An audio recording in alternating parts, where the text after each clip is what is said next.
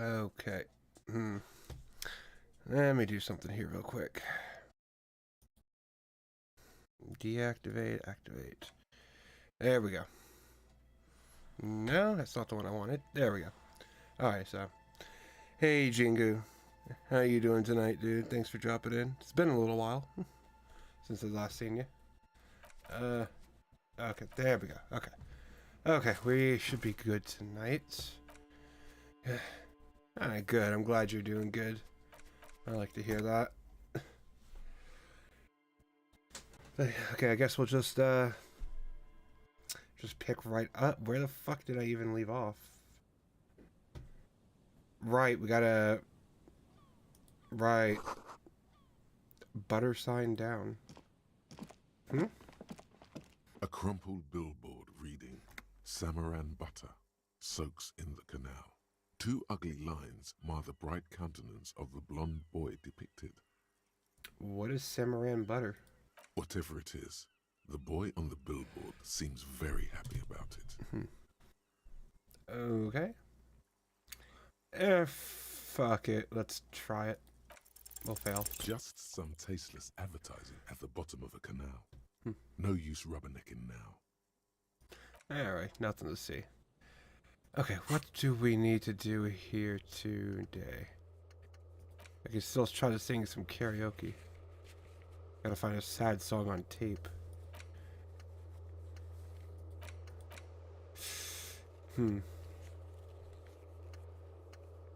I gotta keep searching for the person who made those crimes.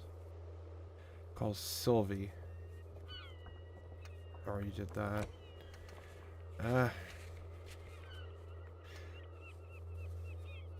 Right, she wants the info. I think I did.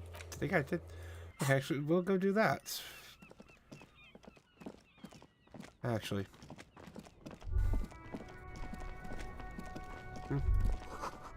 Sewer gateway. Or a sewer grate, a gateway to a river of filth. Can I go down it? At some point? Maybe a sea monster did this to the plaza? Why would a sea monster have done this? There. Working class drunk. You know what this means, right? Case solved? Cracked it. All in a good day's work. Wait, what exactly? What did I crack exactly? What do you mean, what did I crack? Look at how working class that drunk is. It's her husband, the missing husband. Yes, and you found him. Now go and tell the working class woman. Protect and serve, recruit. This doesn't add up. I'm only making a fool of myself. Do marriages make any sense? Does honor? You're not a filthy philosopher. You're an officer of law. It's time to ace this case and not brood over your reputation. We can deal with the perception management later. Yeah, this is... Give me champagne. I'm going in. There's no need for champagne when there's honor, recruit. Go and tell the working class woman what you found right now. I really don't even... I can't be her husband. Couldn't possibly be. I don't even know where she is. In that building? I don't know. Well,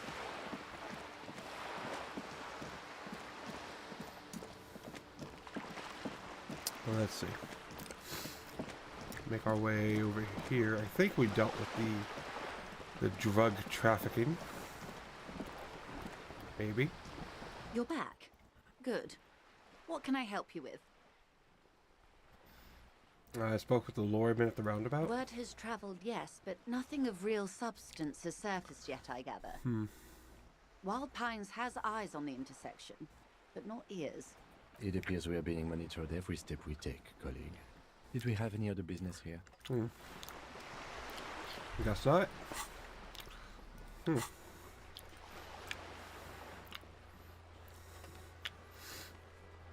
Yeah.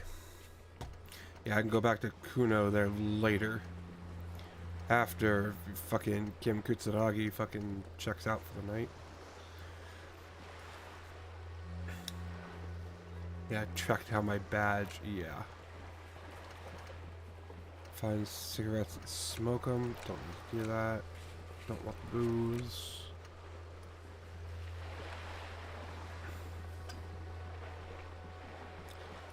After the initial inspection? Yeah.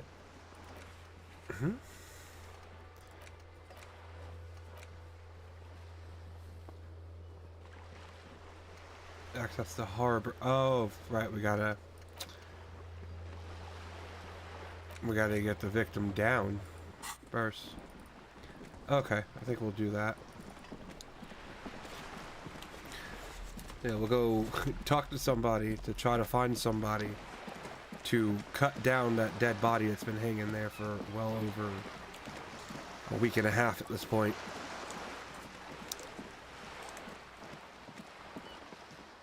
I mean, I don't know.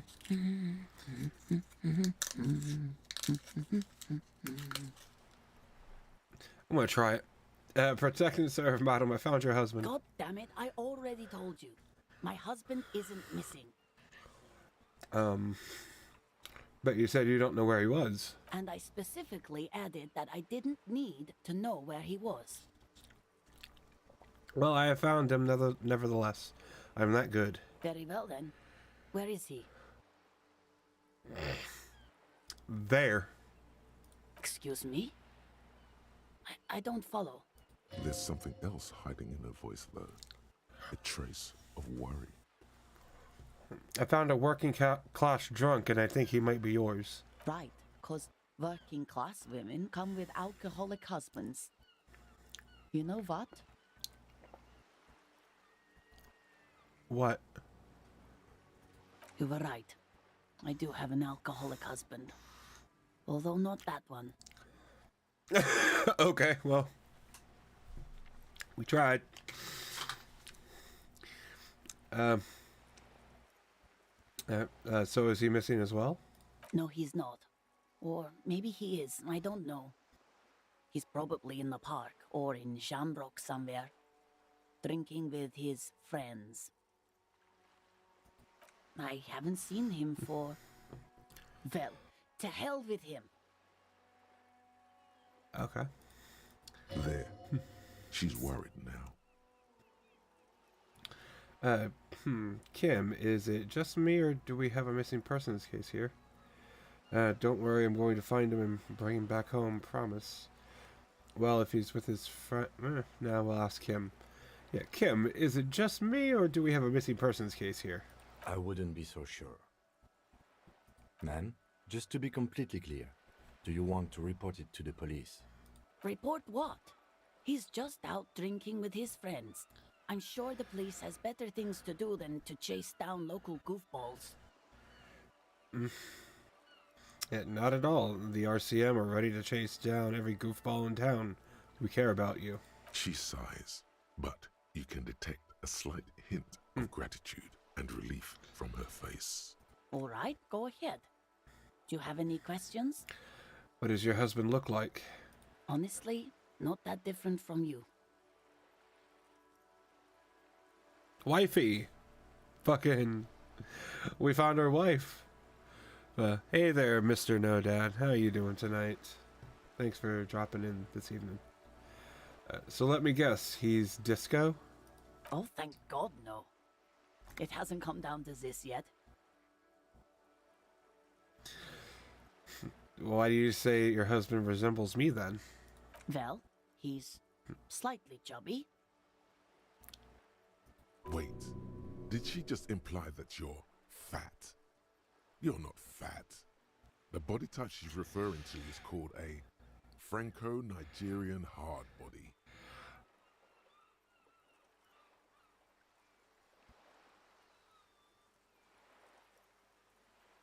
Huh? I'm not... we'll go with it. I'm not chubby and neither is your husband. what you meant to say is we both share Franco. Yeah. You both share what? Me and her are in the same league here. Yeah, Franco cognition, hard boiled. Softly round yet still in shape. Ladies dig it. I'm not sure about the rest, but softly round sounds about right. He's not in great shape. Round is a shape. What else?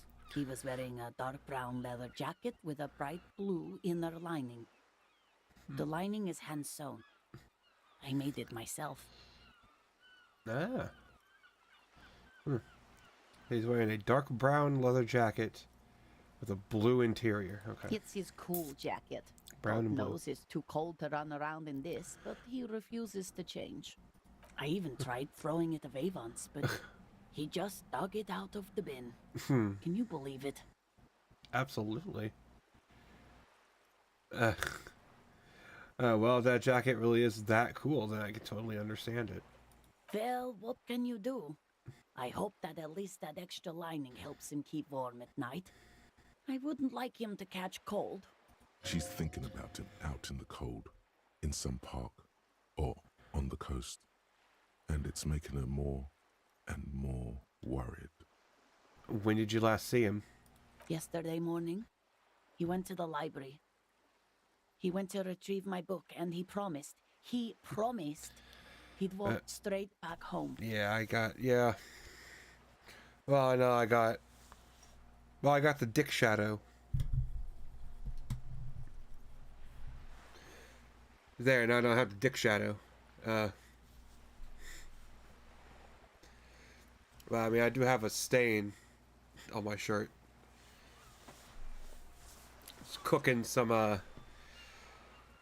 hamburgers tonight. And I'm not very careful, so I spilled some grease on me. Because we talked about this. We talked about not wandering off again. Again. I don't know what to do. I honestly don't know what to do with his addiction. Addiction. Just makes me feel weak. She turns away from you in an attempt to recover.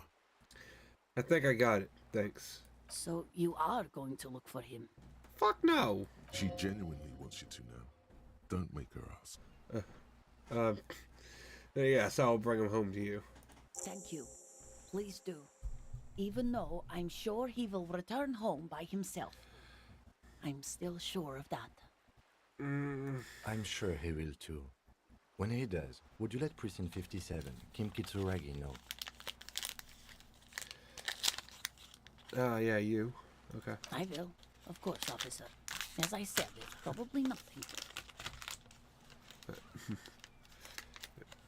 McDonald's Kenya burger. Why would you want McDonald's of anything? You're just gonna get diarrhea. Let's talk about your husband again. Right. What about Okay, She no. gives you a short nod before. Okay. New quest. We gotta find a husband. Cool. What the fuck even?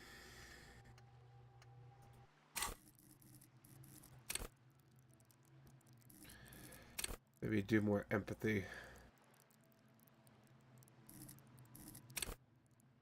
Maybe more suggestion.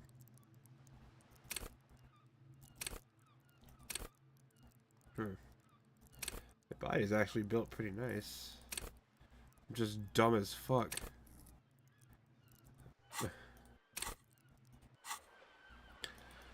You know, what am I? Right now, I just got Reese's. That's all I got.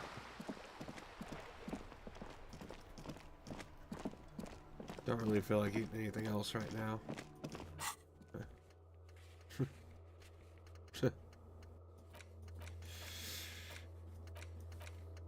Yeah, I mean they're good, so I can't really, can't really talk shit.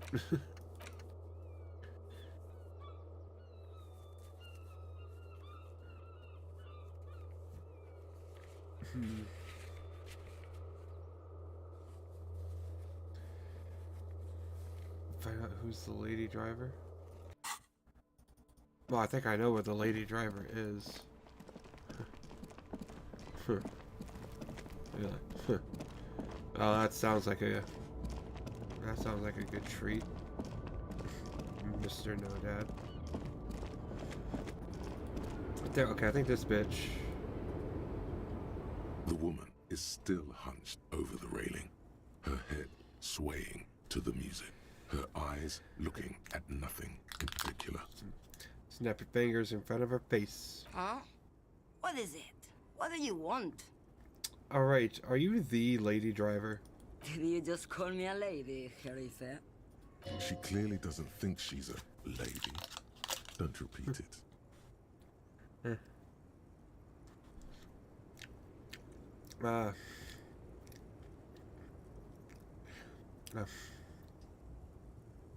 Yeah, don't repeat it. Okay. Yeah, I was told of a woman driver. You're the only woman here. I'm not that either, Sheriff. I've gone too far from it all to remember what was between my legs. It doesn't work like that on the long haul. So, you're not the driver everyone is terrified of? I'm only terrifying to small children and to those who used to know me. But yeah, I do have dogs. What? I don't even know.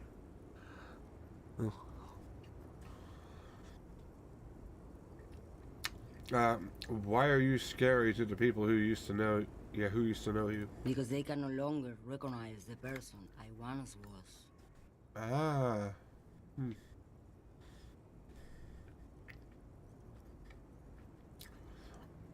You said the long haul. That's... The big ones, the trucks. There's no women and men there. It's all just... In the middle of this town, there's a ghostly motorway. It takes all the people where they want to stay. You feel very cold suddenly, as if standing face to face with a terrifying adversary. Then the feeling dissipates, and all you see is an aging woman. Then who is the female driver I was told of? How should I know? Do I look like I spend a lot of time with the other commoners sniffing around when I have my movies to go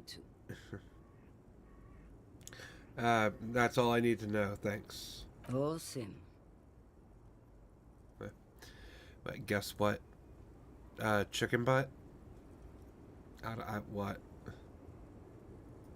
Yeah, thank you for now.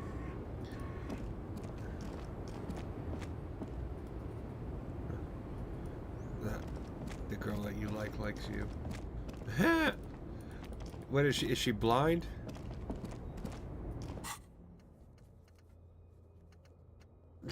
No, I'm joking. That's that's cool. That's actually kind of cool. Hopefully she does.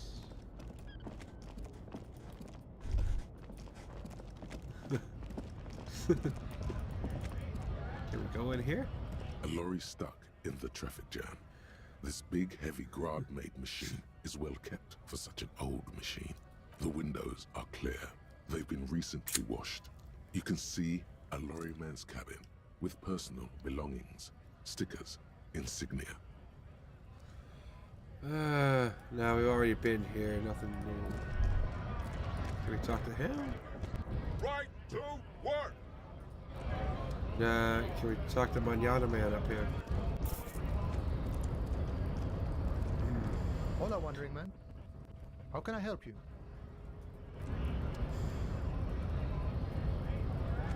Is there anything?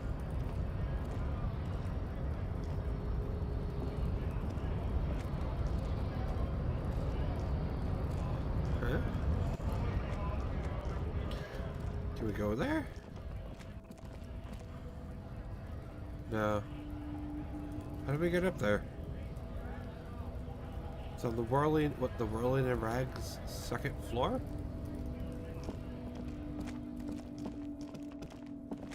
Yeah, that should be right off the Whirling and Rags. Shouldn't it? Why would your Looking doctor for be something? mad? Yeah, I know you've been giving me the runaround. Fess up. Where's the lady driver? I don't know what you're talking about. First, you knew sailing didn't. Yeah, you knew sealing, didn't you? Or you knew. Fuck me, I can't speak. You knew Saline didn't do it. He did something. He stole his employer's goods and another lorryman's job. You should be thankful for the tip. Then why are you smirking? Listen up, fuckwits. You don't scare me. You cops don't run Revachol West. You don't run Martinez. You don't run anything. So who does, the lady driver? No. He means La Puta Madre. The name resounds like a bell in the air. A dark gong. You get a bad feeling about it. Looks like the lieutenant has a plan. Let him do this. Yeah, him. Ahem. Cross your arms and nod. Then I presume you are familiar with his peonies. Yeah, they're his little bitches. He's got them all over the unions. Not just the unions. He has peonies everywhere. Some say he even has them in the RCM. Dirty fucking peonies who'd do anything for him. Multi-ethnic drug addicts. Look what you've done to my peonies. Besides, you silly queen, they're marigolds. Oh god, why is that? Why does that come to me? Why does that come to me? Say nothing. You're not peonies. You wouldn't be investigating a drug thing if you were. Hey, Mouse. Hey, thanks for dropping in tonight, dude. How are you doing this evening? Hope you're doing well. No, of course not. We are not peonies. But if we were, and one of Madre's drivers were to be stealing from him, then it's a good peony's job to find out who that is. Oh, good. I'm glad you're doing great. I like to hear that. It's not a hard job. It won't take a long time. It won't make Padre Madre angry. Padre But a Madre? stupid fucking racist is standing in the way, protecting this fucking thief. You're talking about him. Ah, really? You gotta go, Mr. No Dad. Shit. Well, thanks for being here, dude. I do appreciate it. But yeah, hopefully, yeah, maybe I'll see you later. I should be here for at least a couple hours. 4 hours probably, like usual. So we'll see. But thanks for being here, dude. You have a good evening. Until I see you either later on or tomorrow. But yeah, thanks for being here, dude. You have a good night. I'm not scared of you or the mob. I'm under the protection of the Lorrymen and Carters Guild. Getting tired of them saying Jim Gordon every 5 seconds. Well, hey, don't ever do the drinking game where you take a shot every time they say Jim Gordon. You don't want to do that. You're gonna be dead within the hour. You've seen that corpse in the ceramic armor there. Did his shitty little guild protect him? Nah, you wouldn't just leave him out there if you... Yeah, he tried to light a fresh cigarette, but his hands are shaking now. The sentence simply ends. The lieutenant turns and gives you a barely perceptible nod. I softened him up as best I could. Now it's on you to finish the job. Oh dear God, if I fail this, I'm killing myself. The main thing is to not overdo it, even when you're trying to scare someone. The most important thing Where's is my knife? how does it look? Okay. Okay, well, thank you everybody for joining the stream tonight. This was a really great stream. Sucks that I have to end it this early because I'm a man of my word. So, what is it? We just take it... Where's the jugular? Where's that motherfucker at? Okay, it's right there. Alright, so thank you everybody. It was a really great stream. I'm going to try to end... God damn it, why do I fuck this up so bad?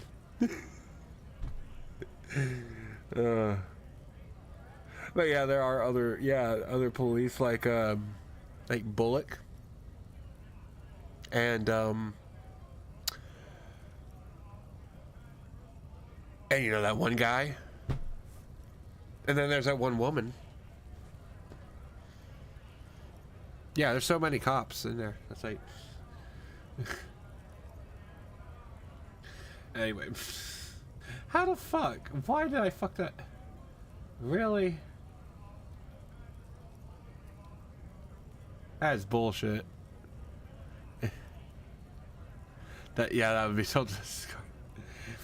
Well, dude, I've seen, at least online, I've seen, you know, I've seen the videos of people like killing themselves and shit.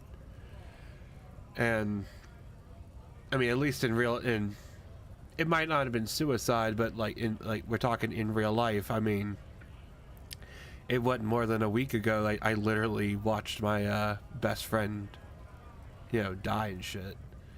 So I was like, yeah, that kind of thing. It does kind of fuck you up. Not gonna lie.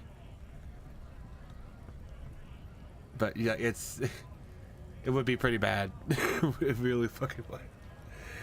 I'm gonna try not to kill myself on stream. If I'm gonna do it, it's gonna be off stream. I promise. I ain't gonna subject everybody to that kind of bullshit. Anyway, okay, what we got to choose from here? We really fucked that up badly. Okay, the jig's up. I've got the goods on you. Why don't you and me step outside for a little talk? We are outside. Look, I'm sorry. Can you just tell me what you know? Oh yeah? And what goods are those? You know, your goods. There's some kind of homo thing?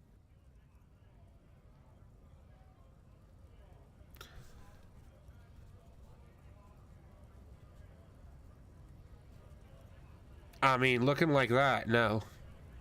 I'm just gonna say, looking like that. You fucking looking like a fat white Obama. Like, no. No, thank you.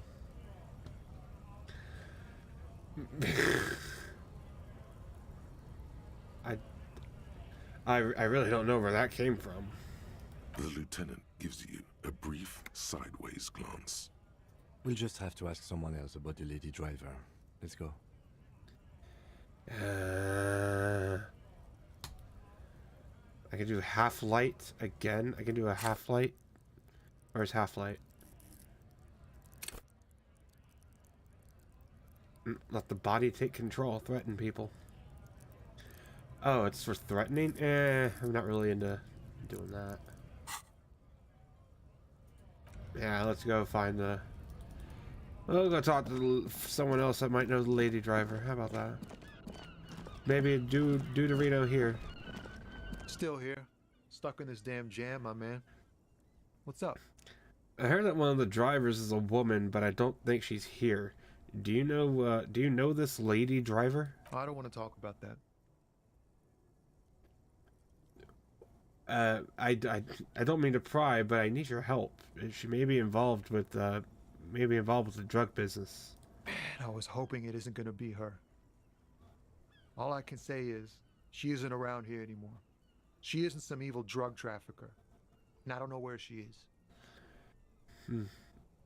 Who is she to you? A friend? An acquaintance? I don't know. She was the only person in this damn jam I could talk to. She's someone I don't want to rat out to the law, okay? Yeah, who is this person? What's her name? Thank God I don't know. People here call her the lady driver.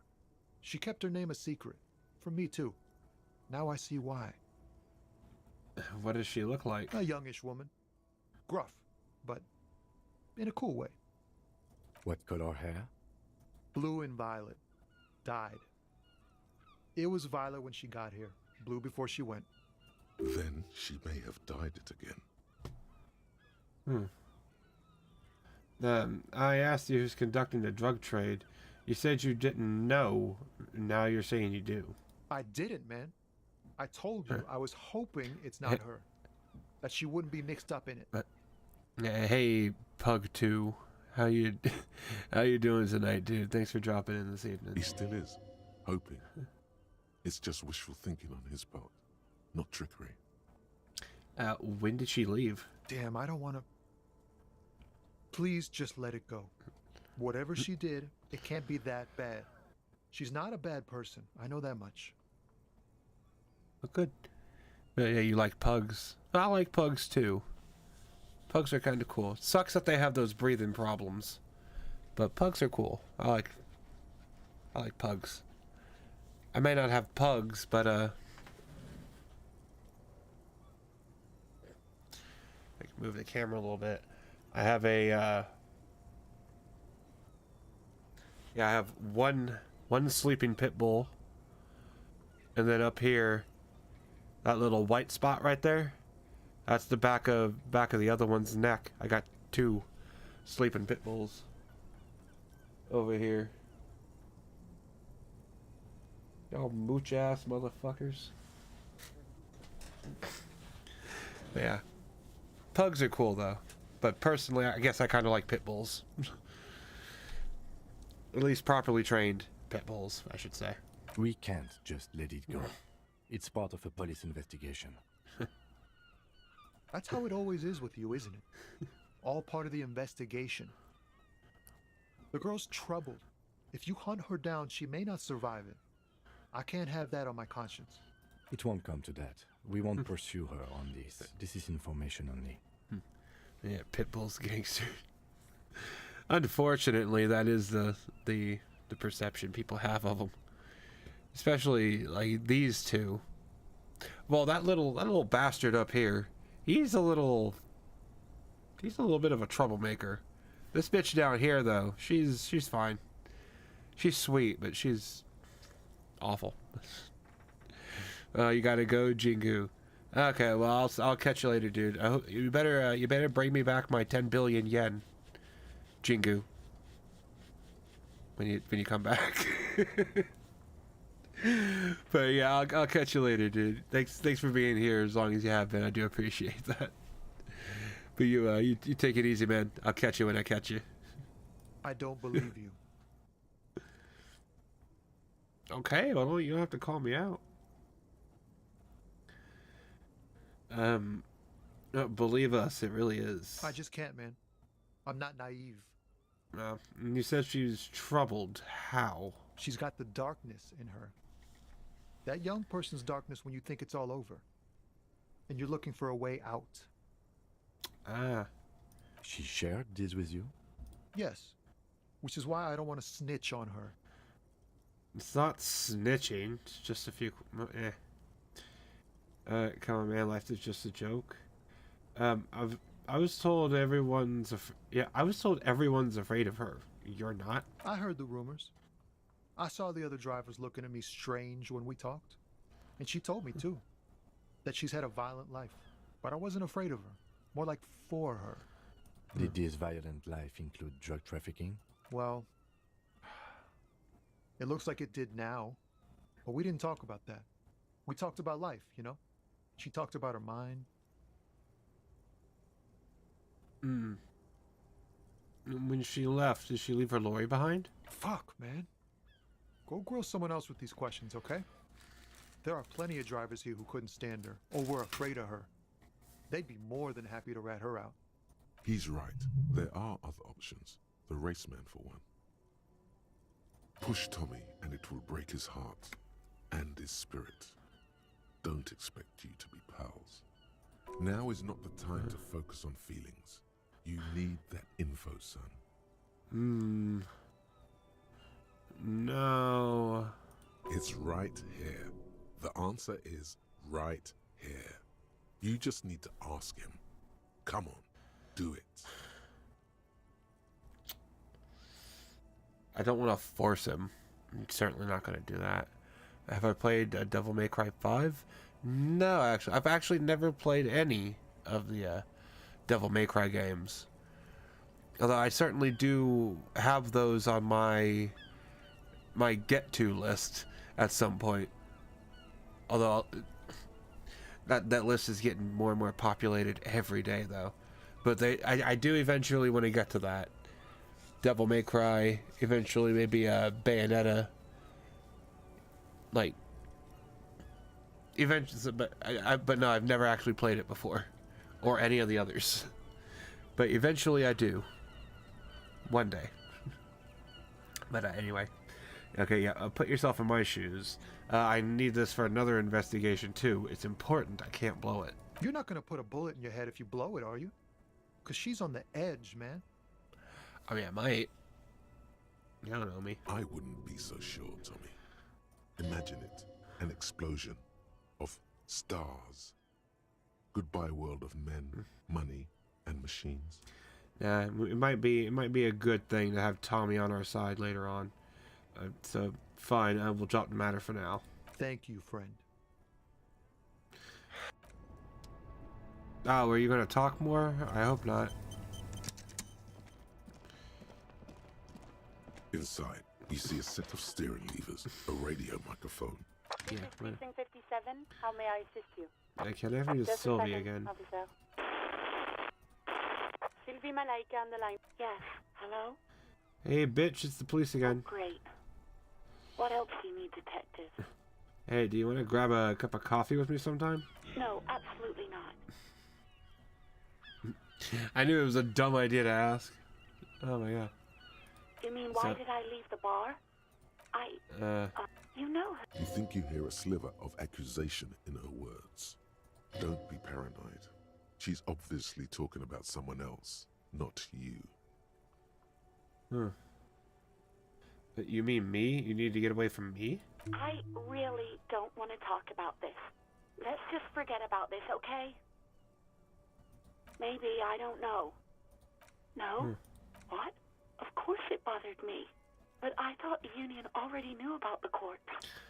What does this union have to do with anything? No one calls the police. The union would get angry. You know, what the union says goes. People listen to them and they take care of their own, which is like everyone here.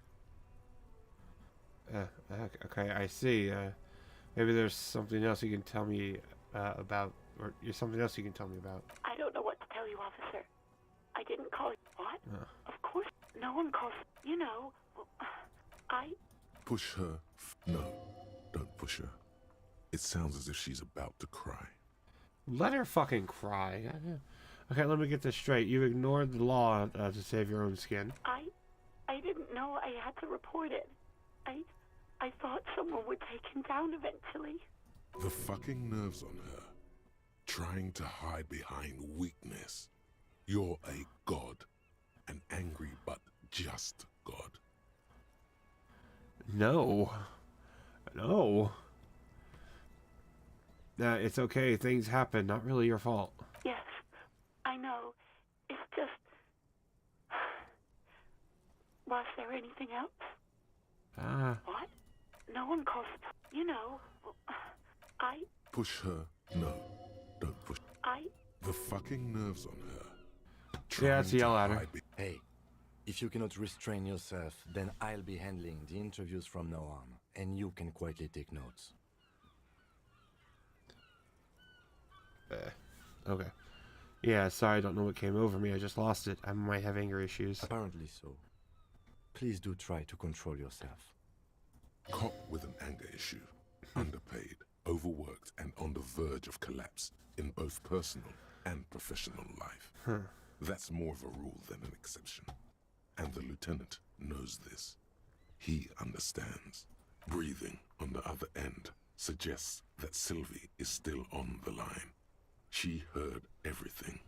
Okay. You hear? Anything else I can help you with, officer? Fuck, I don't know. Can I just 41st Just again? a moment, officer. 10-4, come in, officer. Over.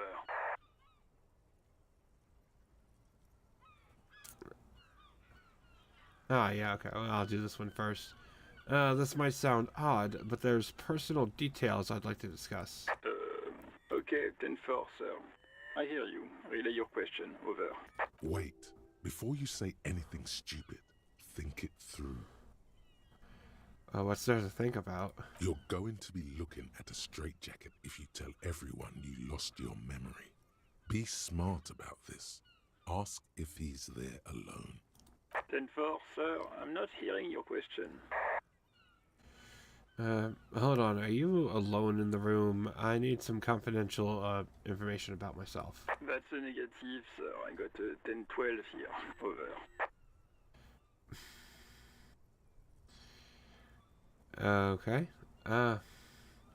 Wanted to know if you got my badge's description right in your report. Could you read it to me? What? What is it? He's still on the line? He wants to verify the information on his badge. But of course, it says Dick Mullen, High General of the Revacholian Cavalry Force. Tell him to stop wasting time. What do you need, sir? Over. Please refer to me with my full name in the future. 10-9, repeat message. I didn't get that, sir. Over. Say my name. Sir, I will not have you talk to me in this manner.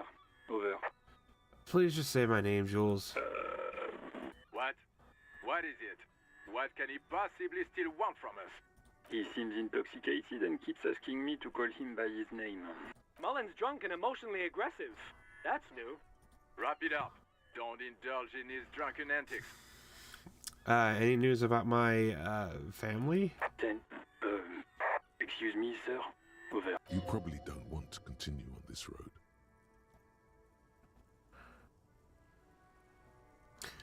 No, let's do it. I don't know best. Fuck it. I just thought you might have heard of them, that's all. No, sir, I haven't. You're not really keen on mentioning your home life, so I've always assumed things weren't that good on that front. Over.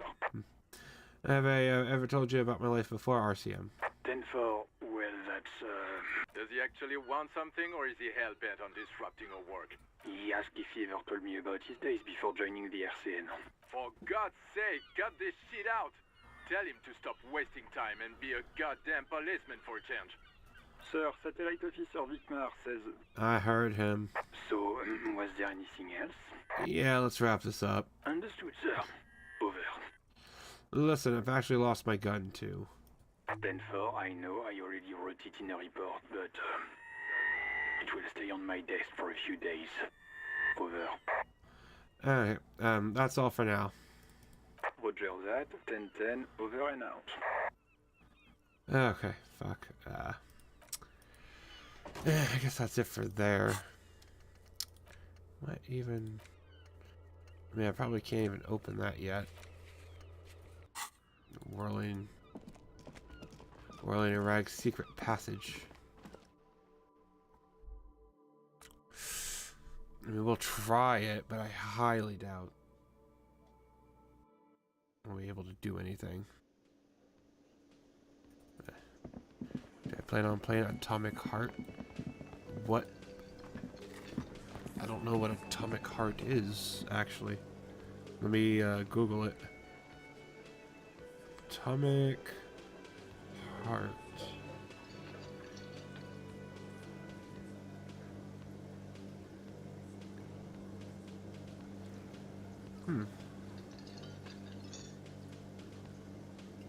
Huh.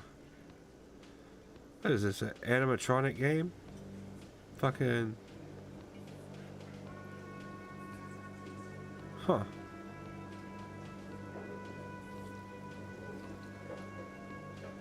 Yeah, it looks okay. But personally, I don't think I'll be playing that. The premise doesn't really catch me, if that makes sense.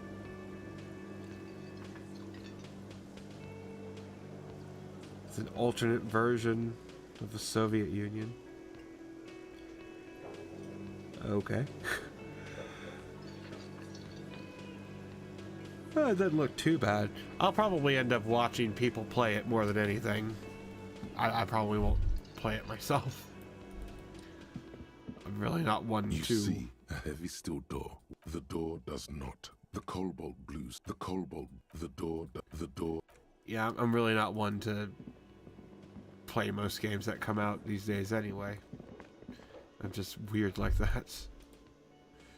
Can I help you? Another thing. Great. I love those. Yeah. So the phone line is dead? Yes, and the phone company is taking its sweet time sending someone to fix it. Losers. That's pretty strange. It's not strange, it's inconvenient.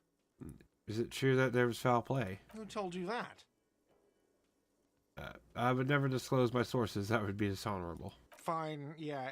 It looked like someone had messed with the wiring. It was shortly after the hanging, but I don't know if it's at all related. Plenty of assholes around here who aren't murderers. He's exhausted from years of dealing with the assholes. That's why he's trying so hard not to be one too.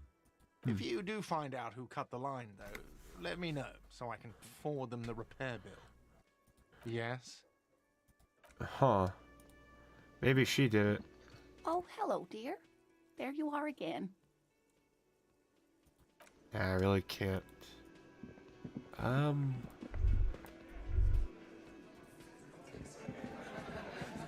Again, you find yourself looking at that big old window. It's not time yet.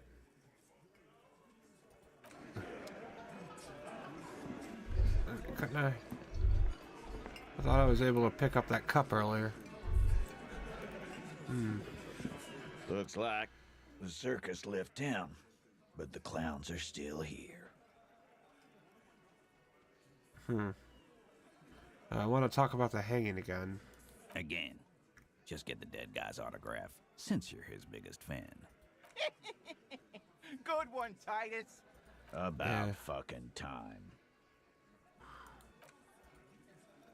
Huh. This is weird. I've got nothing to say to you. Why are you wasting your time? Are you the Hardy girl? I am not. You could be, Liz. You could be anything. You could even be a model. Even a mod? Glenn. No, you I don't want went to be to a law mod. school. I am an attorney. He's right. With a face like that, she could be on the cover of Le Debutante International.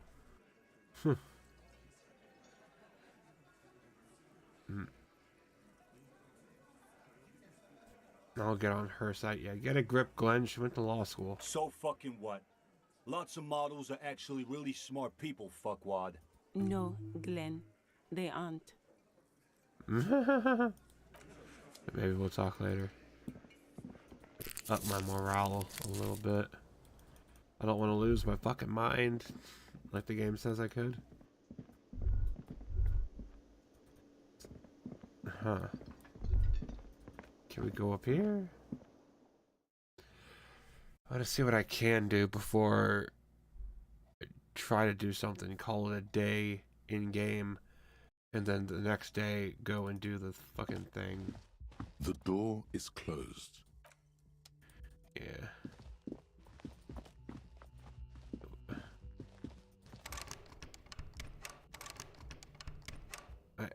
Whatever.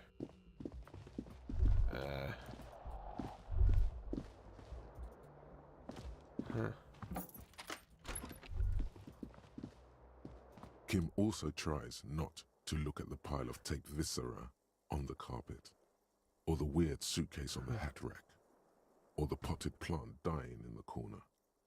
But it's all just too morbid to ignore. Yeah. I'm sorry for this. No problem, officer. The window stands broken in its frame. Cold wind blows in. Yes. Try it again. The shards face outward. Whatever broke this window came from the inside. Did I break them with my own hands? A fine web of scarring covers the back of your right hand, but none of it is recent. What did this More say? likely a projectile than a held object. There are no fragments on the floor from pulling a tool back in after impact. Oh. Yeah, so that's the size of the impact. It is too large for a bullet, yet too small for a piece of furniture. You're looking for something heavy and larger than your fist. The shoe you found on the balcony fits the hold almost as well as your foot. It would have also been heavy enough if thrown with force. Congratulations. You smashed the window with your own shoe. What a stupid thing to do. Pretty much. But hey, at least you found your shoe. Not that it will keep you warm at night. Huh. Yeah. The fan stands still. Oh, good. The bed is still cold from the... Yeah, no time to rest. This door is still inaccessible. A mirror hangs on the bathroom wall. In it, your face, adorned with the expression. Nah. I won't try any of that.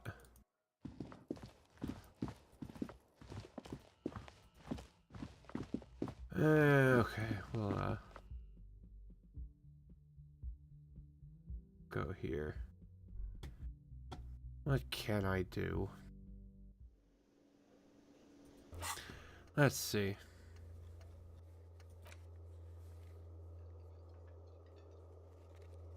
Okay, I gotta do that after we finish the day here.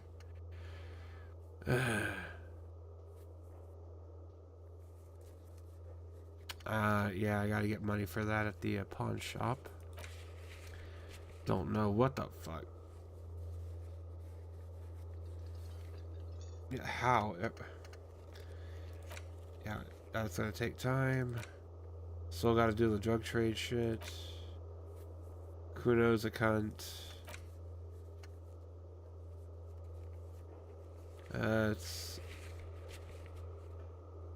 Yeah.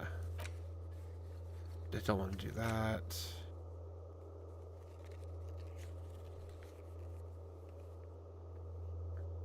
I'll do that later. Yeah, I gotta find that, which is what I'm doing now. That'll be after that, and I'm not doing that. Find him yeah, find him later on. Yeah. Once... I feel like once we get on Kuno's good side, we'll be able to do a lot more. I hate the little bastard.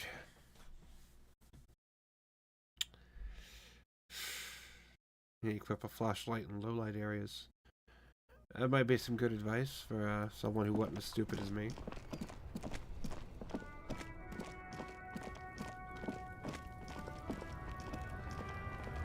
Looking for something?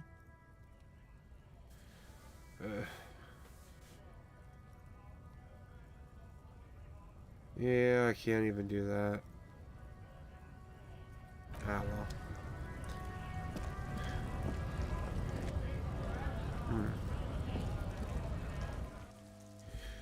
Maybe there's something in here.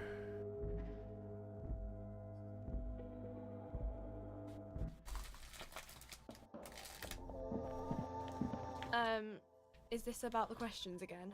Because I don't really know anything. I don't...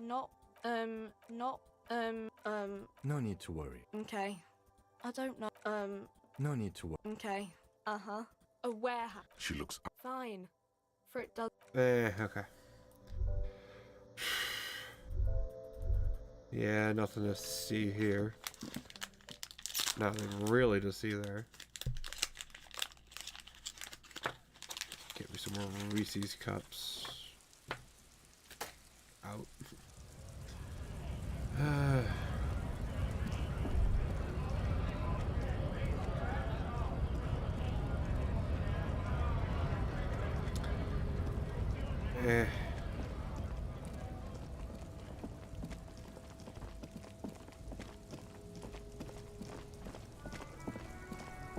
Well, there was somebody down here.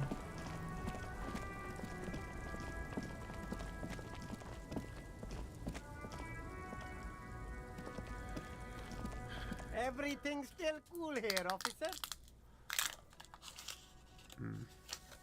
Ah, him. Nah.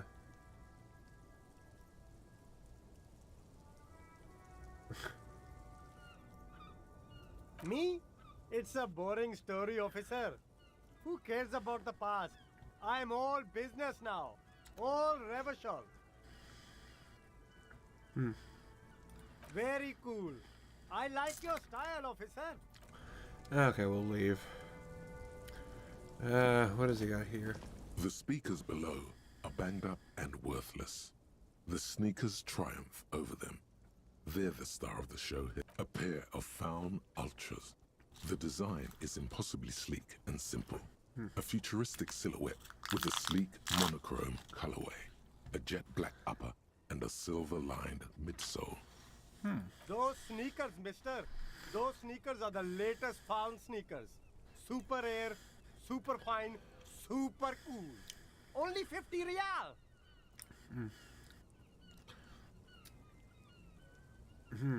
No way, officer.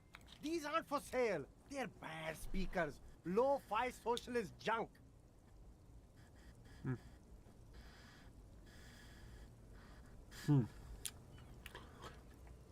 Well, that's why I want them. I think I might be lo-fi socialist junk myself. No, officer. You're a high-class policeman who accepts nothing less than the best. Lucky for you, I've got the best on sale.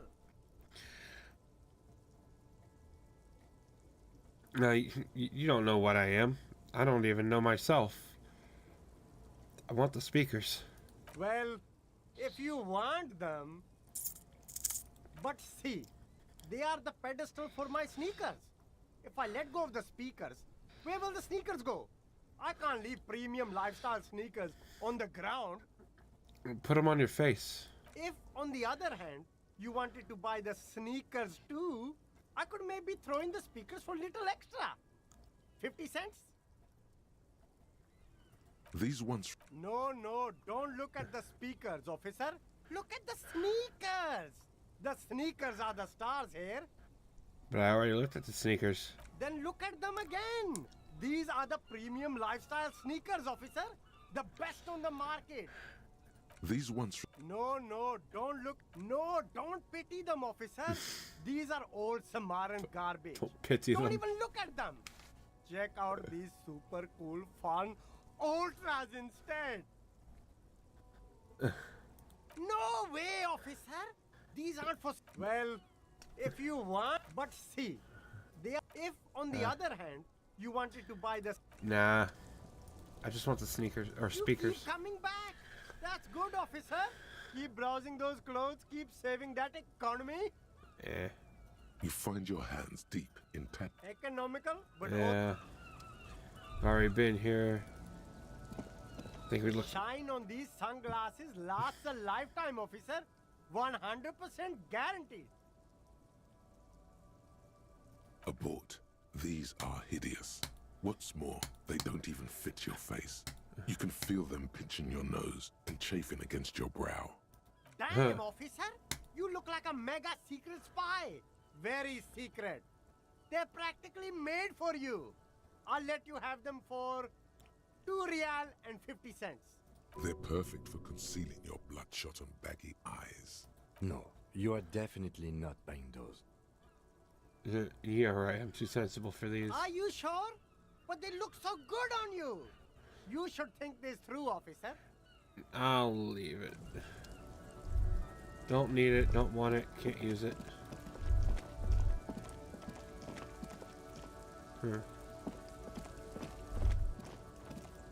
Okay.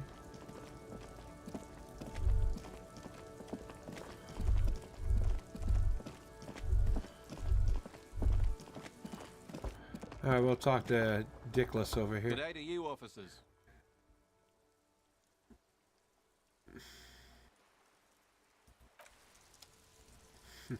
A rusting control panel with loose wires dangling out from the hole where an indicator light used to be, and a mechanical lever sitting in the middle. This panel usually closes the waterlock, turning it into a bridge that lets you cross the canal. But there's a crashed Samaran butter sign in the way. Pulling the lever probably won't do anything. Pull it anyway. You pull the lever all the way up until the metal clicks against the contact pins. You hear a soft clunk. Then, nothing happens. Pull it harder. Nothing happens. A cold gust of wind blowing in from the sea interrupts the silence of the situation. Okay, release the lever. A A spring brings the lever back to its original position. You still need to close the waterlock to get across the canal. Some other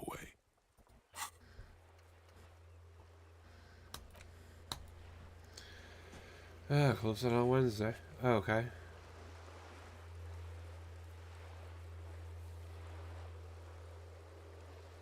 Okay. I'll need to find him. Definitely. Wasn't there a sign over there saying functionality will be restored on Wednesday morning? Pull it again. You pulled the lever all the way. Okay. Nothing happened. A spring brings... Wasn't there a... Yes, there was. G'day to you, officers. Yeah, what's with the lever that does nothing? It's supposed to operate the water lock, but as noted, it's all junk right now. Disabled because of the blockage. Why is it disabled? Safety measure. Turns out the panel needs a special key to be reactivated. Wouldn't want anyone moving the water lock with debris still in the channel. It'll be restarted on Wednesday morning. You want to do the honors when the time comes? Do I ever? Great! Just drop in on Wednesday if you want to see the water lock at work. They say the canal crew will be here at 7:15. The coast part of the map is inaccessible until the 3rd day. Ah, okay. I'm not gonna try to take the dude's food. That would be a dick thing to do. Okay, so we can't go here yet, so... we have to do something.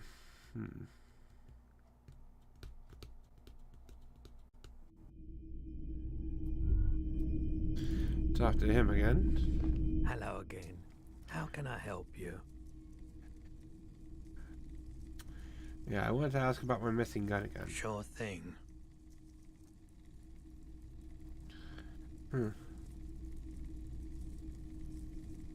Maybe. Shady looking guys came in here yesterday.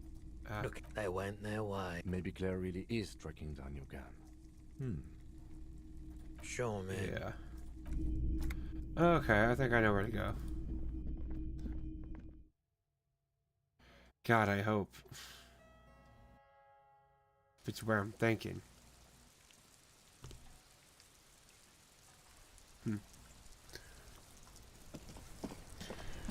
Okay, it's gonna take a bit to run over there, though.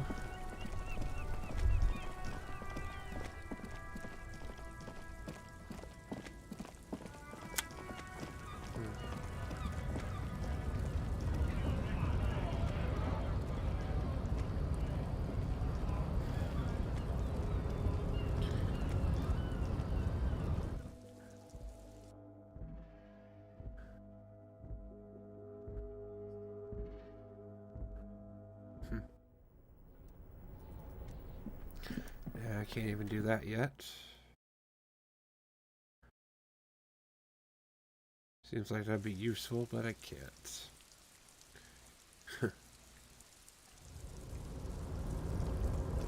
Okay.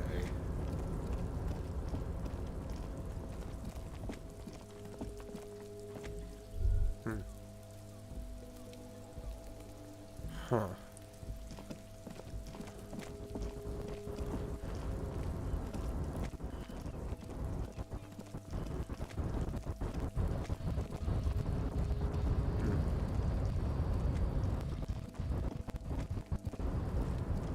Why is the audio doing that?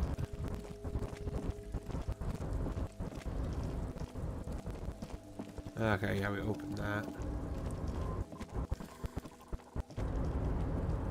Oh, hey, mister. I'm not... Okay, yeah, talking to him, don't do that. Go back in here and talk to this fat fuck. See what he has to say. Because I don't want to accept his help. That is like literally the last thing I want to do. Mr. Dubois, a pleasure as always. You don't have to sit down this time, since you've already sat on that chair. Thank you. Could you help me get a dead body down from a tree? You might have noticed there's one hanging on a tree behind the hostel cafeteria. Oh my. Don't take this question personally, But why would I get involved in this matter? Bitch, it could be you. Fuck it. Okay, maybe not. I don't know who would want to try to carry your ass up there. Mr. Clare, the man was hanged with a cargo belt. A steel-reinforced cargo belt. It's safe to assume the Union had something to do with the murder. Besides, getting the body down would benefit all of us. It's a stain on the neighborhood.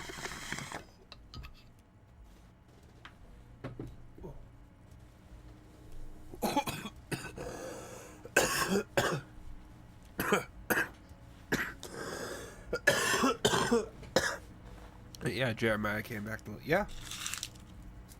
Yeah. You're surprised?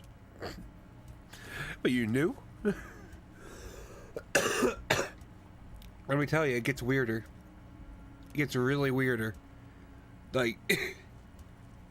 Jeremiah is like the least of it when it comes to fucking the weird shit in Gotham at this point. Like, yeah, he dies, comes back to life, or like has a twin or something. I don't know. They are so fucking weird, but it kind of works, I guess. Also, I cited the footprints at the crime scene worker boots. I can certainly see how having him up there might start affecting some real estate values. But of course, all joking aside, I am going to help you. But yeah, it's a little dumb, but entertainingly dumb, I think. Jean-Luc, my boy, I'm sending 2 police officers down. They have a dead body in a tree problem they need help with. Namely, they need it to be taken down. Oh, yeah. And, Jean, please take it easy with the race science. He's had enough of that. Huh. You can find Jean-Luc Okay, down cool. at the gates, but you already knew that. Anyway, he's going to help you. Yeah, 3 brothers, yeah. Because they wanted to try to do the 3 Jokers bullshit. So yeah, they gave him 3 fucking brothers for no good reason. It's so weird. But it works, I guess? Maybe? You call me Mr. Dubois. Why? Mr. Dubois.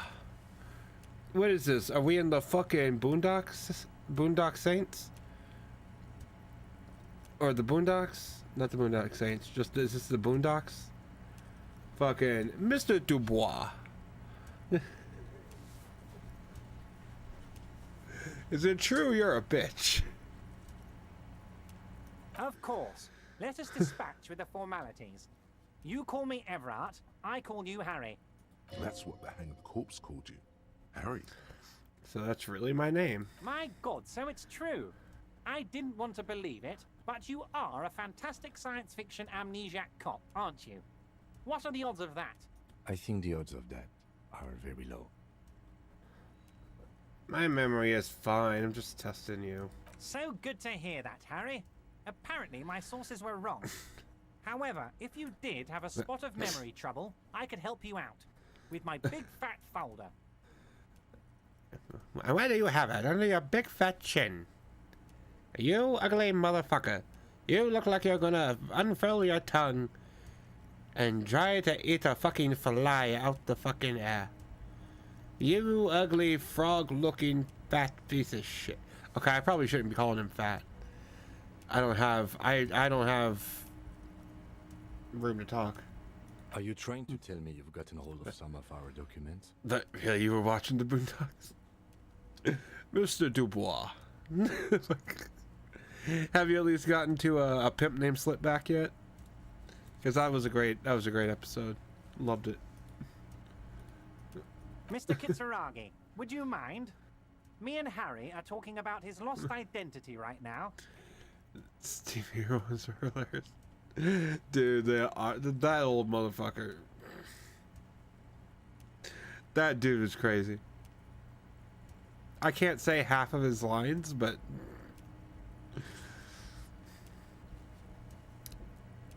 fucking Uncle Ruckus is his name though. Fucking dude that thinks he's white.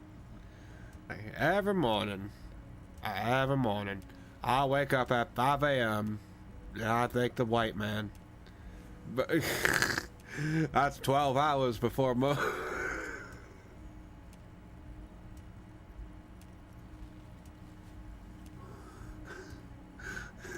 And I apologize, but because Lord knows they ain't gonna apologize for themselves.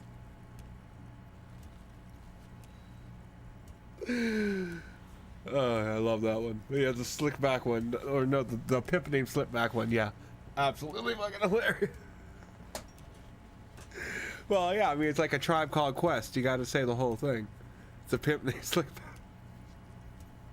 Can't I just call you Slickback for short? No, I can't say half of the lines in this fucking show because I'm just so white. But it's a great show. I do love it. I'm not gonna lie, it's a great fucking show. It's like, this is a perfectly good moment to throw your life away. You gotta do this. You should. You should. That shit's hilarious. Oh god. Okay. Okay. I gotta start clicking shit here. Do you know where I live? But of course, Harry. Your precinct is the 41st and you live in Jamrock. You're a Jamrock boy. A long way from home, but that's okay. Do you know anything about my family? Do I have a wife and kids, or... Family? Harry, you're not a family man. There's not one peep of family in here. Unless you think you're a family man. Do you strike yourself as a family man, Harry? I strike myself as more of a guy than a man. But, no. No, not at all. You're right, I don't. That's why I like you, Harry. A good man knows both his strengths and his weaknesses, and you, my friend, you are one of the all-time greats. What kind of cop does it say I am? Well, Harry, if I were to sum you up in one word, it would be apologetic. I'm sorry? Yes. You seem to be, a lot of the time, but right now there's no reason to be. Let loose a little. Be you. Where did you get that folder? Ah, this? My friends in your organization gave it to me, Harry. I find that very suspicious. May I have a look? I'm afraid this is meant for Union eyes only, Mr. Kitsuragi. I'm sure you understand. Please continue, Harry. So let's get this straight. What is my full name? It's Harry. Harry Dubois. Mr. Dubois. You feel like a Dubois, but you don't feel like a Harry. Strange. Mr. Dubois. I'm really surprised they don't try to reference that. I feel like a Mr. Dubois, but not quite a Harry. Something longer.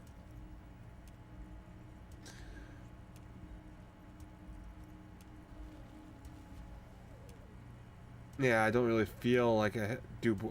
I feel like a Dubois, but not quite like a Harry. Something longer. Sure, okay. You're Harold. Harmon. Haroldamus?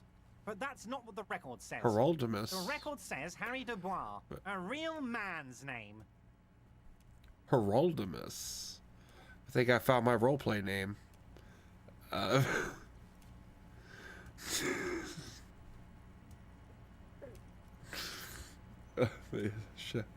It didn't last long. It's crazy, which is, I think it's best. Some of the voice actors died on that show. Yeah, they did. That's the unfortunate thing. It always sucks when like the really good voice actors end up dying. I know the dude that played the grandpa. I know that dude died. That really sucks. But yeah, I'm glad they don't try to reboot it or anything, because they would just fuck it up. It's right in that time where they don't need to reboot it because it's recent enough, and it's good enough, and it holds up enough. Give it 20 years, or actually no, give it 17 years exactly, 17 years and 34 days, and somebody is going to remake Boondocks.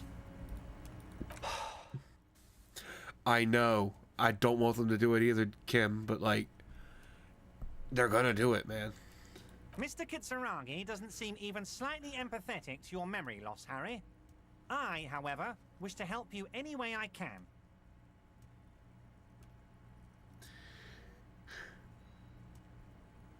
It's a red... I can't access my clothing. I can't up my drama.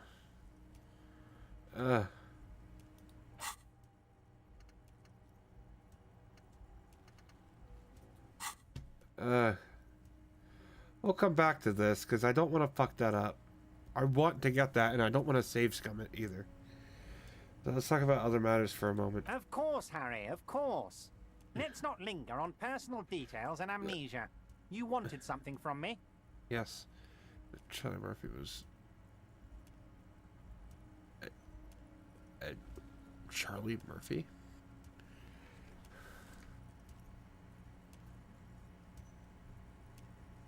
Charlie Murphy. Ah. Okay. That's who I thought it was.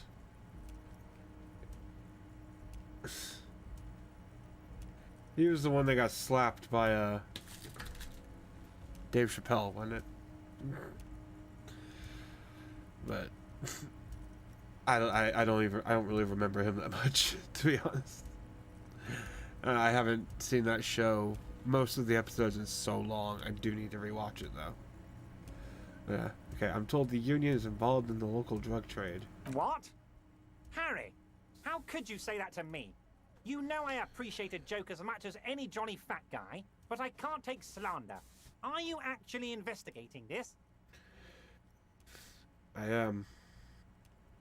You've hurt me, Harry. Me, a friend. But you know what? You like it? And gets over it in 2 seconds. Seems like it didn't really hurt him. I trust you, like I trust all my friends. And I know you'll never talk to me about this again, because you don't want to wound me. So do what you want, and let's change the subject. Why is he saying that? Thank you for your understanding. We will continue to do what we must. Yeah, Huey's fights were fun to watch. I'm trying to remember any of the fights. I unfortunately I don't. I really need to rewatch that show.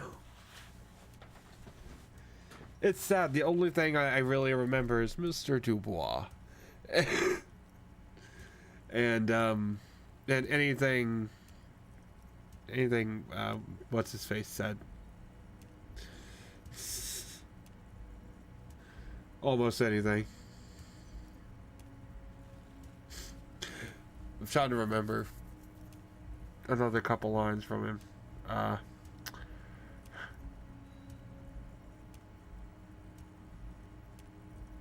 Okay, my brain is just kind of fucked right now. I really can't think of shit, unfortunately. You too, Lieutenant. You know, I like you, but you never were my favorite. I'm a Harry guy. I'm Team Harry. No, I never liked One Direction myself. None taken. Did we have anything else to do here, Harry? I'm reconsidering opening that door you asked me to open. No, I don't want to do that. What's the container? It's outside the... Yeah, what's in the container? It's outside your office. My dear Harry, there are literally millions of containers in this harbor. I couldn't possibly remember what's in all of them. There's something special about it. It was attached to the Kulversund crane. Harry, you smooth-talking son of a bitch. Time is a precious resource, and I don't have enough of it to count containers with you. Smooth talking. Maybe that's the way to go about opening the container. You should at least try convincing it. I met Joyce, the company representative. Oh, that's very nice. I haven't gotten around to her yet. I'm very, very busy, you see. I hope you're getting along. The copyright. Oh, dude, if you can beat the copyright, then that would be pretty cool. I wonder how many... I need to see how many people have actually done that. Because I figure it seems like a lot of people might react to that show. Seems like it, but I don't really know. But if you're able to, if enough people do it, you might be able to find a decent way to overcome the copyright issue. Like, I know you can just like have, like, if you can find a way to round out the video bubble and like put,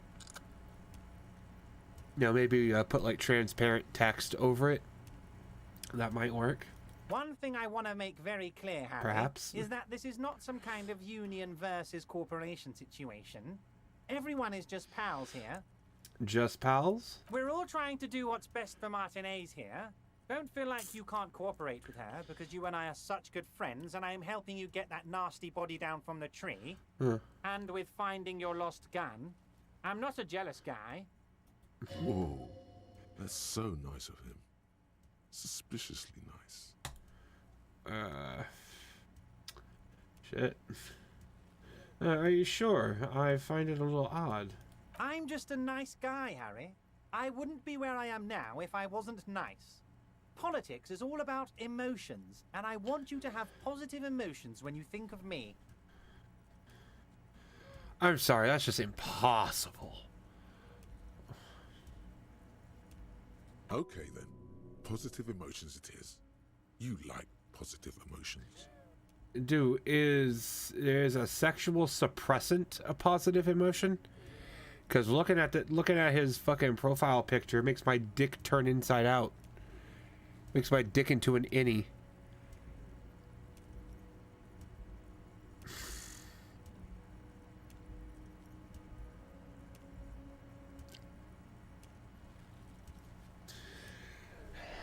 Anyway. I told Joyce that I met you. It's perfectly okay.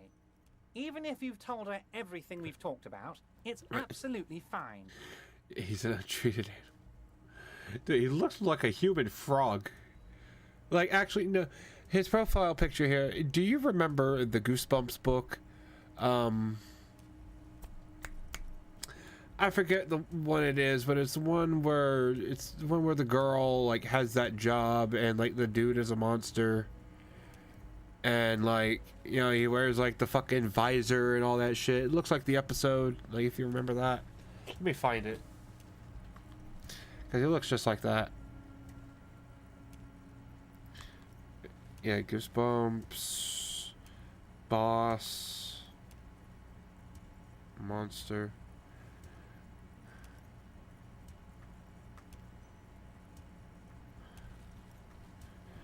Nah. Apparently there are video games. Covers. Let's see, I'll find it.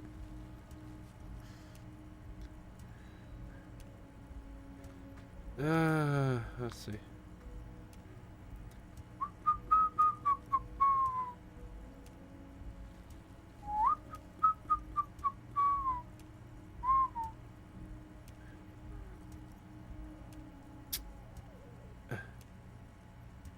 Oh my god, there are so many goddamn book covers.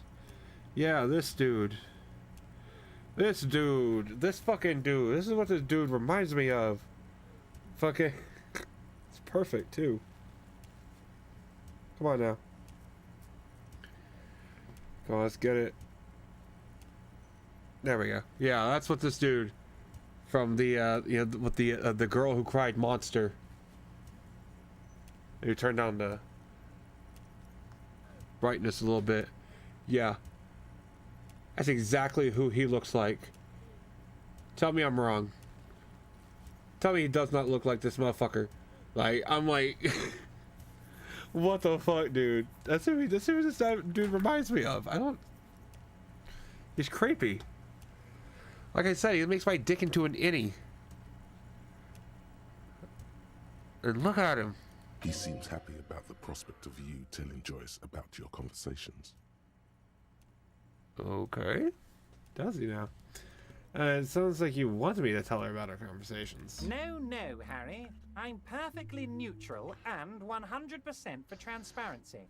I know people say a lot of bad things about the Debarders Union, but we are actually squeaky clean. Bruh, I mean, I don't think you have enough grease in you to make you transparent. Yes, he really doesn't seem to mind. Sure, he thinks. It's about transparency. Circumcised. Dude, this dude makes me want to get recircumcised. Looking at this dude makes me want to get a second circumcision. What do you mean, Harry? Nothing. I let him go. Yeah, he made concessions for the company in previous negotiations. Why would you let an ally like that go? He's an old man, Harry. I wanted him to spend more time with his family. God knows how long he's got left. You called him a midget. Harry, I have little people in my organization. I would never call someone a midget. What is this? A midget? The way he says it so British. The midget, like he pronounces it so fucking practically. Honestly, I'm beginning to think you're a midget, Harry. I'm only kidding, Harry. You're not a midget. No one is. We're pals.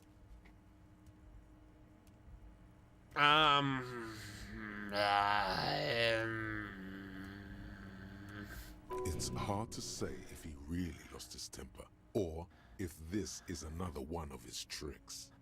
This man almost never angers visibly. Almost never. And Joyce said the previous union leader vanished under suspicious circumcisions. Vanished? Harry, the woman left her casserole in the oven and couldn't make it here in time for the voting. Oh, did I leave my casserole on? Better go home and check. The election can wait. When she got back, the whole thing was over.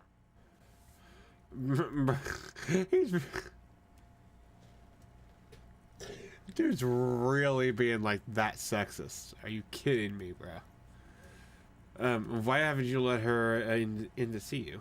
If she actually wants to see me, she will find a way. Any good negotiator would. And I just don't have anything to discuss with a bad negotiator. I guess. He doesn't want to see her. It's as simple as that. Okay, let's talk about something else. Of course, Harry. Let me just assure you one more time. It's perfectly okay to share anything we discuss here with this Joyce. This is a completely transparent organization. I have no interest in what she is doing, but I myself have nothing to hide. Your business is your business, and I respect your privacy. Just remember, none of this is secret. Tell her about all of it. My brother's picture, my singing swordfish clock. Tell her how overweight I am and how I'm helping you find your lost gun. Oh, yeah. Tell her about everything. Everett doesn't mind. Are you talking about yourself in the third person, or are you not Everett? This is weird. Not nice weird, but okay. Just wanted to go over a couple things about me. Let's hear it, Harry. I don't want to do that yet. Of course, Harry, of course. Let's not linger on personal details and amnesia. You wanted something from me. I'm reconsidering opening that door you asked me to open. Perhaps it will help me somehow. A fantastic change of heart, Harry. Go talk to Manana down by the gates. He'll brief you and give you the key. Just open one little door. You don't need to go in or anything. I just want that weasel to come home and see the unlocked door. That's it. Anything else we should discuss?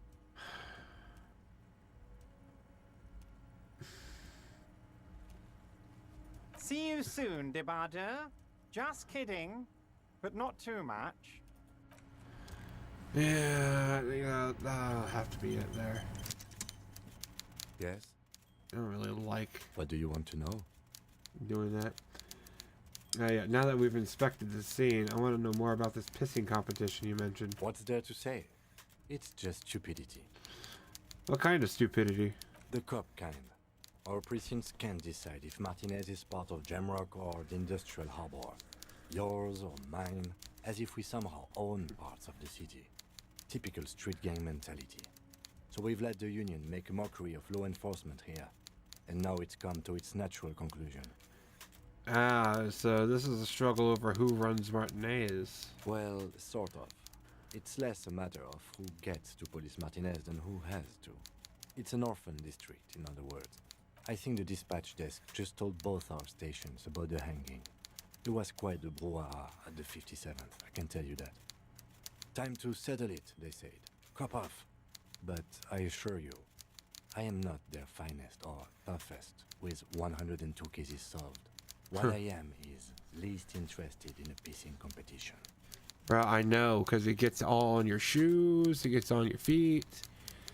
You know, some people like that, then they start to lay down, and it's like, you're making it weird, dude. Like, they didn't pay you to come here to lay down. Anyway. So, he volunteered to represent the 57th, but not out of competitiveness. On the contrary. So you volunteered to spoil it? Yes. I'm an unrepentant spoil sport.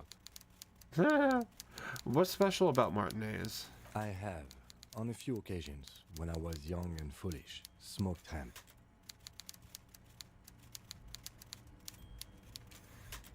That has nothing to do with what I just said. Huh?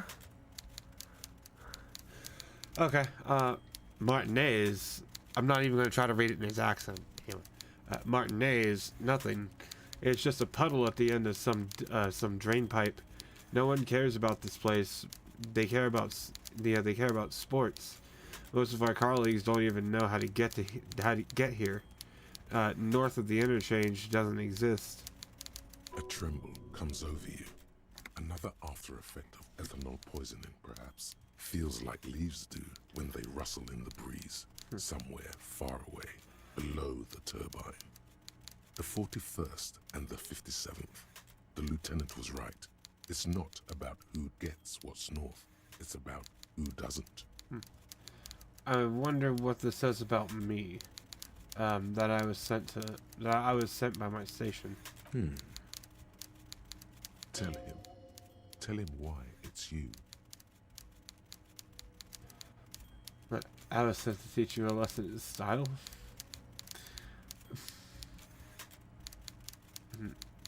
There can be only one conclusion. I am the no. I must be an all. No, I don't even. What the fuck is? I must be an augury. An augury? An apocalyptic omen sent by my people. Can you guess my message? What? Mr. Dubois. I don't even know how to fuck. I'm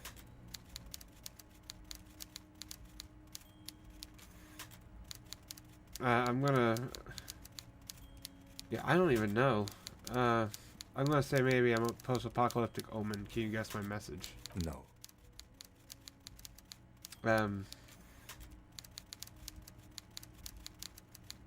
Yeah, there will be bloodline unimaginable proportions. Unimaginable. It's not a big deal. I don't do it anymore. But it happened a few times in my 20s.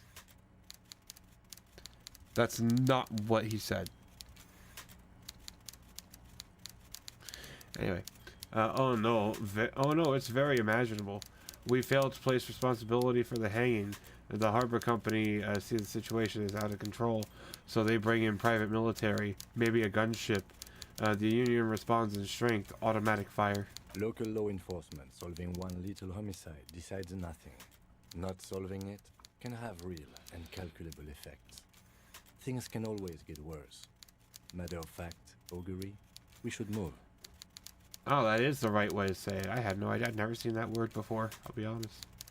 Okay, enough of the competition then. Tell me about something else. Yes, it's a wholly pointless matter. Forget I ever mentioned it. He's actually glad it's addressed now. Suicide. Why did the... Oh, am I... Because I'm suicidal? Wait, because I'm a sorry cop? Because... Okay. So, yeah, why did they send me? Look at you. It's because you're a failure. They sent you to Slight, Precinct 57. Yeah, that makes more sense than the other stuff I thought of. Just think about it for a second. You're a raging alcoholic who showed up 3 days late and argues with his necktie. You weren't sent here to win. Kim, what if my precinct sent me on this case because I'm a fuck-up? Like, as a joke? I've considered it. So it's true. It would be immensely ugly of them, not to mention unprofessional. But I also think it's somewhat unlikely. Why is that? I checked the records. This jurisdiction dispute, who polices Martinez, reaches back to the 30s. Huh. It's as old as my station. And all this time we can't decide who gets Martinez? I think, yes, both stations would prefer a win.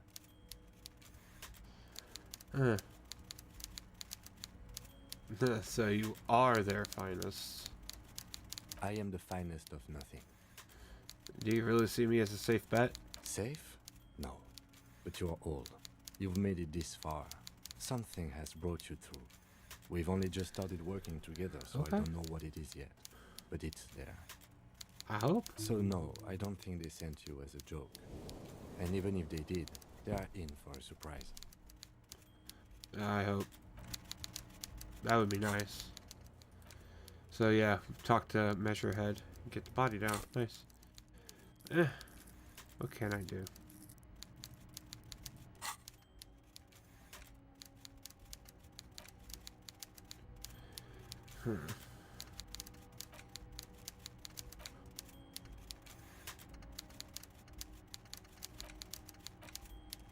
Derealization?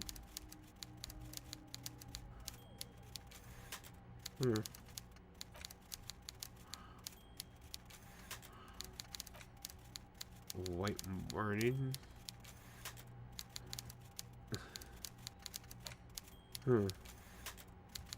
Kingdom of Conscience.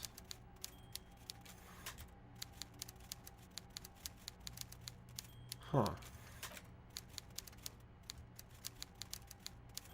Righteous self-critique. You're one sorry piece of shit. Bro, I can make a Bojack as a cop. Hey there, Dusan. Hey, thank you for dropping in tonight, dude. How are you doing this evening? Like, I can actually make... I can actually do Bojack as a cop. Hold on, I got to.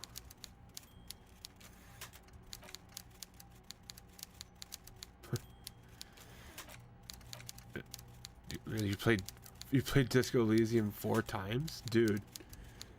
It's that good that you can actually play it 4 times and still be like into it. Now that's good. I'm hoping I can get on board with this. Yeah, I'll get rid of the communism.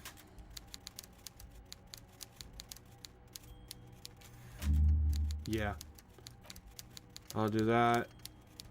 And I'll do righteous self-critique. Because you're one sorry piece of shit. So yes. Really? Well, damn. Okay, if the game is gonna be that good, then I think I'll be happy with it. So far, this is the first time I've ever played it, and I have no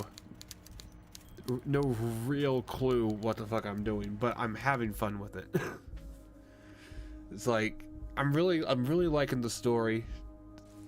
So far, apparently, my choices are starting to matter, and I'm starting to finally see it. It's like it's so odd. Oh, hey, mister. Okay, I already talked to him.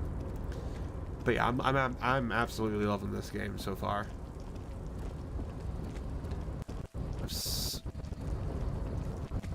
Don't know why the sound has to do that here. Can I open? You're back before the cargo container. Its drawer has not lessened since you were last here. If anything, no reply. You attempt to your left. The lieutenant considers your actions with some puzzlement.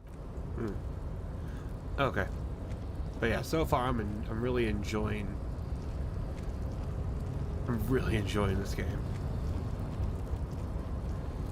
Really? You were able to open it? Don't spoil what's in it then. Hopefully I'll be able to get to that at some point. And then I'll be able to open it and do all that. I'm hoping. Maybe this might be the playthrough where I don't do that. Who knows? Actually, can I do anything here? The file cabinet stands steady as ever, and the unlocked drawer, hundreds of, and the same. You already went through all of these. Yeah. The drawer slides shut. And also, I'm playing this game on a whatever happens basis. So I'm not save scumming. I'm not trying to do anything dumb like that. I'm going whatever happens to me on this game. If I fuck up big time, I fuck up. And so far, it's turning out pretty good for me. The unpromising race pupil returns. Everard told us, Everard told you to help us to get the body down from the tree. So it was. My unpromising race pupil entered the harbor and used my superior to give me orders. I salute your cunning and will remove the body from the tree with my bare hands. Bro, you probably put it up there with your bare hands. You're so noble, Measurehead. But while I am gone, someone must stand guard on the bridge. That someone needs to be you. Both of you.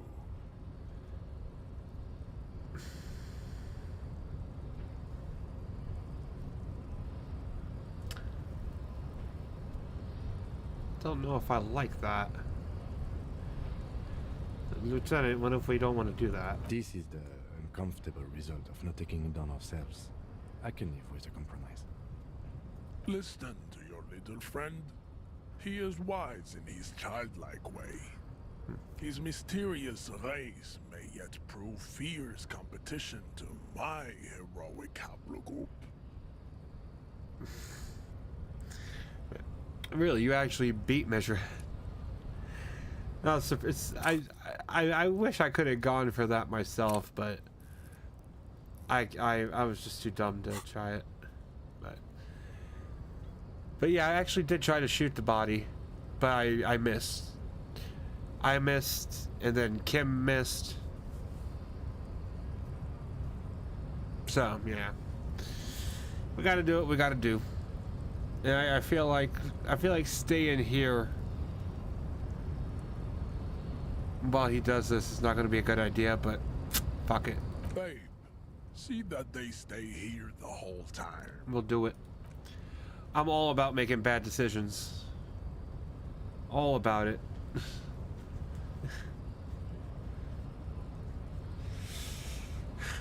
Now what's he going to do with the body? Is he going to bring it here? The woman's gaze follows Measurehead as he leaves. So, you guys are like cops or something? Yeah, we're the law around here. Cool. I like men with guns and power. I'm Katya, by the way. Katya. Katya. Okay. You hear that? That sound. He's breaking something. I know that's Trixie's laugh, but anyway. Yeah, Jean-Luc must be really tearing it up over there. I wish I could see it. I also wish I could see it. Look at you! RCM rent-a-cops! Guarding that bridge like Everard's lapdogs! Is this where it's at now? The RCM is for sale! Maybe. And who are you? What is your business here? Why are your clothes 4 sizes too small for you? Kim, you don't need to call him out like that, dude. It's not... Dude, damn. Yes, I'm an unbelievably corrupt cop. I am corrupt every opportunity I get. A shrill laughter interrupts you, echoing across Martinez. It's Kuno. Then, Fucking, yeah, you're fucking right, yeah, it's Kuno. the man turns to look behind him at the behemoth appearing around the corner, approaching him, walking past him. No. Okay. Kind of a funny description. Probably scared the shit out of that dude. This big ass motherfucker. The corpse has been removed from the tree. Stand down and congratulate yourself. You have sided with Ray's victory today.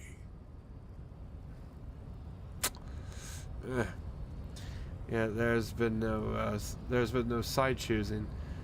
We did what we had to do to keep order. And what you had to do was to become a Union man for all to see. I hope not. God. I don't want to be a Union man like this. This isn't a Union. This is a fucking... This is a travesty.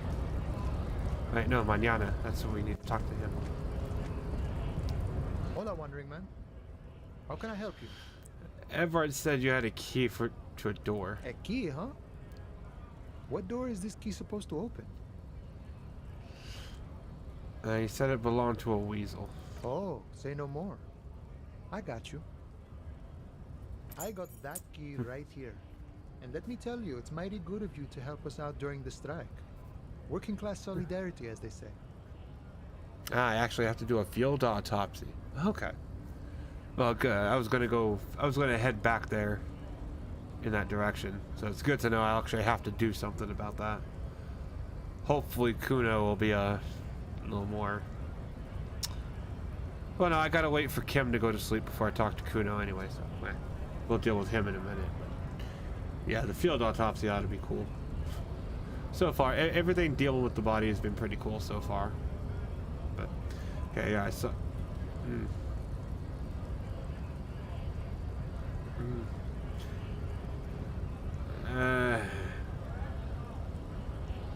Yeah, I'm not really doing this for political reasons. Oh, so the none of the above type, are you? I get it, I get it. I like to keep my distance too. But it doesn't matter. It's a good thing you're doing. What you're looking for is a basement door behind the greenhouse. That's behind the whirling and rags. That's all I know. Our organization is what you call compartmentalized. Means we keep out of each other's business. Okay, but where did you get the key from? The janitor gave it to me. Nice fella. We talked about life and things that really, truly matter. Is it weird that this dude reminds me so much of, Cheech Marin? None of this mess we're in. This jiving and juggling. What's it for? To feed our children, I guess. Anything else I should know about the task? This weasel person, when he'll be home? I'm more of a philosophical dock worker. I like to talk about the big picture stuff. Who I am, who you are, what we are fighting for. Who he is, and what they're fighting for? This is interesting. Ask him about the Hardy Boys. Actually, do you know anything about the Hardy Boys? Los Hardys? They're an independent militant group. Ah. A bit too high-strung, but it comes with the responsibility. Sounds familiar. Or sounds about right. Not familiar. They're sort of like you. Preserve the rule of law and all that. Except it's Everard's law. But really, they're just like you. Okay. Why are you striking? We're negotiating our share. Your share? Aye. How large a share would you like? All of it. However, right now we want all the harbor workers to be on the company's board, so they could take part in the decision-making process. The boss man, Everett, what can you tell me about him? I think it's best you make up your own mind now that you've met him. In my eyes, he is a capable organizer and a decent businessman. What does bossing the union entail anyway? I guess you kind of get to be the village chief. He oversees the harbor, makes deals with the owners or other relevant parties, watches out for his own. By that, you mean corruption? By heavens, why would he not be corrupt? We live in a harsh and disordered world, see? And in this world, the old man is corrupt for our benefit, and we know it. Appreciate it even. He is, personally, not too lavish. That does seem lavish to me. He is reasonably lavish, sure. That's his prerogative. It's not like you want a saintly demeanor on a corrupt motherfucker. That would be a manipulative illusion. Besides, there are no non-corrupt systems in the world anyway, and moralism is the most corrupt of them all. Got the picture. Let me ask you something else. Sure thing. What is this? News of the world? Talk about personal stuff. Get to know him. Wait, I don't even know your name. Who are you? Call me Mañana. I'm just a humble harbor worker for the past 6-7 years. Not a given name for certain. It's a taken name. The kind for artists, or criminals, or revolutionaries and the sort. An alias. A nom de guerre. Alright, well, I'm gonna, cause like, I mean, yeah. He says, call me, so it's not a capital M, so that's not his, yeah. So I'm just gonna say, yeah. Well met, Mañana. Yeah, Mañana. That's a sweet ass name. A name worthy of the man who holds it, friend. Names are important. Hold on, have you had any other names? Plenty to go around. Don't get greedy and try to swipe mine, though. You got your own. So it's, A nom de guerre would be more like Guerra Mañana. Now that we are getting so well acquainted, what's your name? Be honest with him. Okay, I think I might be Harry. Harry. It's cool, but I'm sure you could come up with something even cooler. We'll try it. You're -1 for your Harry. Really? -1? Bruh. That's awful. Okay. Okay, I have a name for myself. It's... Your mind can only conjure up Hunk Handy, Fake Valdez, Bosco. You might want to decide to keep quiet about these. Dude, Fake Valdez. I like that. Fake Valdez. Fake Valdez.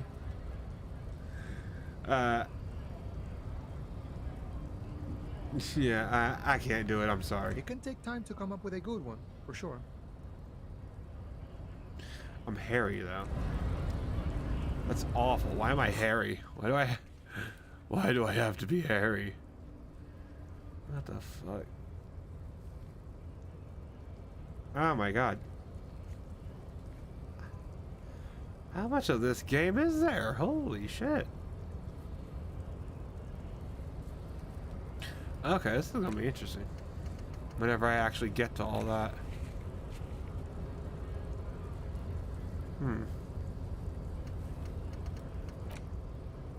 Could do that, but what's gonna happen to that dude? And that has to be done at a certain time? No, it can be done any time. Okay.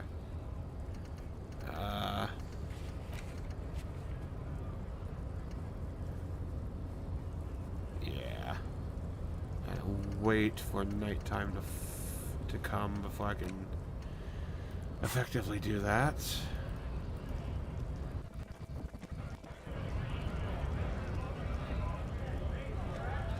Right to work!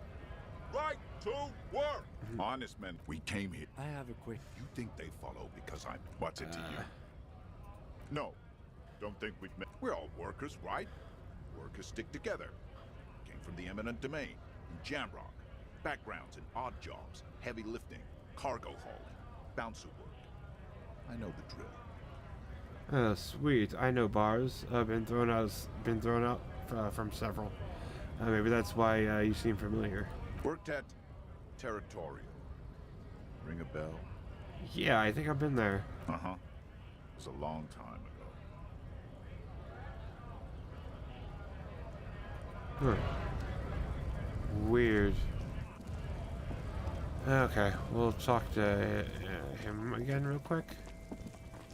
Looking for something? Yeah, okay. Can't do nothing there.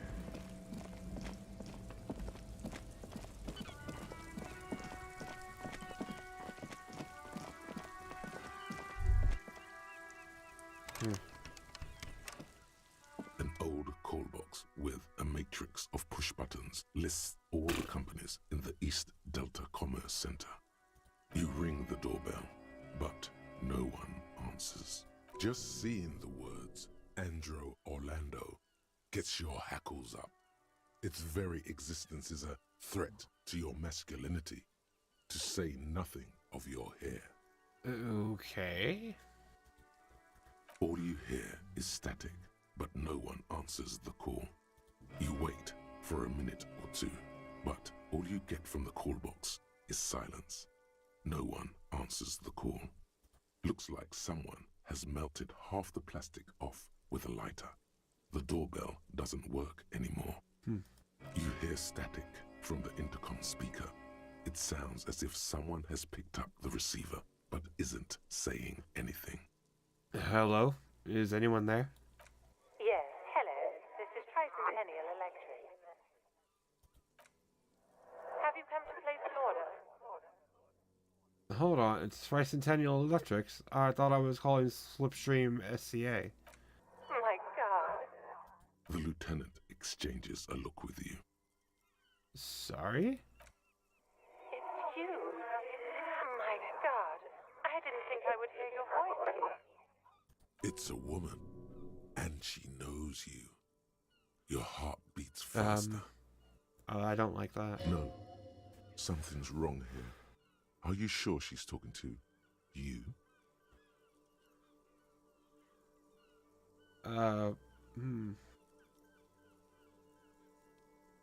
Who are you? Where are you? Michelle, just please. What? Sounds like a ghost. Wind blows through your clothes and you feel detached from your surroundings. Inside the building, a cold memory hangs. Why did you even call? I don't understand. You've been gone for months. I thought you didn't care.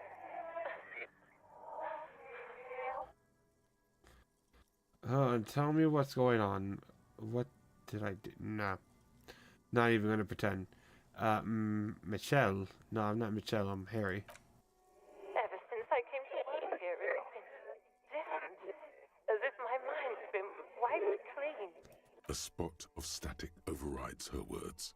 When she speaks again, it sounds like she's submerged. It's so nice. Huh. It's so nice to be able to finally forget. Forget about what? She sounds like she's about to cry. Weird. The cold is deep under your skin, as if you were talking to someone who's 100 years away. Somewhere inside the building, water is flooding the cellar floor. Oh God, please don't cry. She doesn't answer. You said it was nice. What's so nice about forgetting? Silence. The only thing you can hear now is static and waves washing ashore on the bay. What just happened? Another seagull passes by. It's getting cold standing here, staring at the silent call box. I don't know what happened either. We should probably stop playing with this thing. Alright. It's a goodbye then. You press the number sign on the keypad that terminates the call. 12 name cards on the call box read. Yeah. And we'll try it. No. Hold on. The last thing you need in your life is more hysteric emotions. Yeah. Forget it. Find something else to do. Okay. Silence. No one's home at Fortress Accident. Silence. No one answers the doorbell. Nothing happens after you ring the doorbell. They don't want to talk to you. Silence. No. Okay. Oh, typical. Nobody wants to talk to me. I'm used to that. Who the fuck are you, though?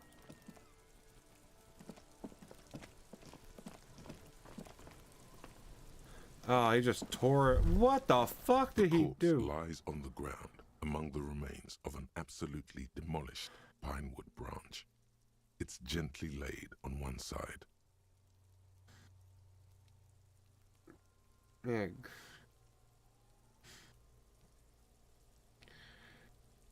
Well, it's down. Mr. Measurehead has done a good job. Nothing is too broken or compromised. The victim is ready for a field autopsy. A field autopsy? Yes. 1. Investigation of the scene. 2. Initial examination of the victim. 3. Field autopsy. 4. Transportation of the body to the morgue. We are on number 3. The fuck are they on about? Cop's gonna cut his shit up! Why don't we have someone else cut his shit open? It's not about cutting. And no, you and I are detectives. The honorary rank of detective signifies our ability to handle the entire incident chain, from autopsy to cleanup to social work. Fuck. Wait, honorary rank of detective? An honor and a burden attached to your rank once you've proven yourself able. Usually after 5 to 8 years of field work. Mine is lieutenant detective. I don't think I'm a detective. You are. Your station would not have assigned you on this case if you weren't. Now... The lieutenant adjusts his glasses and takes a deep breath. Tell me something, dead man. Shoot, Looney Rooney. Come back later, Corporal. Amuse yourself with my frank manners and my memento mori features. If possible, also, see me in your dreams. Bruh. First, what exactly is a field autopsy? Come on, officer. You know what a field autopsy is. You've done 100 of them. Do you have another pair of gloves? Unfortunately, no. I have gardening gloves. Maybe they are enough? They are better than nothing. Tell you what, I perform the anatomical side of things while you will take notes. We just fill this in, right? That's right. You knew it because you inspected your ledger. The lieutenant is relieved you know the protocol. Okay, open your ledger up to field autopsy form. The dead man stares in silence as you crack open the ledger.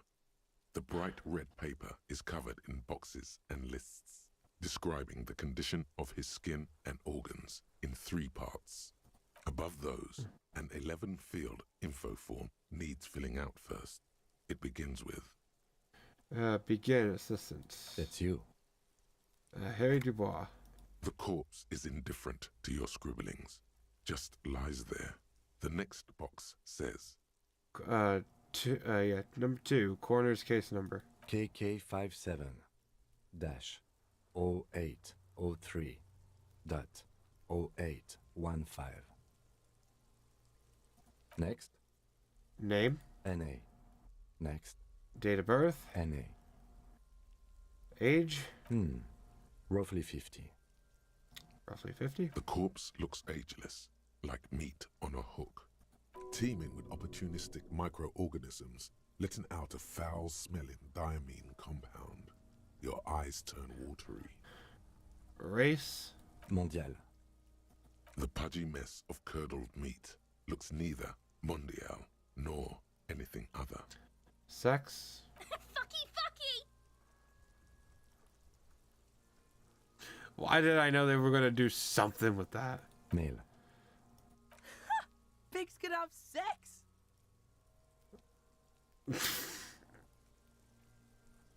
Nor does he look male, with his pregnant belly and indistinguishable face. Date of death? We're still going with March 4th, 51. What else? 9. Body identified by is non-applicable. 10. Case number is the same as the coroner's case. KK 57 0503 0815 listens motionless, with the cargo belt still around his neck. Only one box remains. Evidence of treatment. None. At least not after the initial examination. A strange word. Treatment. What exactly is treatment anyway? Interfering with the body's position or wounds post-mortem. Don't overdo it. It's okay to be unsure. I'm not so sure. Did the footprints look like he got carried over? They'd have to have incapacitated and carried him over. This man was more than a match for untrained dogwalkers. Your central nervous system recognizes this gesture. It's the stations of the breath. Ecclesiastic, religious in nature, a holdout from pre-DeLorean burial rites. It takes him 2 seconds to perform. Then, somewhere in Jamrock North, a small wood shed behind Rosencrantz Row, Lieutenant Nick Feuerbach puts his hand to the chest of a small corpse, no larger than a monkey. It's raining outside, light drizzle. There is darkness in the shed. Elsewhere yet, an obese female sits in a wicker chair, How? her silhouette bull-like against the window. Outside, Grand Coudon. The day is turning dim for Sergeant Mac Dawson. Hand extended, he approaches, to make sure she is dead more than anything else. The building is tall, 7 stories, wind-wrapped in solitude. Most of the apartments are unoccupied. This was a suicide. The other, an accident. The small one. And so, all across Jamrock, Coal City, GRIH, 42 deceased persons found today. 42 stations of breath. We should start the post-mortem. The corpse cannot feel Kim's hand on his chest. It no longer meaningfully interacts with its surroundings. A thicket of boxes and lists on red copier paper tries to answer why. External examination summary. Clothes. The deceased wears armored boots and white briefs. The make of the briefs is Babrodine, I think. Let's see. See, it's happening. Babrodine, yes. Inexpensive. Size M. Color white. The disappointment is palpable. The red-haired thing was expecting something more lurid. The boots are ceramic, vitreous enamel. They are fused to his skin from blood flowing downward post-mortem. Removal of the boots is left for processing. Tattoos. The upper torso is covered in a single continuous tattoo, resembling a national pattern. It reaches from the right shoulder to the heart. The ink is blue and white. The assistant has a color photograph of the markings, to be added to the case files as document A1. The photo is taken on the scene, using a Trigat Mini. The deceased has a cargo lashing belt around his neck, tied with a hangman's knot. Color yellow. Length 3 meters. There is a buckle on the other end. Well-nourished, athletically built, measuring 1.8 meters. Generally consistent with age, about 50. Preservation is good. Ambient temperature, below freezing. Body hair is light brown. Distribution is consistent with age. The deceased had male pattern baldness. Hair is combed back, short.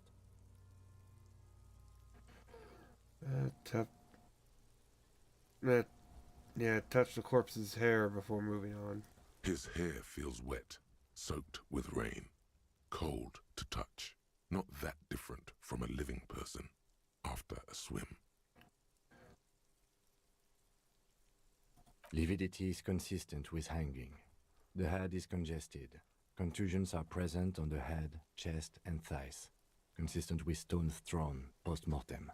Low velocity. Fucking low velocity? You think Kuno doesn't know what you're talking about? Velocity was fucking max. Talking shit about Kuno's velocity. In addition, there are Surprised he bite can say marks that. on the face, scalp, and chest. Consistent with predation. Ligature mark.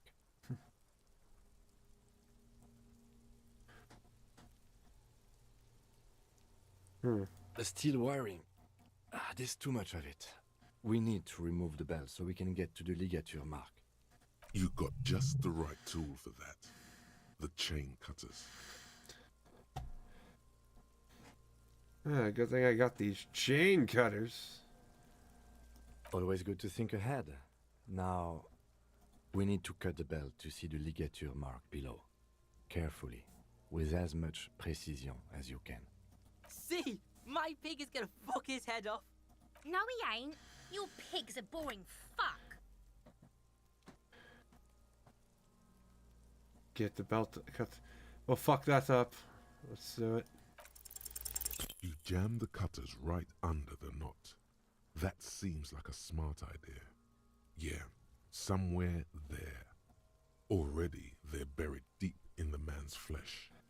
Then you rotate them to get a better hold. Then... Fuckity fuck. The lieutenant looks by, somewhat worried as you summon power words to your aid. Enough. Cut some. Yeah, fuck him. Fuck that faggoty. Corpse fucking time. Told you my pig was hardcore. I should have a go first. I think I have a strategy. Let him work. He sinks the cutters into the knot, preparing to perform the cuts, with his elbow to his knee for precision. Yes, that's much better form than you had. Yeah. Snap. The knot is slashed. Another cut and the belt falls apart like a flower bouquet, revealing the dead man's neck and the dark red ligature mark around it. Here. The rope rises to a point, leaving a gap in the ligature mark. The suspension point is in the back of the neck, on the nape. As it ought to. This is where its grip on the curdled meat is gentlest, pulling up. Hemorrhaging is observed on the skin, above and below the ligature mark. The mark is well pronounced, consistent with a drop from 1 or 1.5 meters. Chest is intact, normal contour. Abdomen is protuberant, pelvis intact, genitalia... No! Let's get up and see! I fucking knew it! This is clearly what they've been waiting for, ever since the autopsy began. The lieutenant is trying to make it as boring as possible. Genitalia is male and unremarkable. No evidence of injury. The dead man's penis is average-sized, congested from the downward collection of blood. The testicles are uneven in length, hanging underneath. The genitalia is greenish. Marbling is present around the crotch. Okay, I'm sorry. I'm sorry I even got curious. I'm just doing what I know I would do. I'm sorry, I didn't mean it. You should touch it.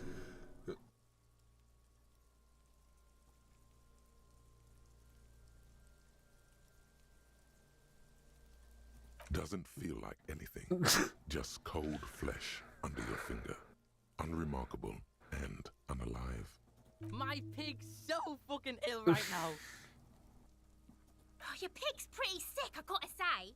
This wasn't necessary. What's going on here? Why are you doing that?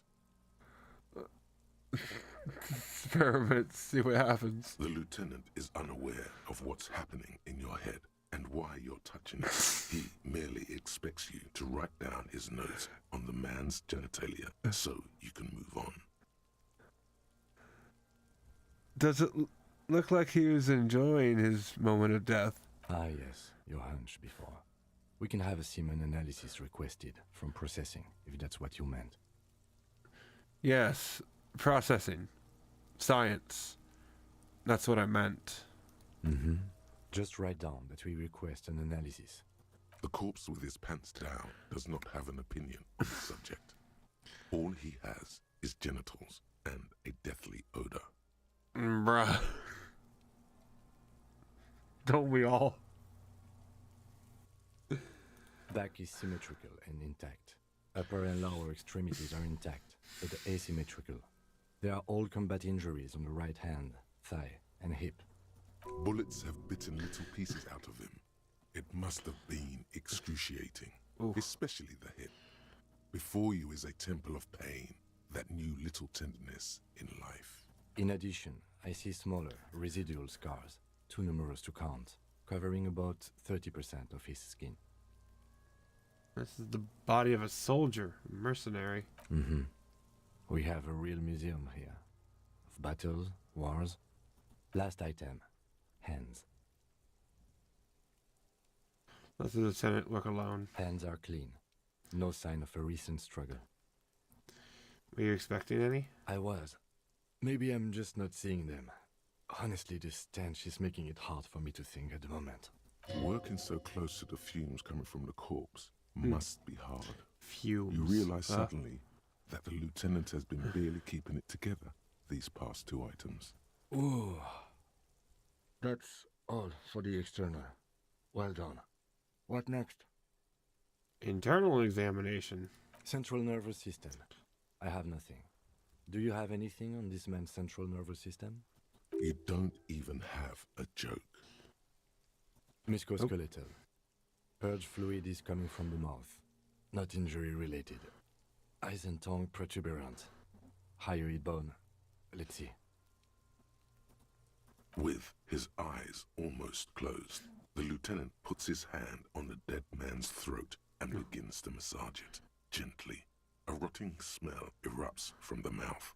Purge fluid runs down his lips, black and viscous.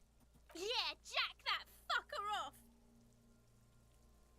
The hyoid bone is fractured. The rest of the musculoskeletal system is intact. Unremarkable. Respiratory system. Oral cavity shows no lesions. The victim has received dental implants, possibly after a combat wound. Mouth swollen.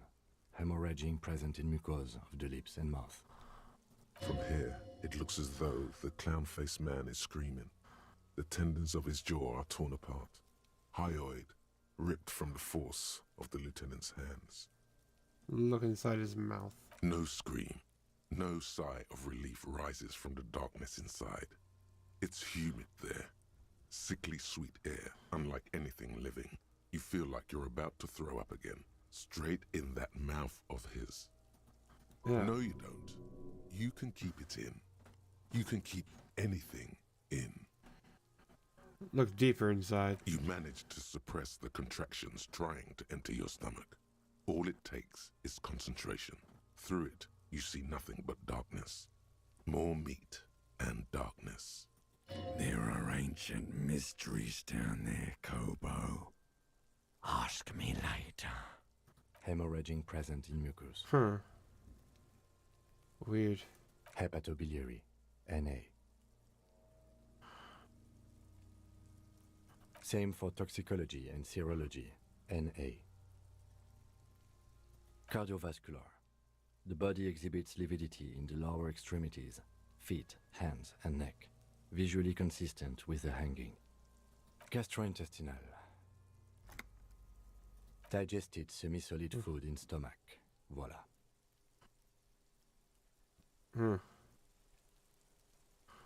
Omit the voila. What's next on the list? A description of injuries. Let's see. We have bite marks, contusions on the head and chest, and a ligature mark encircling the neck.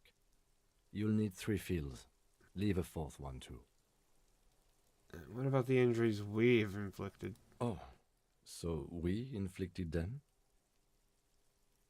Okay, I have inflicted. Okay, so there's an incision on the thorax from a chain cutter. I wouldn't mention it. Better not to muddy the waters.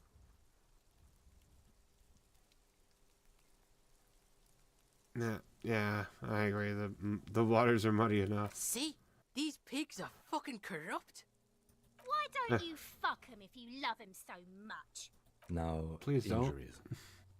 Bite marks. Head, chest, and scalp bite mark injuries. Predation by birds has caused damage to the body. Odontologist does not need to be consulted. And your opinion, officer? Non-fatal. Post-mortem. Agreed. Next injury? Contusions. So, the scalp bleeds from a post-mortem head injury, a stone. The injury does not have the rim of an early inflammatory response. The perpetrator on the scene has confessed to causing it post-mortem. maximum velocity, fucko! Has confessed to causing it at maximum velocity. The lieutenant's admission has caused great gratitude in Kuna. He is silent with it. Coagulated blood sticks to his scalp and chest, where the countless stones have hit the dead man. Beneath, the description of injury. 2 boxes. Non-fatal post-mortem. Right. Next. What's with the 4th injury field for? Nothing. Just in case. Ligature marks. A dark red abraded ligature mark encircling the neck, with a gap on the nape measuring, let's say, 7 centimeters. The hyoid bone is fractured, the cervical column intact. I see hemorrhaging on the skin, above and below the ligature mark. Depth of the mark, 1 centimeter. No signs of clawing on the neck. Below the note, 2 customary boxes wait to be ticked. The man's head jerks to the side. The ring around his neck is visible. Wait.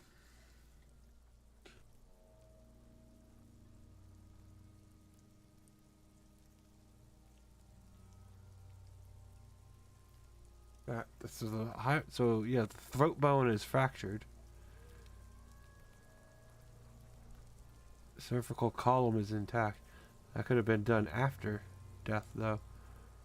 See, hemorrhaging, but no Klein mark, so that's not fatal post-mortem. He is deep in thought, eyes fixed on the bright red ring around the dead man's neck. Why do you say that? I'm serious. I don't think this was the injury that killed him. Okay. Why don't you think it was fatal? Well,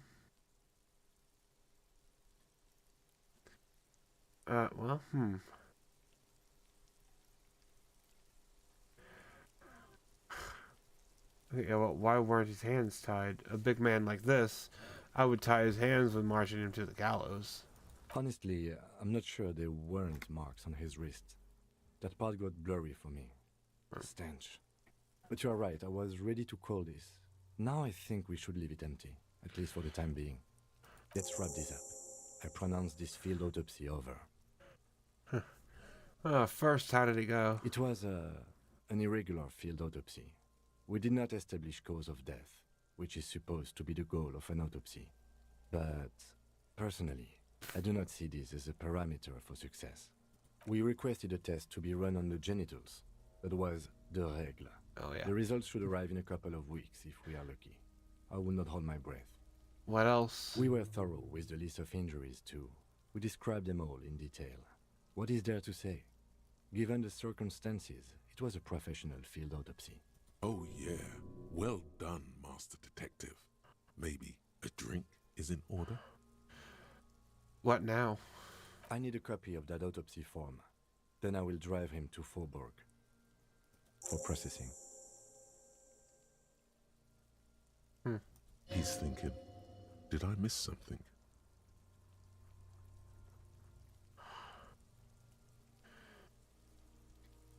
Search him one more time.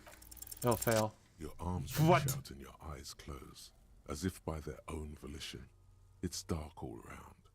You feel cold, slippery flesh, first with your fingertips, then under the palm of your hand. What is this?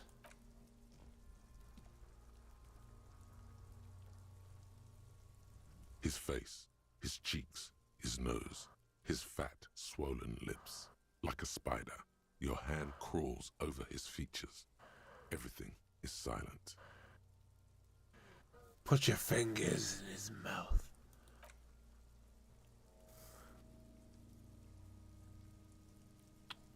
The oral cavity is cold and moist. A ball-like tongue attaches itself to the base of the mouth, lolling around like a scallop. I'm not even... You're on the right track.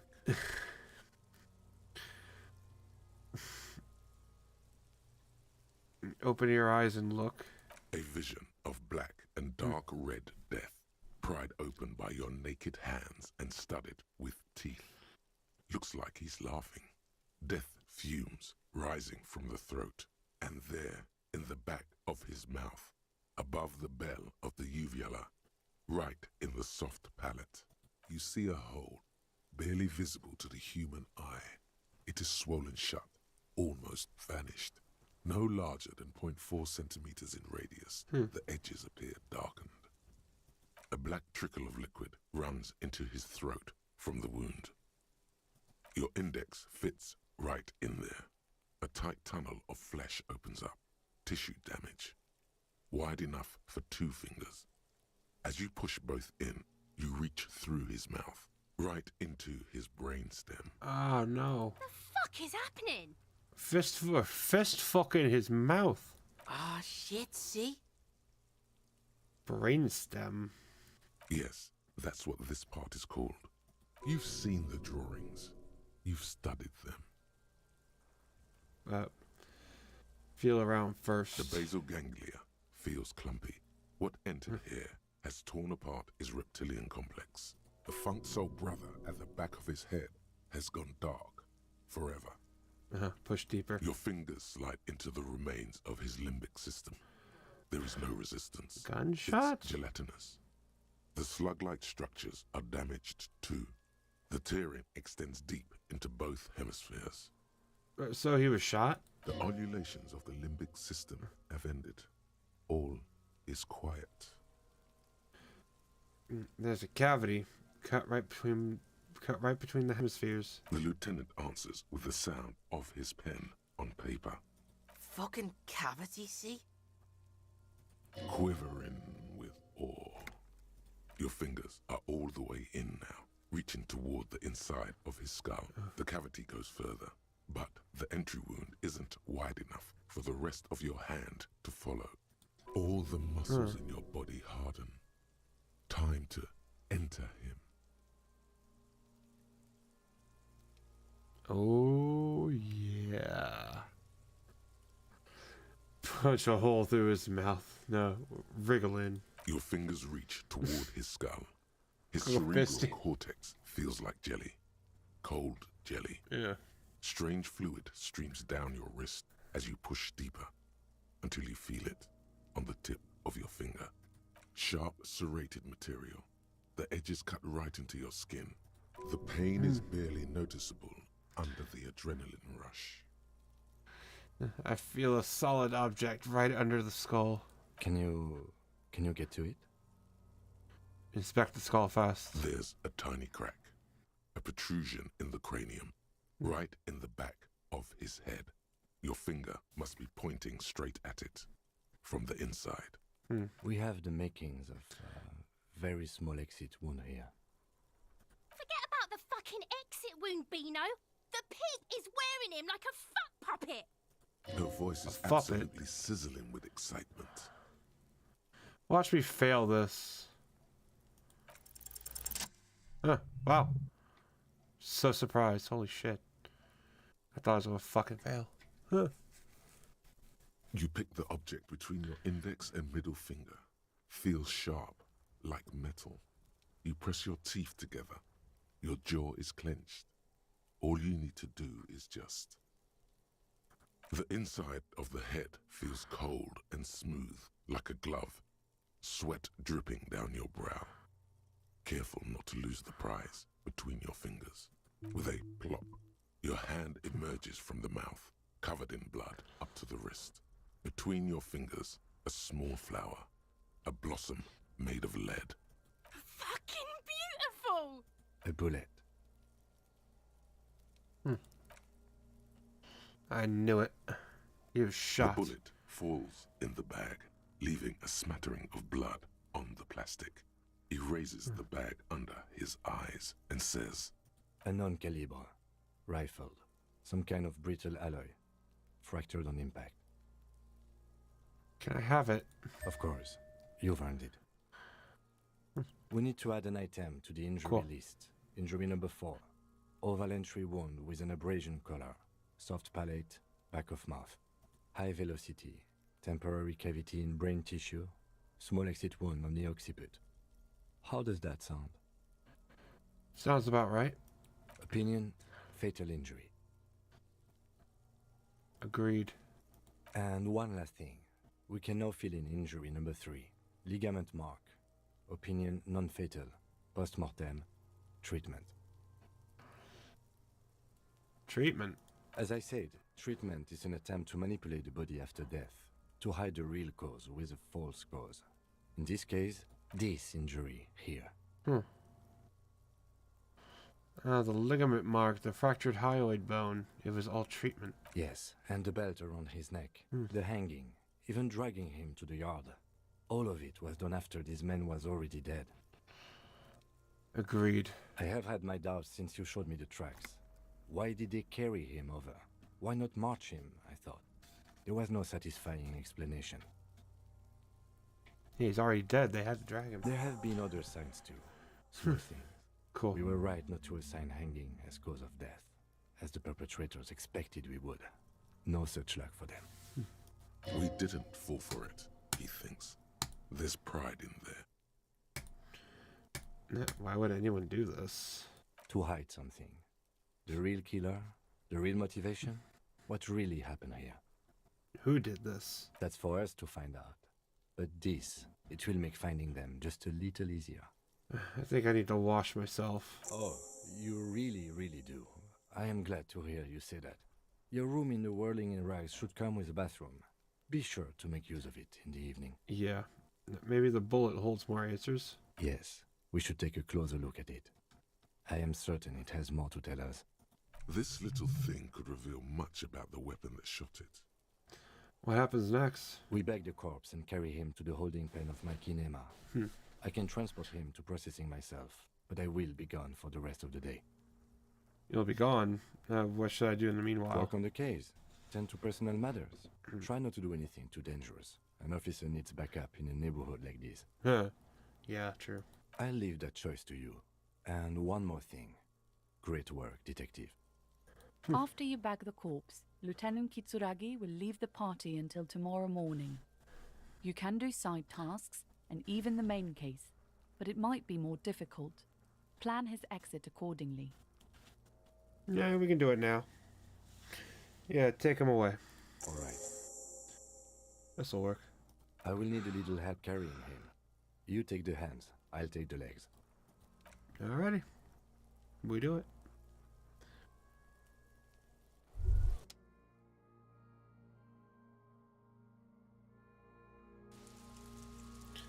At least this way I can give Kuno cigarettes and get a couple things done.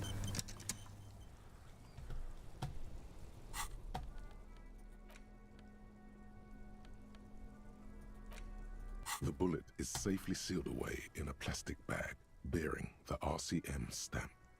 Kim has filled out the label on the bag with the item number, case number, and date and location the bullet was found. Beside his orderly handwriting, the bullet looks especially sad, like a tiny, shriveled head of cauliflower. The squished little thing has no idea. Find the gun that shot it. That sounds like something a police detective would do. First, you should learn all you can about this little guy. Feel the bullet through the bag. The squashed bullet has some sharp edges where the jacket has split open. It feels cold, even through the bag. Inspect the bullet closer. The jacket of the bullet is made of a yellowish metal. It has blossomed out to reveal a dark grey core. The base of the bullet is close to 5 millimeters in diameter. Look at the jacket. You can just about make out a few striations near the base of the bullet.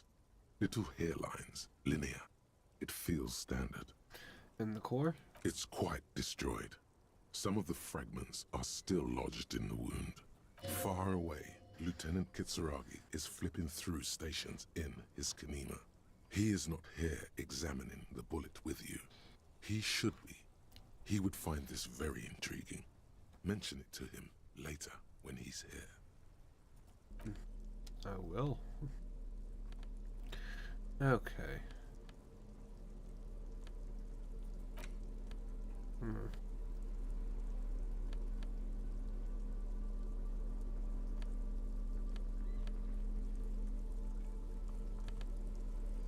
Yeah. I want that suggestion. Electric chem. Rather have interfacing. Oh, it's just a direct upgrade.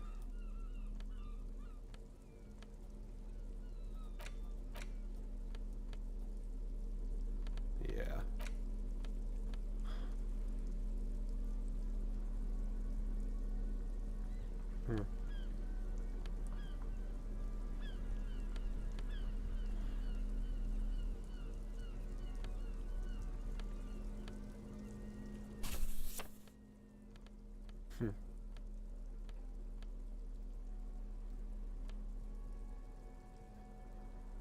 Nah. Don't need that. Alright, we'll go back up here real quick and talk to Kuno.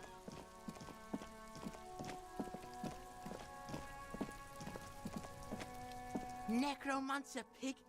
That shit was dark. Going in there like that. Oh, brutal shit. Tell me, Kuno dies. You're gonna pick one out of his brain like that too? Kuno's gonna go out in a hail of bullets.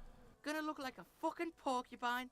Porterosa, a side alley of the Boogie Street Spearhead. A young man in his early 20s approaches patrol officer Emile Mullins and asks for a cigarette. As Officer Mullins reaches in his coat pocket for the pack of Astra he just purchased this morning, the man shoots him point blank in his chest. Breathless, the patrol officer collapses in the gutter. His right hand is grabbing the armor on his chest. The bullet didn't pierce it, but he can't breathe. On the pavement, the patter of the perpetrator's feet growing distant. Bleed, pig. Someone opens a window and says, but Emile cannot see who. His sight grows dim with pain.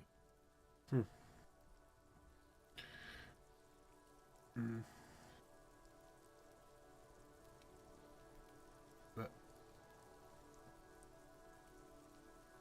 yeah, I'll be there for you, Kuno. Yeah. Figure out. Yeah, I should be able to do that. Figure out what's going on with this kid. He's on your crime scene, bossing you around. Fuck and off. He's been here for some time too. God damn. This is where he hangs out. You have to get more out of him. He could be useful. You gotta be fucking kidding me. God damn, that's retarded. Hey Kuno, I think you can turn the Kuno down for a moment? Let's talk like normal people.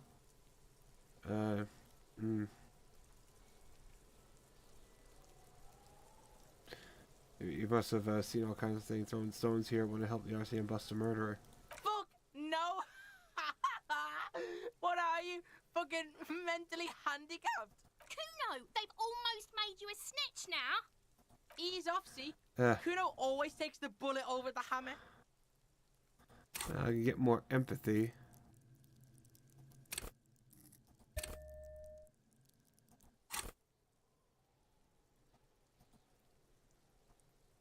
Can we not try it again?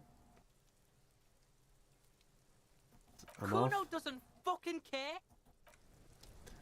You tell me. missed a good... He fucked the tree up. Fucked it good. It was porno. Okay.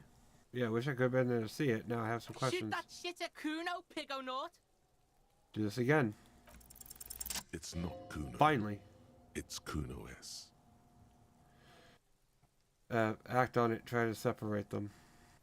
Fuck you whispering about? He's whispering too. He's going with it. But watch what happens. Fuck you whispering about. If Kuno wants to whisper, he's gonna fucking whisper, okay? Let's whisper, pig. This is it. You've got him. But be careful.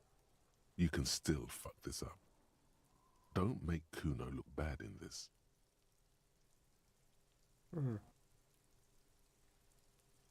Yeah, I'm glad she's out of our hair. She's fucked up. She's not fucked up. Everyone's fucked up. Stop judging shit. Wrong move. But he's whispering still. You haven't lost him. Just don't mess up again. Or you will. There are no guarantees here. And what's up with her? She's terrifying. Crazy scary. Crazy? You don't know the half of it. She's not crazy. She's insane. Dangerous. She's smoked a man. She's done people in. Probably even pigs. Stop talking to him! Kuno, I'm fucking warning you! You're gonna get us into shit! She understands what you're trying to do. Yo, see? Did Kuno not tell you? Kuno told you. Kuno talks to whoever he wants. Talk, pig. Kuno's got it under control. Oh, good. You did it. They're separated.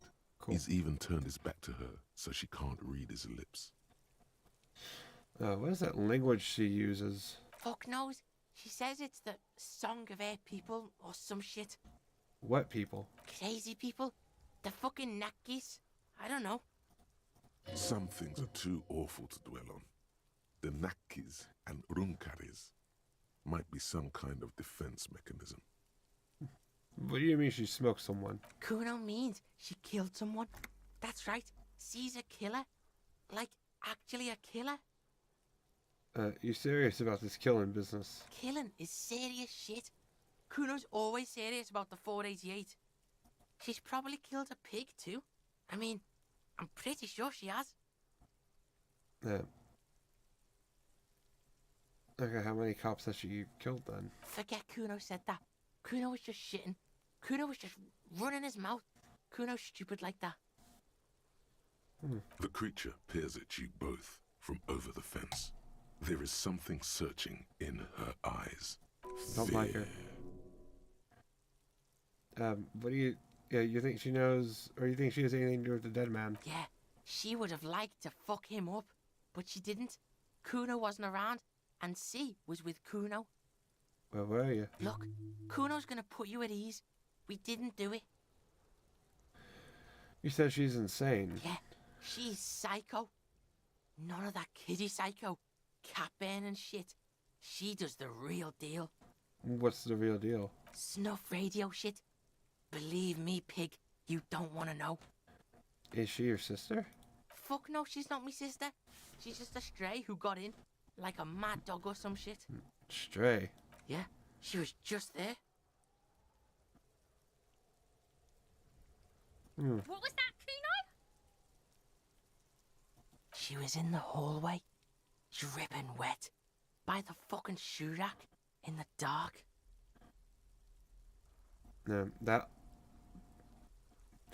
Why was she dripping wet? Kuno's got no fucking idea. Her hair was all wet. I think she pissed on the floor too. She was there for 3 days, in the corner, every time Kuno went out. You said she got in? How? I don't know. Someone left the door open. Kuno comes home and she's sleeping under the desk, under a pile of clothes, like a dog. Well, what about your parents? Kuno's dad doesn't give a shit. Doesn't even see her there, or thinks it's fucking Kuno. Shit's all on Kuno. Kuno S, two of a kind. Why is she called Kuno S then? Cause she fucking looks like Kuno. You don't know her name? No one knows her name. Kuno told you this shit was psycho killer. How are you dealing with all this? How's Kuno dealing? Kuno's dealing just fine. He doesn't need you fucking with any of it. C doesn't either. Kuno's got this shit under control. Yeah, she needs professional help. You can't do this alone. You need backup. I'm here for you. Listen. C is Kuno's go-to. Kuno's protecting her. You fuck with C. You fuck with Kuno. You threaten her. You threaten to take her away. This is what it all comes down to. He needs you to take him seriously now. I'm going to kill you. I'll run when you put the cuffs on her. Sneak up on you later and fuck you up. You understand? He may not be able to do it, but he will try. Right now, he believes he will. Understood, Kuno. All right. Now we can do business. Yeah, cool. He's breathing heavily. That took something out of him. Business? Yeah? What do you want? Kuno can hook you up with... Don't hook him up with shit, Kuno! See? Relax. He respects the Kuno. Kuno made him respect the Kuno. You respect the Kuno, you get all kinds of shit. Kuno's gonna get you hooked on illegal narcotics if you run a little errand for the Kuno. Get you hooked, pig. Get his hook in you. Then Kuno gonna get you hooking for more. Cash in big style. Pig hooker. That's right. Kuno's a candy store for pigs now. Get ready to be rewarded. Kuno, I found your shack. Yeah? Did you fucking there? What's with the tube of mangasol solum, whatever? It's a vitamin, pig. Don't you know anything? It's manganese, right? Yeah, it's the mag. You fucking need that shit to stay on top of your game. Kuno goes through like a tube a day, rips mag like a motherfucker, and you could use a bottle. It has a magnesium deficiency. Oh, don't teach him, Kuno. He's gonna use it against you, Kuno. Yeah, I know all about magnesium. I rock it all the time. You're not getting this, pig. It completely takes away the hangover. It's like you didn't do anything. Like you stayed home playing with your choo-choo. Fuck you, pig. Don't do mag. You're gonna OD and you're gonna fucking die. I found a plate covered with powder residue. Know anything about it? That's where Kuno gets his daily hit of electric. Kuno Shazam. Kuno rides the fucking lightning in there, pig. Bet you'd like to ride the lightning too, wouldn't you? Not really. You feel tired and old, but you could have that sparkle in your eyes. What was with the pig head? Oh, that? Kuno decapitates pigs. That's just a Kuno demo tape. Demo tape, like some kind of musician? Yeah. Kuno plays on snuff radio, fucks pigs, live, fucks their heads off. Kuno's a cop killer. Okay. Oh, that? Kuno decapitates pigs. That's just a Kuno yeah. Watch your ass in Kuno. Good call, Okay. Pigmeister. Don't come and talk to Kuno about his kingdom. Let's talk about your shack The again. fuck do you want with it? Good call, Okay. Pigmeister. Don't come and talk to Kuno about his kingdom. What was that about running an errand and illegal narcotics, Kuno? Kuno gets it from his dad. Kuno and his dad are major suppliers. That's where Kuno gets his lightning on. Okay. Problem is, Kuno and his dad had a little falling out. Now junkies clawing at Kuno's door. Streets going mad. Kuno's got to throw his dirty popo man at it. Okay. Dirty popo man is you. In there is Kuno's violent dad on steroids. Kuno's dad does steroids and speed. If you can take him, you can have half of the speed. Who is your dad, Kuno? Kuno's dad is a fucking monster. He's the most violent man in Revachol. He doesn't give a shit about a single thing. He drinks too. How much material are we talking about? Like half. Half of what? A baggie. But like in this vial. That's not very much material at all. Fuck you talking about half a G? This shit is giant grade A shit. So clean you can barely see it. Still, half a gram? You go fuck yourself, half a gram. You can barely see it because there's barely any.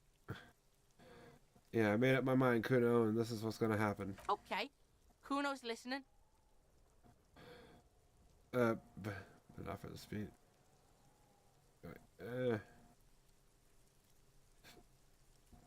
I'll do number 2. I'm going in there, but not for the speed.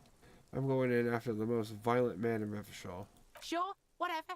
If you survive, make sure to bring that shit back to Kuno. Kuno's almost out. You wouldn't like the Kuno when he's out. Just get in the apartment building. Kuno knows you already fucked your way in. Kuno knows everything. Go to room 12, first floor, and kick down the door. Police violence style. Kuno style. And then it's action time. You're locked in the room with violent fuckheads. That's it. Next time Kuno sees you, you better have his shit. Kuno doesn't fucking care. Okay. Go talk to this cunt. I'll die before I squeal, pig.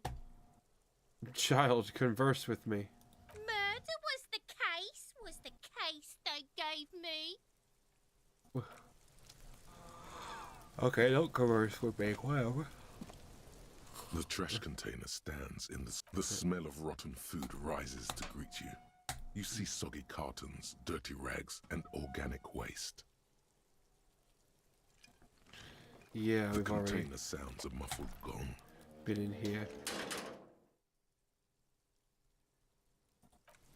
Leave.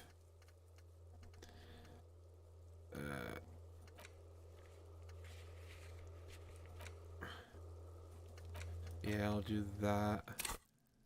I can do one more level up.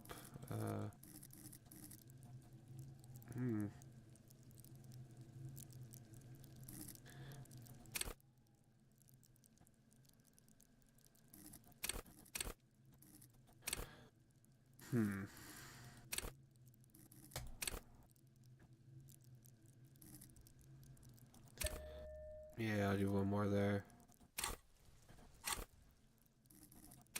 Yeah, that works.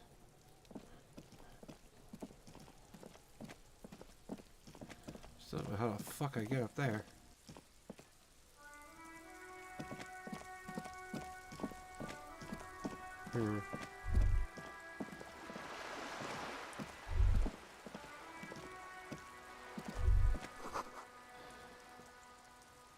But without actual erotica? Okay. That's an odd one.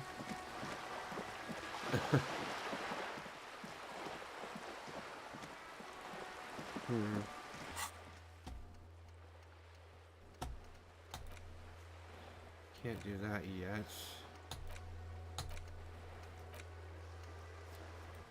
Yeah, I should go this way just to be safe.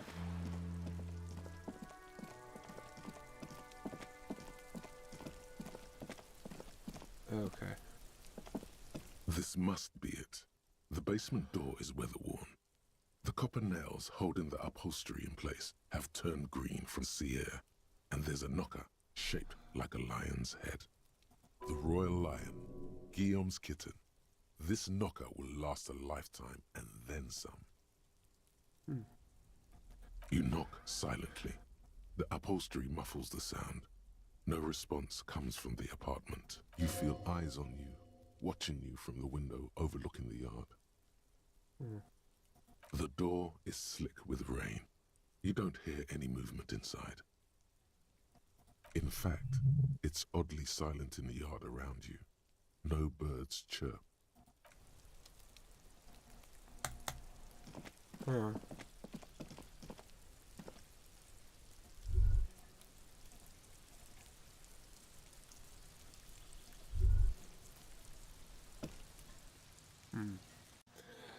Odd. I won't go in there just yet, then.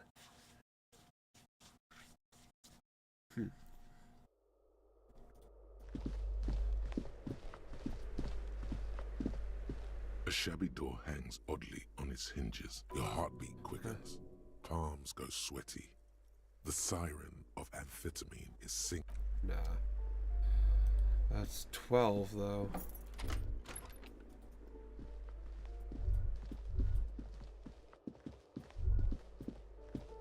What did Kuno say? 12. Oh, okay. So that was it.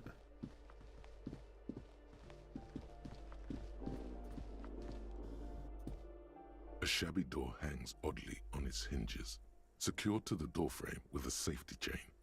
An unpaid energy bill is attached, threatening to cut off the electricity. It's addressed to Mr. Uno Doroita. Put cutters in hand. A shabby door hangs oddly on its hinges. Secured. It should be easy, but really, it's just an awkward angle. Okay. The door doesn't really open wide enough to really get the cutters through. You can't get the leverage you need, and the cutters are blunt, and the chain is just super strong. Okay. Yep. It's not your fault you can't cut it. Yeah, it is. Stupid chain. Come on, try it again. We won't be defeated so easily. Fine, 82. Snip. So much for that goddamn chain. Surprise. The links fall to the ground on the other side of the door. You have bested the titanium menace. Don't let the quiet fool you. The beast is in there somewhere, ready to rip you to shreds with a broken bottle. You can just go in now. I will.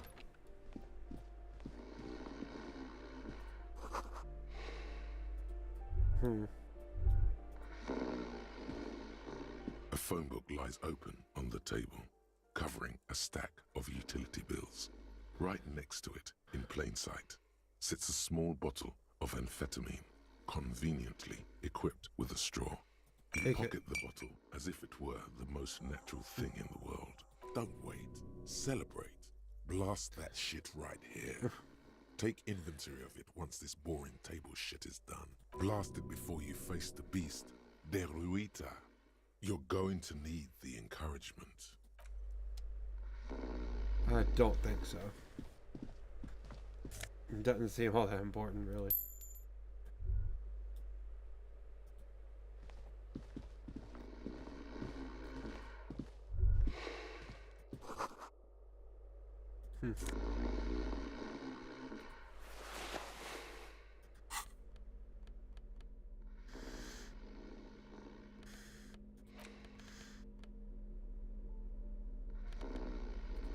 Hell yeah.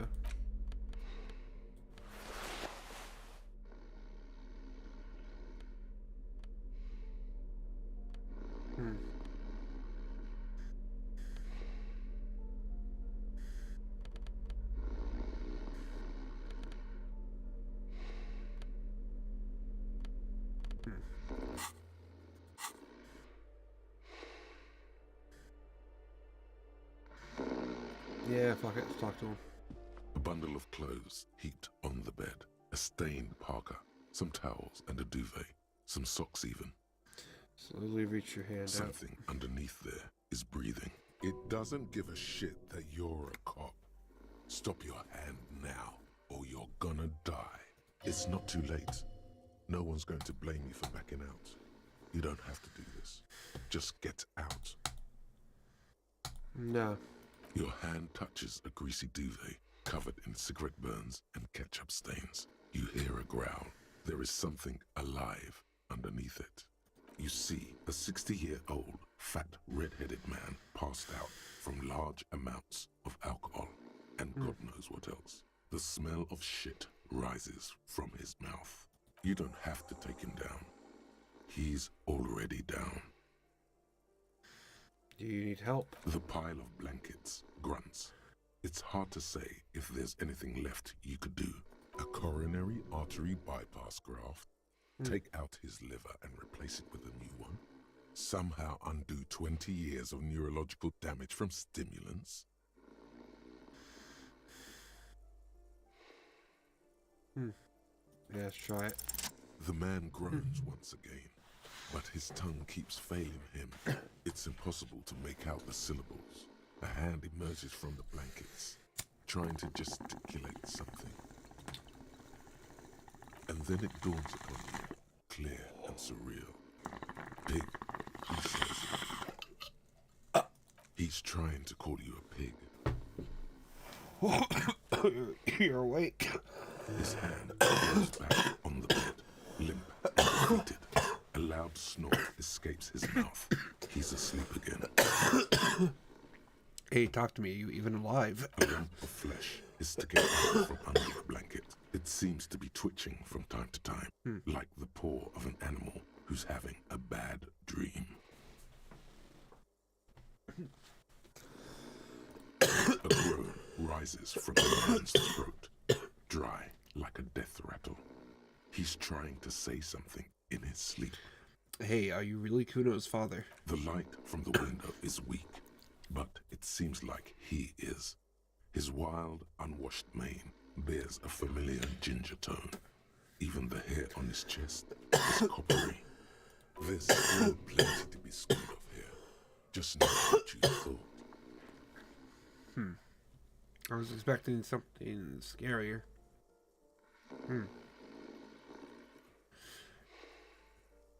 Yeah.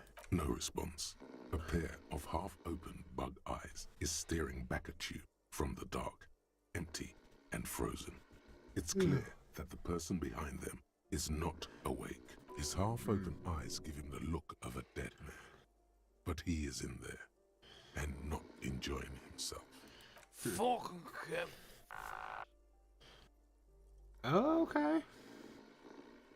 I'll just leave him. I don't need to tell him anything. I'll just take his drugs and fuck off. Really easy to do.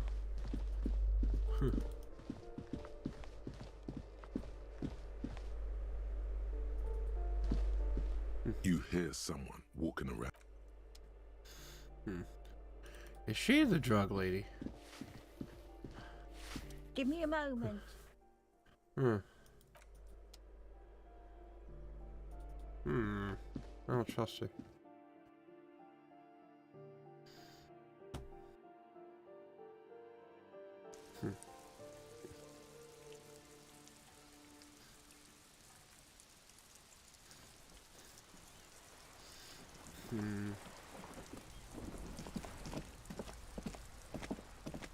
Hello again, officers. Have you come to admire my mural? There's a bed in the coal room yours. Ooh. Not only have you found my address, you've discovered my biggest secret. I'm a coal miner. Really? You're a miner? Yes. I keep hoping a shaft will collapse on me, but somehow it never happens. Don't you have a real home? Does anyone in a city like this? If there's pain about any particular home she's lost, she's buried it deep, fortified herself against it. Yeah, it's not the nicest place, but I guess it'll have to do. It doesn't have to do anything at all. Nothing does. Like me. Right now, I'm doing nothing at all. Cool. Cool. I have other questions. Shoot, Piggy. It's... Yeah, catch you later, bitch. Bye, Felicia. Can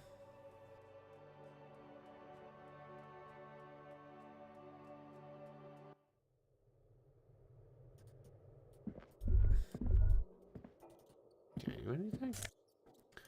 Ooh, money. Yes. Yes, queen. Yes. Okay.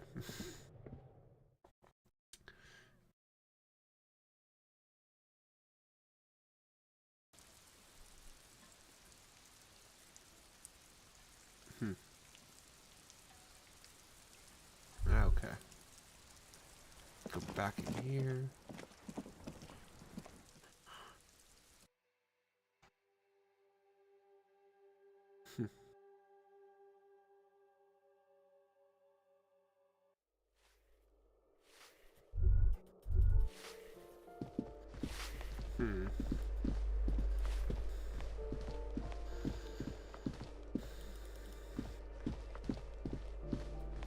There's a balcony up here. See what this place is about.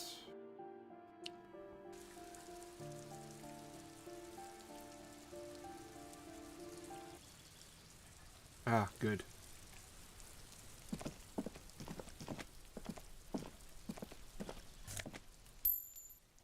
Yay.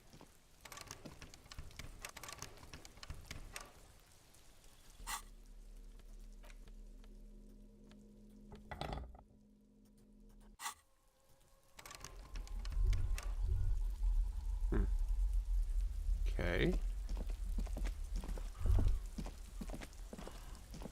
This door is made of metal and appears to be reinforced. No one answers. Looks like he isn't home. You should come back later, after 2100. Ah.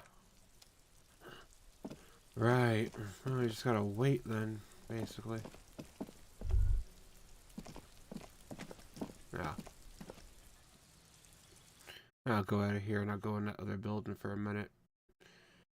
Then depending on what time it is, we finish that. Come back here and talk to what's his fuck.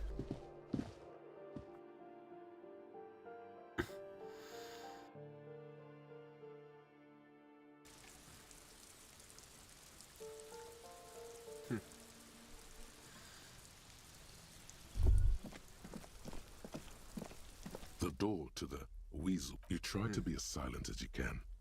It takes a bit of rattling of the handle to loosen the bolt. Finally, the door unlocks with a small clack. Thoughts race through your head. Well, buddy, you opened it. No need to go inside. It would be rude. Good job. Let's go now. I'm sure there's nothing interesting in there. Only curiosity could account for stepping over that threshold. Maybe there's treasure in there. A white alligator. A fountain of quicksilver. As you hold the open door, you can feel the air moving. A little draft. A whistle. Yeah, let's go in. Fuck it. Basically just telling me to. I don't have Kim here, so I don't have to worry about him saying shit. A row of mugs sits on the shelf. Each one depicts a human figure. A dark-skinned woman grinning amidst mysterious symbols. A broad-shouldered man shoveling potatoes, and others. I found the dude that owns that A mug. little ring. Though cheerful, The the racist images on the ceramic make you vaguely uncomfortable. The images betray a lack of interest in human beings. They are merely unflattering caricatures. What do I mean uncomfortable? The owner of these mugs doesn't like people of other ethnicities very much. Typical asshole. This person is unhappy. Whip out the Yellow Man mug and compare. Yes, your broken mug friend would feel very much at home here. The same humor, the same mocking lines. An interesting little clue. Let's see where this goes.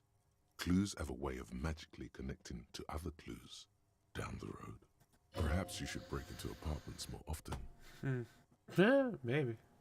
Is this really the same person who put the dead man's clothes in the trash? Who knows? Could be.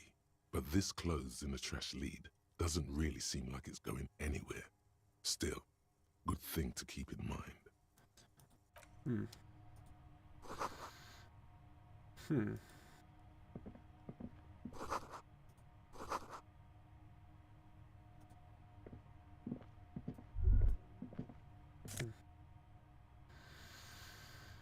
Nah, I ain't gonna take nothing. That would just be a dick thing to do.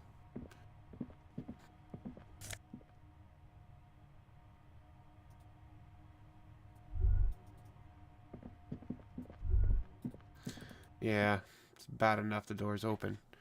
That's all it needs to happen. Nothing needs to be stolen. I don't think.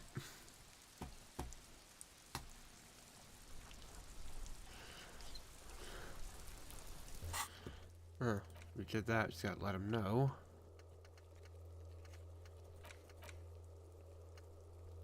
I think we know who did that.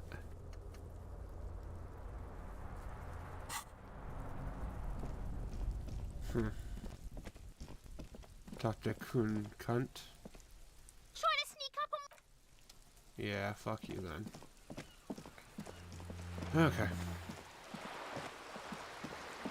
Go all the way back down and speak to Kuno again.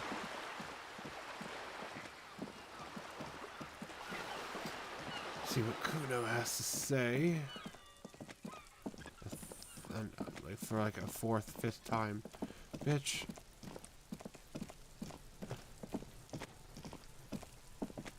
Have you come to make your offering to Kuno? Yeah, this should. Yeah, here's a drink, kid. It's alcohol. This should make us friends. Stay the fuck away from Kuno. You smell like bum shit. Kuno's not a bum. Kuno doesn't touch that shit. Why? What? Do you think Kuno's fucking 80 years old? Trying to bring me bum juice? Make the Kuno paranoid? You don't like alcohol? Just because you get high off that shit doesn't mean Kuno has to fuck himself with that fermented piss and shit mix. Trying to get a 12-year-old hooked on the shit shake? Yeah, perhaps I could interest you in some speed. Really? Shit. Let Kuno sample it then, pig.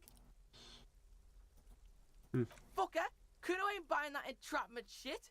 Taking kilo from the pigs. What? You think Kuno's green shit? You think Kuno's shit is green? You need to rethink your tribute to Kuno. Kuno's not taking the cage just because you fucked yourself in the face. Okay. Okay, Porkson. Tar keeps Kuno sharp, helps Kuno think. Kuno likes that brain boost shit. We're cool now, but don't be pulling this shit on Kuno, or Kuno's gonna have to beat the shit out of you again. I took care of the drug situation. Alright, so you got Kuno's kilo. Here is how we do it. First, you give Kuno Kuno's kilo, then Kuno gives you half back. That's how we split it. It's the best way. Street way. Aren't you gonna ask how I got past your dad? Wait on the street is. You sent your little friend in dressed as a hooker, distracted him. That's some sick shit. Tell your little slanty-eyed friend, respect from the Kuno. Kuno wants to hear all about it, but first we split the kilo, then we shoot the shit.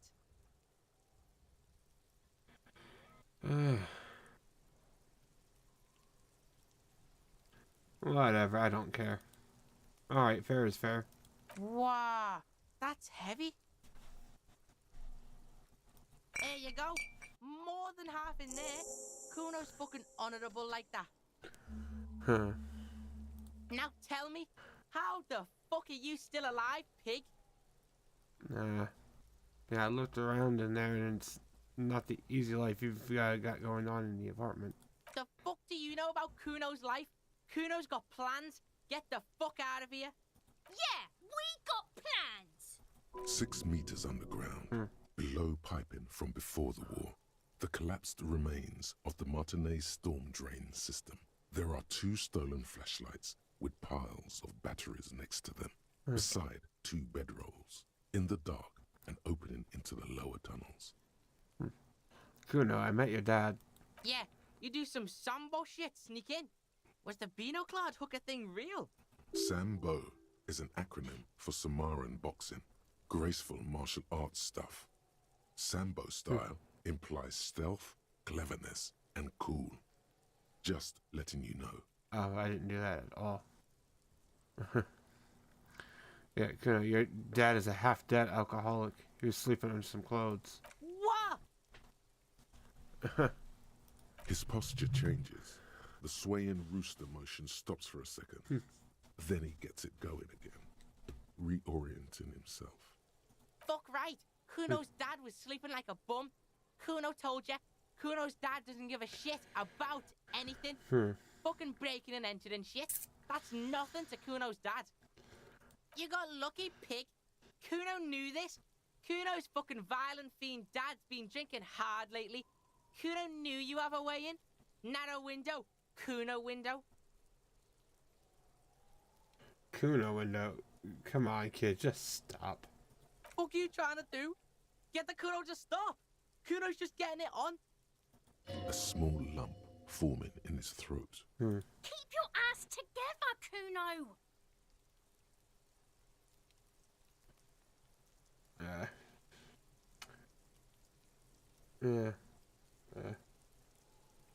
Yeah, whatever scary thing he might have been, he is nothing.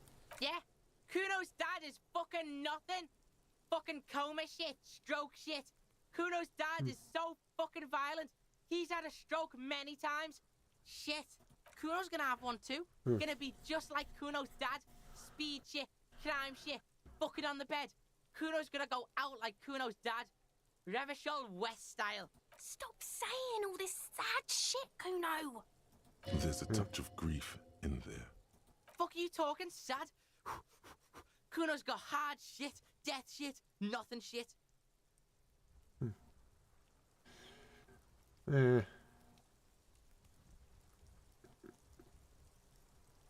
I mean, let's just be real. Chances are you are going to turn into that. Fuck right I am.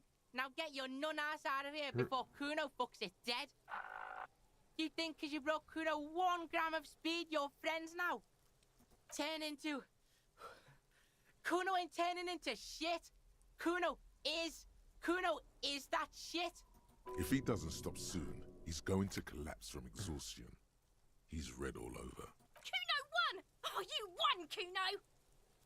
He did not win. There is a crack in there now, and it's spreading across the face of his certainty. Huh. Oh, yeah, there are tons of unpaid bills there. Fuck right there were. Fucking 3 years or some shit. Yeah, yeah, that's no place to live. You have to find somewhere else. Let me guess. Kuno's dad doesn't give a shit about them. Yeah, that's right. Kuno's dad doesn't give a shit about that electricity and light shit. Just wants to pound on people and drink. That's no place to live in. You have to find somewhere else. That's right. It's a shithole. Kuno's gonna move underground, Leroy shit, ancient shit. Kuno's gonna live in a fucking catacomb. Yeah, in a tomb, Kuno. Okay, let's conclude this business. Yeah, pig. This shit is done. Now get the fuck out of Kuno's face. Kuno needs to drop the bomb. Kuno doesn't fucking care. Yeah. Sure. Yeah, I ain't gonna fuck with that.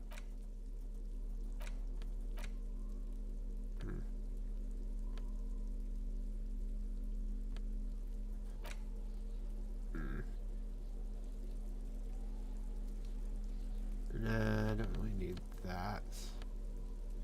Interfacing is better for me. At least this way.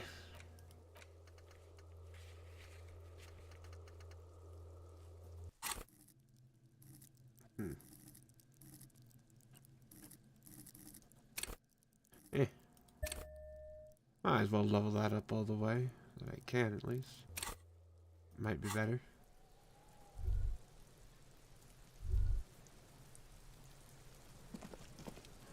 What else can I do? I need to talk to that one dude.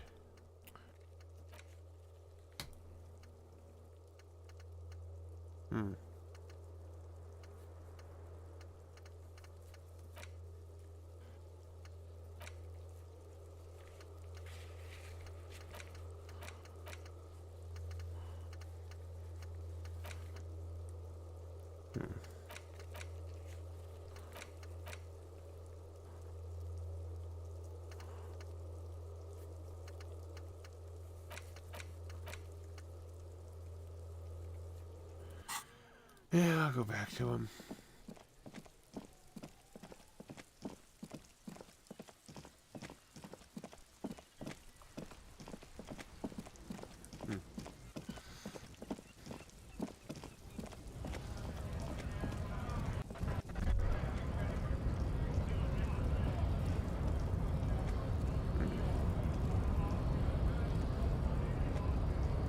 Hola, Wandering Man.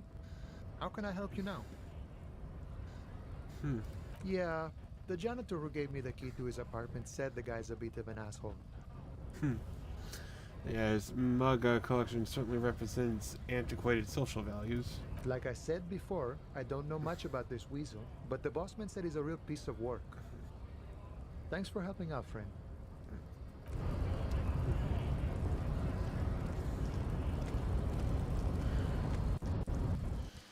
Okay.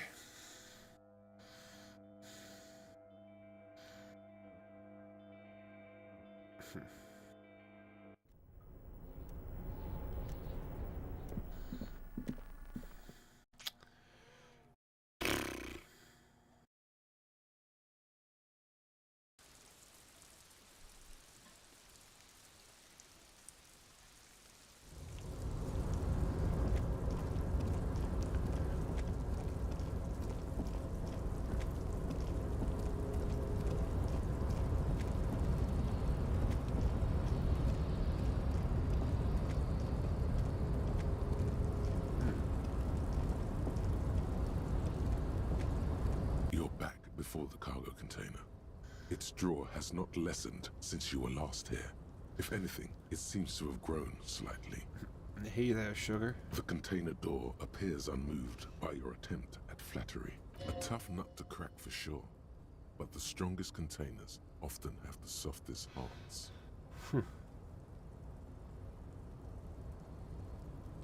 Come on, don't shut me out, let me in. The door does not respond to your advances.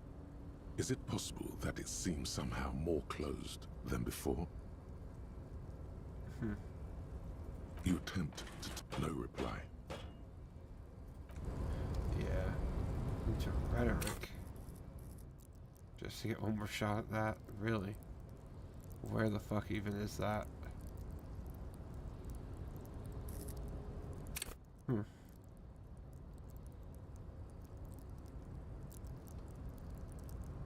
Yeah, maybe. After I max that out. Although probably not. That didn't seem like a good idea at all. Doesn't seem like it's gonna do anything for me. I guess I don't need to get in there. We'll talk to this fucking dick-twisted fuck.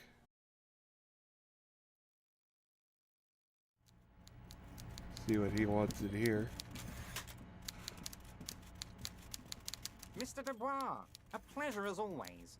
You don't have to sit down this time, since you've already sat on that chair. I opened the door, you asked me. Can we discuss the murder now? I'm very glad to hear that, Harry. One question. You didn't actually happen to stumble in and see what's inside the apartment, did you? There is no way to sway this man in any direction. He is unsuggestible and unswayable. Just tell the truth. Yeah, I may have gone inside and seen a collection of racist mugs. Just as I thought. Culturally antiquated mug collection. What a weasel. Pissing on Everart's Rainbow Coalition. Now let's get down to brass tacks. It's time for men like me and you to figure out who's killed who and why. Real police work is gonna start happening now. I promise you, Harry, this is gonna be good.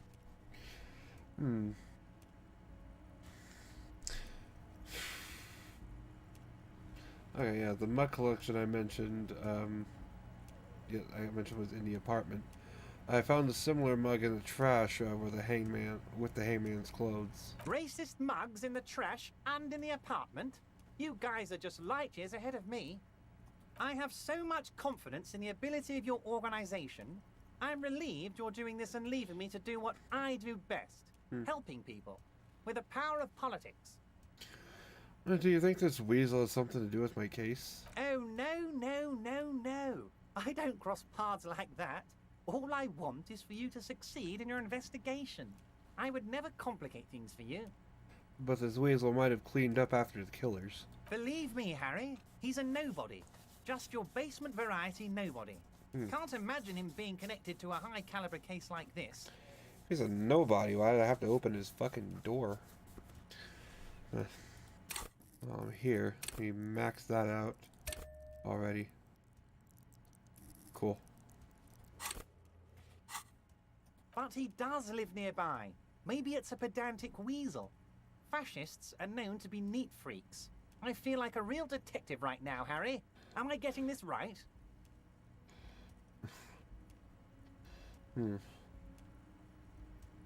Say nothing. Of course, Harry. Stoic silence. I like that. Very befitting a police officer. I'm not a real detective. You are. I heard about a connection between the lynching and the strike. I'd like to hear about what you know about it. By now, I'm sure you've figured out who the dead man was working for. The bad guys. Wild Pines. Sent to scare us. Another violent measure of the top hats against us flatcaps. Harry, this strike is the culmination of many, many mistakes made by the Wild Pines group. They tried to shut the strike down by sending in armed mercenaries. Our victim? A security contractor? Can you imagine that? Workers standing in peaceful protest, united in the spirit of fellowship, and they send hired killers to mow us down with machine gun fire? He performs a motion as if spraying bullets from a machine gun. I'm talking beasts. Hardened killers from proxy wars in Yisut, Semenine, Saramoritsa, you name it, they've done it. Raping, killing, burning villages, killing little children for the Senorita Pineapple Company, Harry. Everything they did there, they brought over here. They want to turn Revachol into a third world slum. Honestly, the only thing they didn't do is kill the village elephant. Go on. Now, I haven't personally witnessed the brutalities out there. I have the luxury of staying in my container, you see. If I need to go somewhere, they just move my container. Go on. About my fun container, It's a hoot, Harry. Who knows? Maybe you'll be in here the next time they move it. It will be very fun, I promise. But enough about me and my container. The killers the company hired, I think there were 3 of them, all hardened commando types. One of them got downright suicidal, getting drunk, violent, a little rapey. Even their own negotiator couldn't control him. That's your boy, the one who likes hanging out and trees. How did he end up hanging from that tree? Harry, what you need to realize is, we dock workers are not pushovers. We got grit, Harry. This whole neighborhood does. Push us hard enough and we push back. And when we do, we push to kill. Who exactly did the pushing? There's a militant wing inside the Union. A group of people whose duties don't involve manual labor, but peacekeeping in the neighborhood, making sure everything runs smoothly. They're like you. Idealistic people who want to make sure that bad things don't happen. And if they already have, well, punishment must follow. You believe they killed the Hanged Man? One day Titus Hardy, leader of this peacekeeping faction, comes up to me and says, "Boss, socialist democratic fervor drove us to take it upon ourselves to kill this beast that was burdening the land." He probably worded it differently, but that was the idea. Sure sounded to me like they killed him. I gave them 2 weeks paid leave and told them to lay low to avoid retaliation. Are you not afraid that we're going to arrest them? Oh, I'm not at all worried about that. These are not the kind of men who get arrested. They're Martinez boys, tough and gritty. I'd like to see the man who takes them in. Besides, I sent my lawyer girl to look after them. Despite his boastful tone, he's having doubts about something. But what?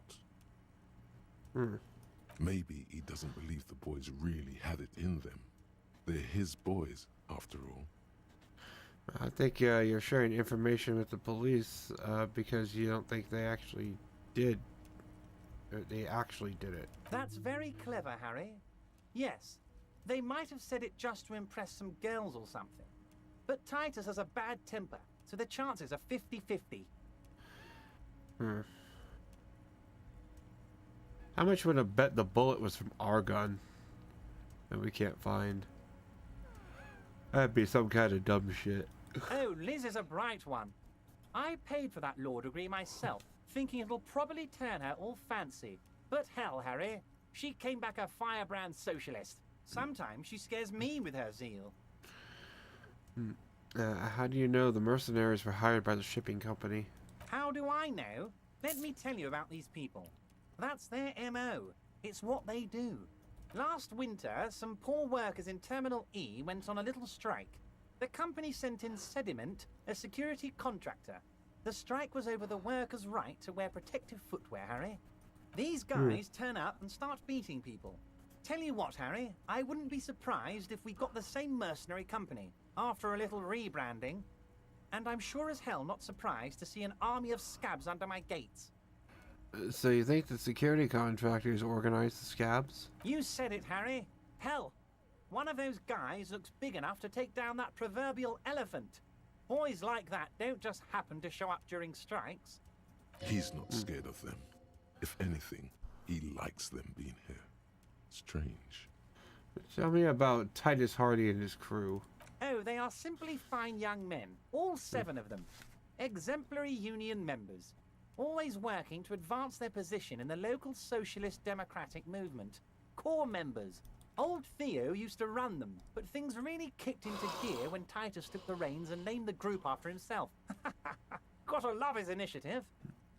What more can you tell me? Who's second in command? Who's the most violent? Harry, they're almost all of them great guys. Almost leaders. all of them? Whatever happened, I'm sure they only had the best interests of Revachol in mind. Work with them. Hell, interview them. But don't fight them. They really are just like you. Men who like beer, women, and some order on the streets. Everett, I met these Hardys. Can you ask them to cooperate with me? But of course. It's the least I can do for my good friend Harry. I'll do it right after we've concluded this talk. You can now go and tell Titus about this. See what he has to say. Also, Harry, here's 5 real. What? Wait, why are you giving it to me? I'm not giving you anything. I'm just holding out 5 real. Needless to say, this is another move. Don't take it. Yeah, I don't need it. I only wanted you to help me with the Hardy Boys. Oh, I wasn't offering it to you, just holding it out there. But I'm willing to share information. Was there anything else? Yeah, fuck it. Yeah, there was a bullet in the hanged man's head. So they shot him? Yes, someone shot him in the head before they hanged him. How odd. I don't know what to say, Harry. They told me they hanged him. A hanged man is what I saw when I took a look into that yard. What I do know is, the case is in safe hands. If anyone can get to the bottom of this shot and hanged man, it's my favourite policeman, Harry. Oh, good talk. Let's conclude for now. Was it a good talk? I'm not sure we made much headway here. I was hoping we'd bust the case wide open. Heck, I even wanted to tell you what I really want to achieve with the strike. I don't know what happened, Harry. I wanted you to feel like Mr. Martinez. And of course, I also wanted you to find your gun. But it's like I can't completely trust you. Yet. Yet? Yes, Harry. It's like I can't fully trust you if you're not a man of the left. I want to, but I just can't. He's been hurt too much in the past by men who aren't social democrats.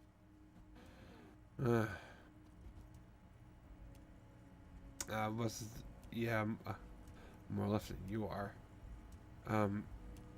This is another corrupt scheme, isn't it? I'm neither left nor right. I do what my heart tells me to do. What does your heart tell you about your lost gun, Harry? Does it tell you to forget about it? Or do you think it wants to be found? I think it's lonely and cold.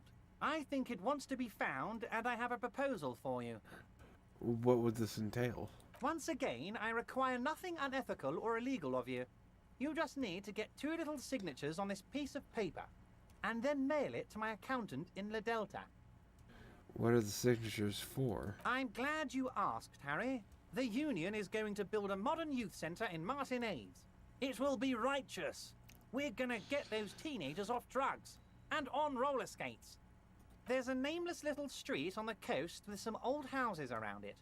Most people have already signed. I just need 2 more signatures to get this mission off the ground, Harry. Where is this place exactly? On the coast, Harry, across the canal. There's a cul-de-sac there, a little village they're calling it. A gloomy place. You'll find it. I trust your detective skills, Harry. Water drips from the eaves. A woman looks at her freshly tarred skiff. There's a pair of cavalry boots under the fish in the box, and the wind howls like a vicious spirit. What will happen to the current occupants? They are just going to have to deal with the construction noise for 6 months, and then they'll be living like kings. Right next to a fancy new youth centre, designed by the best architects from Stella Marie. No, I'm not going to do this. Perfectly acceptable. No one's going to force you into anything, but I don't know about that gun of yours. You see, I'm a vengeful man, Harry. Part of how I got where I am is that, well, I can be quite nasty sometimes. But the good news is, the moment you change your mind and want to look into this matter, just tell me, and we'll be buddies again. Can we go over a few details concerning the murder again? Most certainly, Harry. By all means, Harry. What's on your mind? God damn it. You bring joy to my heart, Harry. Such a pleasure to be working with you. Here. You need to get signatures from Isabel Sadie and Lillian Carter. The cul-de-sac is right past the pawn shop and across the canal. I hear there is some trouble with the waterlock, but they should fix it by Wednesday morning. Once you have the signatures, mail this to 13022 La Rocca in La Delta. Then we can talk about your gun. I really hate this dude. You take the legal documents out of the envelope. A 12 to 40 month construction period and the zoning plan in the addendum. The youth center cuts into the ocean like the bow of some great modern ship. Apparently, it's going to cover most, if not all, of the street and the square between the existing houses. It's 3 stories tall. Yeah, we'll try it. There is no loophole. The simple truth is, the current residents are going to lose their street access, and for the next 12 to 40 months, their lives will be dominated by constant construction noise right next door. Wait, what are the ramifications of this? Once the construction starts, it'll probably take a few months, a year maybe, for even the most stubborn occupants to get tired of living like this. After that, they'll sell their property for cheap and move out. This is terrible. Poor people. Can't I do something? Well, you could trick Everard. Get some random people to sign the document. By the time the union boss finds out, your business here will be already concluded. Okay. That'll work. Trick the son of a bitch. Rich asshole. I hate him.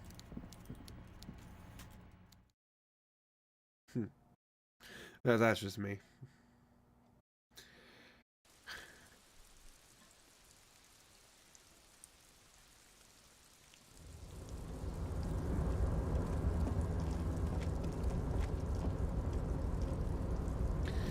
Yeah, okay, come on.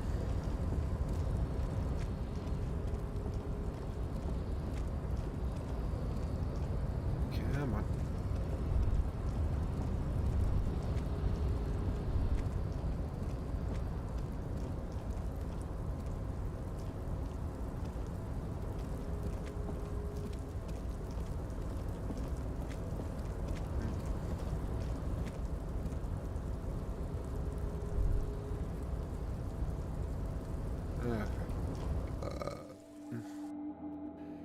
Let's get in there.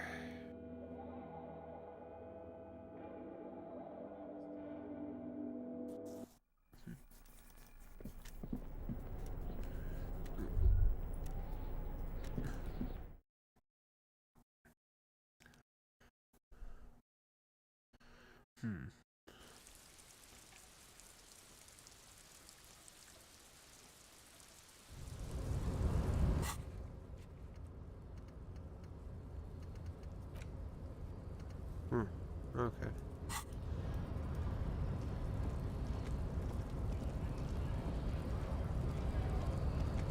Hola, Wandering Man. How can I help you now? Okay.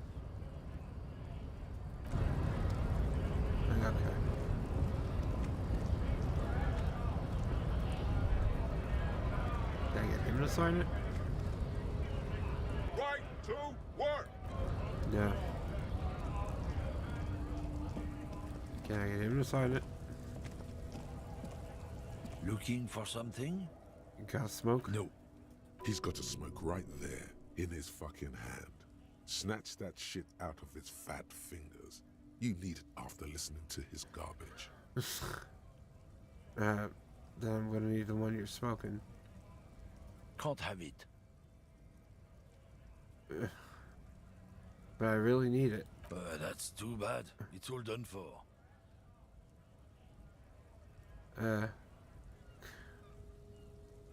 I changed my mind anyway. I bet.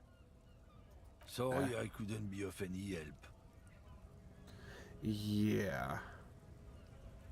Sure.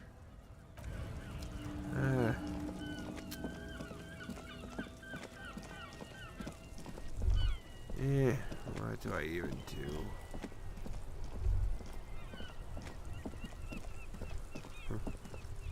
You sit on the wind-worn wooden planks of the bench. Your feet ache. I can wait. Do I need to?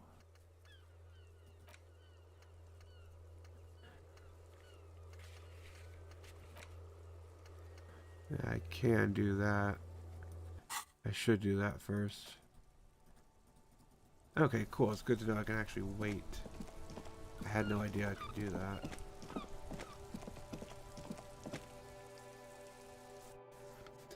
I'm gonna go wash myself first. probably be the best thing to do.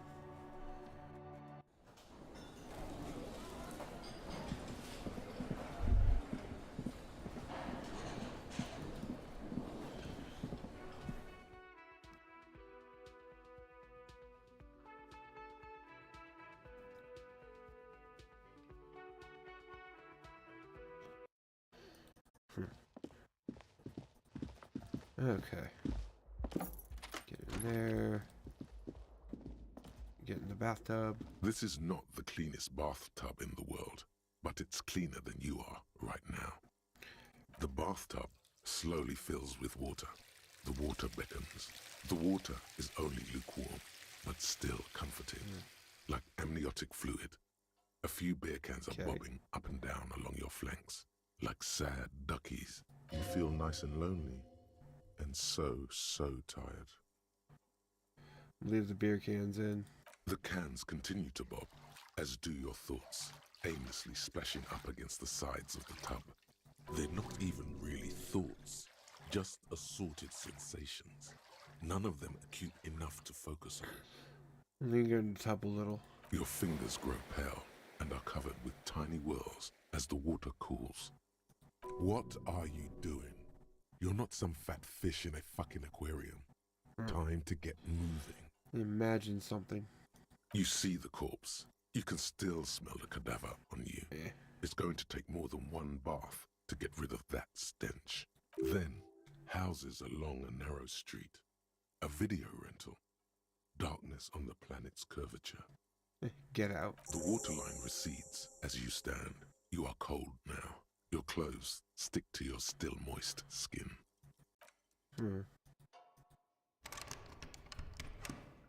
A mirror hangs on the bathroom wall. In it, your face, adorned with the expression. A tool not in hand. Chain cutters. I can use chain cutters? What's my chance of success with them? A mirror hangs on the bathroom wall. Only 28. In it, your face, fuck it. adorned. The chain cutters slip out of your hands as you attempt to twist the faucet into place. Well, you know one thing for sure. You've probably never been a plumber. Like the rest of you, it comes from a bad place somewhere in the past. That's all you know for now. Electrochemistry. Do I have electrochemistry clothes?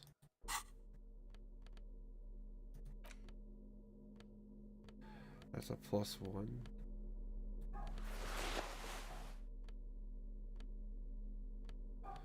That's plus.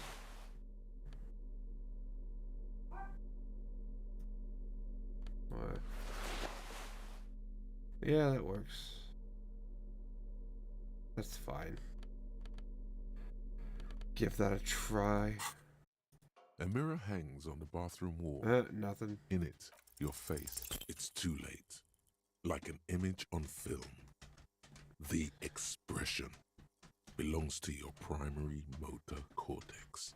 It would take a minor neurological miracle for you to cease producing it.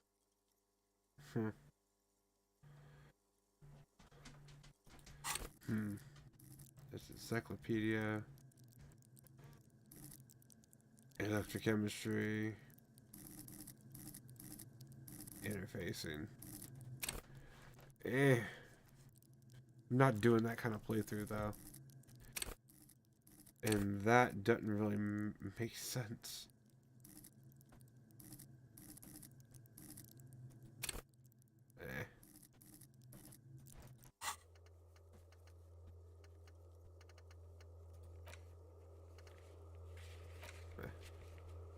Good.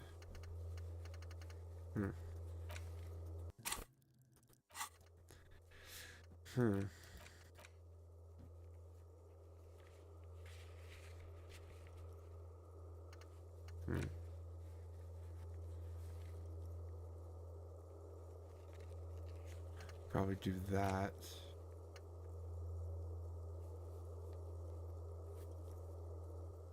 Do that later.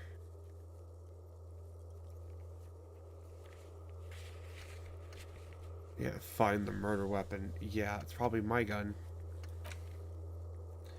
Would not be fucking surprised.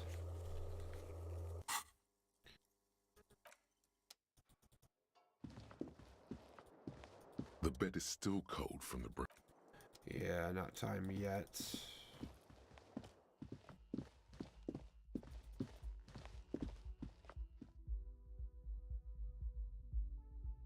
Hmm.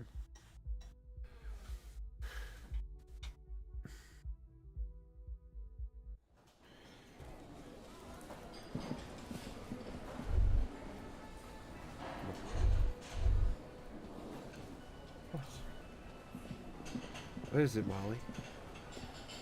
No, there's no mice, no nothing. Settle down. I've got nothing to say to you. Good, I got shit to say to you, bitch. Looks like the circus left town, but the clowns are still here. Funny. Yeah, I found a bullet in the hangman's head. A bullet, you say? That's mighty curious. Curious, yes. I guess we'll never know. About something else. Yeah, if you hanged him, how did he get there? Well, there are so many bullets in the world, and so many heads. I guess it's only logical. At some point, one of them bullets had to end up in one of them heads. It's bound to happen again, you know? Just statistically speaking, of course.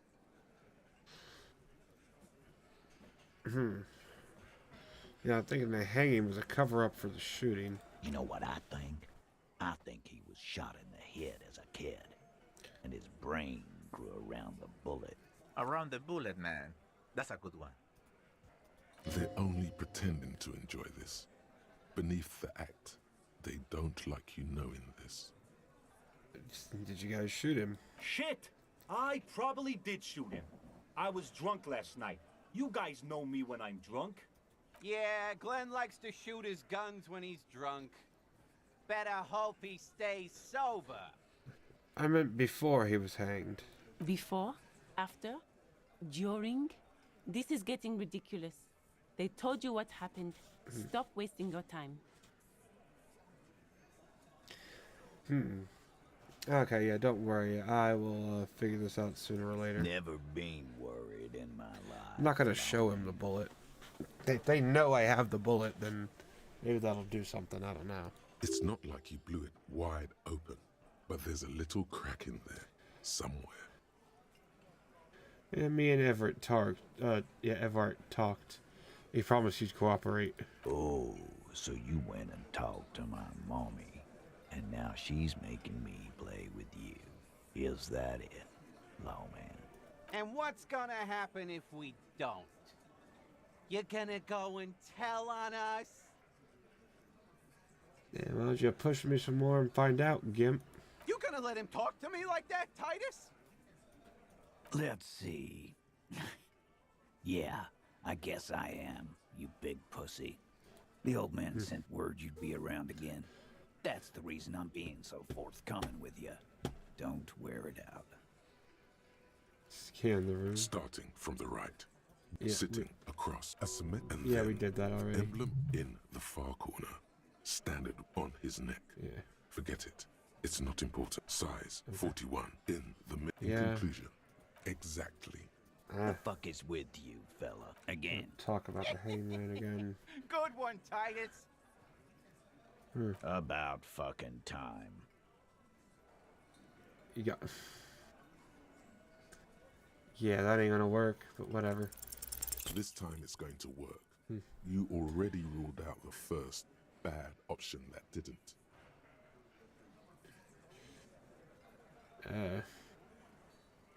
Yeah, the only thing keeping this town from going to hell, keeping this town from going to hell, and you're not helping. Yeah. And what exactly is it you've been doing that's so goddamn special? Shitting yourself in front of us. Going around, harassing kids on the street. Kids who've done nothing wrong. All the while talking racist shit. Don't think we aren't watching, fascia. People here trust us. We're getting complaints. I haven't said anything racist. Of course you have. You've been calling people kipped left and right, inciting race violence in my town. Have I? Kali said they've been trying to set up a race rally, whatever the fuck that means. Trying to get the kips out of Revachol before the economy goes to shit.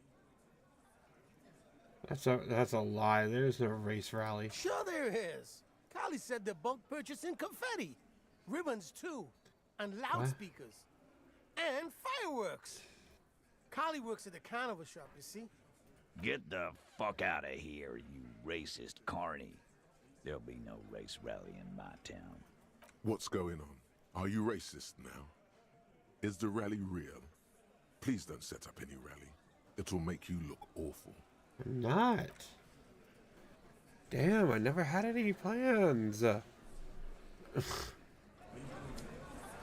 Treat me like a dick. I've got nothing to say to you. Okay, what's this dude? Why are you even here, man? What is your deal? My God.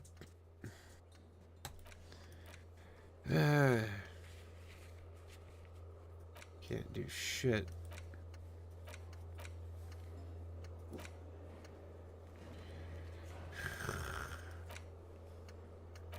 I gotta find the drug woman, but I can't. You two gotta wait. I mean... The man ponders his cooking utensils. He looks up at you. Shrugging is an international sign for no. Yeah. You see the door, the door. Okay, whatever. Will he talk to me about something now? Can I help you? You're already set for the night. Your door is unlocked. Another thing. Great. Oh, yes, that door. Sure. There's nothing mysterious about it. No, I don't have... Or some boring... He's attempting to maintain an air of indifference. It's absolutely not convincing. Yeah, I think you'd like to know what's back there. Fine, okay. A little. Molly, wait. My job doesn't leave me time for Sorry, wondering about sweetie. one locked door. Give me a little bit. In one of the cafeterias I manage. I'll find a good stopping point. I promise. And then I'll find a point and I'll take you out so you can go pee. Okay? You're looking at me with that face. I know exactly what you're telling me. Can you please just wait? So, I haven't opened it. I have cleaned the whole place 100 times over, though. After the animals. And I haven't found a key, so good luck with that. Huh. Yes? Really? There's no key. Hasn't found a key. You know, I'm gonna do something. Because I've never just tried the handle on this door, so why the fuck not? I know that one bitch went in there. Hasn't come out. The door is... This door can only be opened with it. As you hold the metal, you sense the warmth left there by her hand. You desperate motherfucker. I swear to God.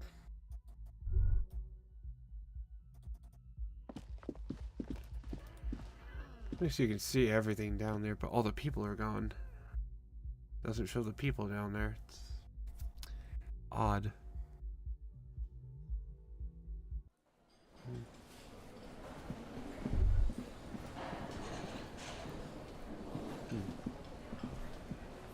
Oh, hello, dear. Yeah. She don't have nothing new to say. They don't matter. Hmm.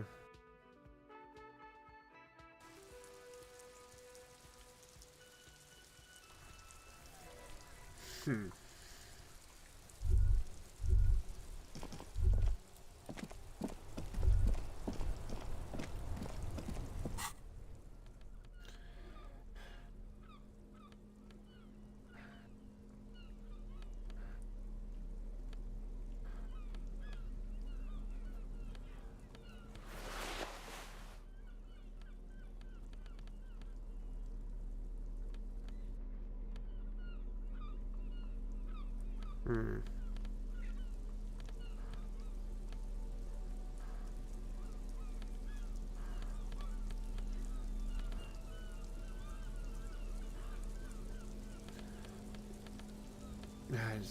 Yeah, it's weird. Hmm. Hmm.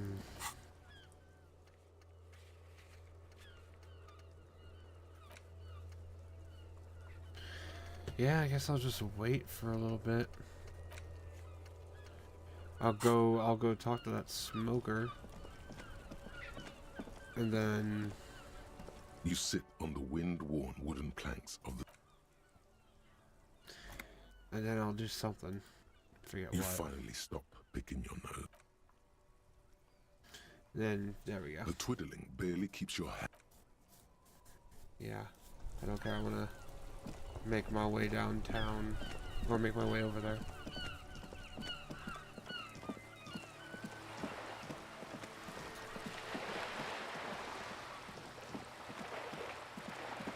Then I think after we do whatever it is there and then go to sleep for the night, then that'll be that for that.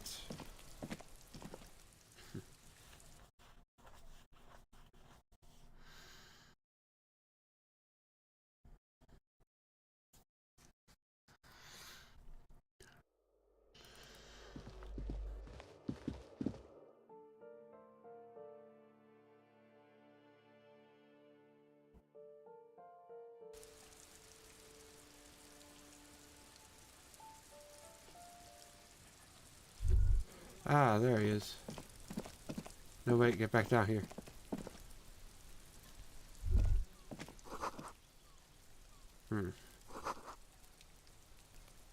Okay. Weird. Gendarmerie, you found me.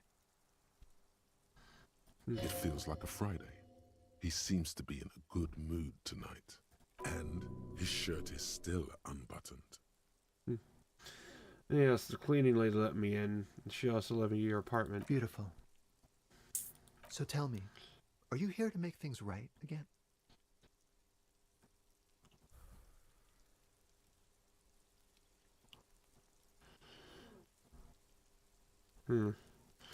Honestly, I'm just trying not to screw anything up. Beautiful. I have some good news for you. My Sunday friend is visiting me tonight. Okay. I told him about you and he'd like to say hello. Step in. He's already waiting.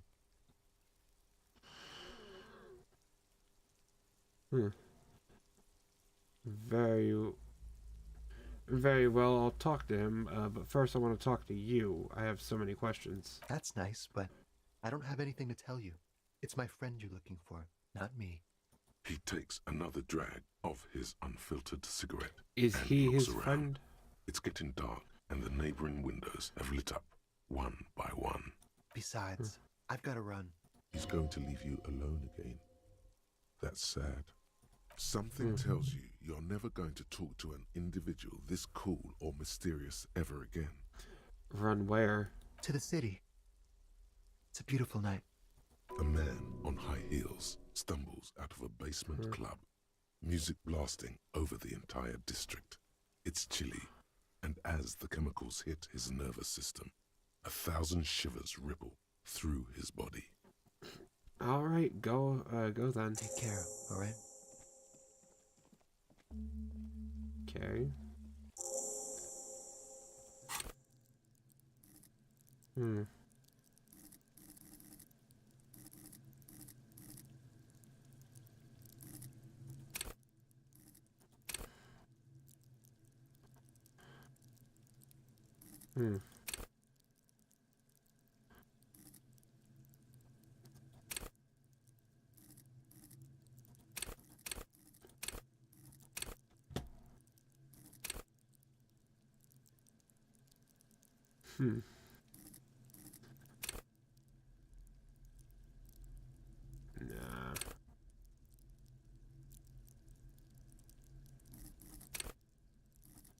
Yeah, it's the best one for me, I think.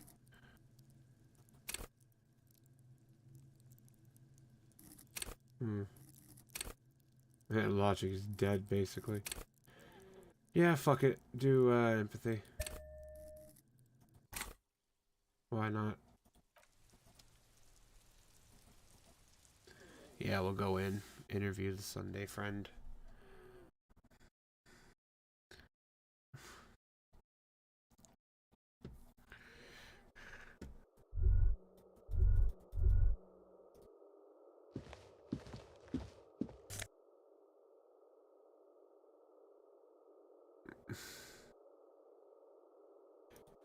Sure, I'll take it. That's an odd one.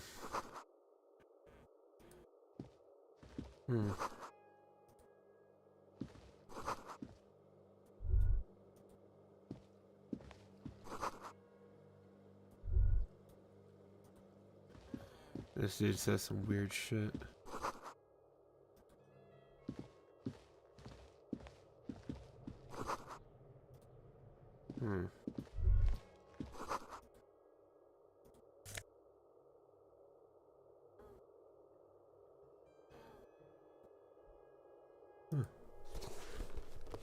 Take that, why not? Fuck it. Officers of the Revachol Citizens Militia. His hands are clean and well manicured. This is a man who knows the importance of appearances. My name is Charles Vildrouin, and I am an official with the coalition government. I work for the Institute of Price Stabilité on assignment from Sur-la-Clé. I heard you talking to my friend outside. Very good. Super. I am here to assist you in any way possible. Ask me about the hanging. No, first ask an innocuous personal question to get the interview off on the right foot. Yeah, let's fuck with him. Who does he think he is? Assisting you?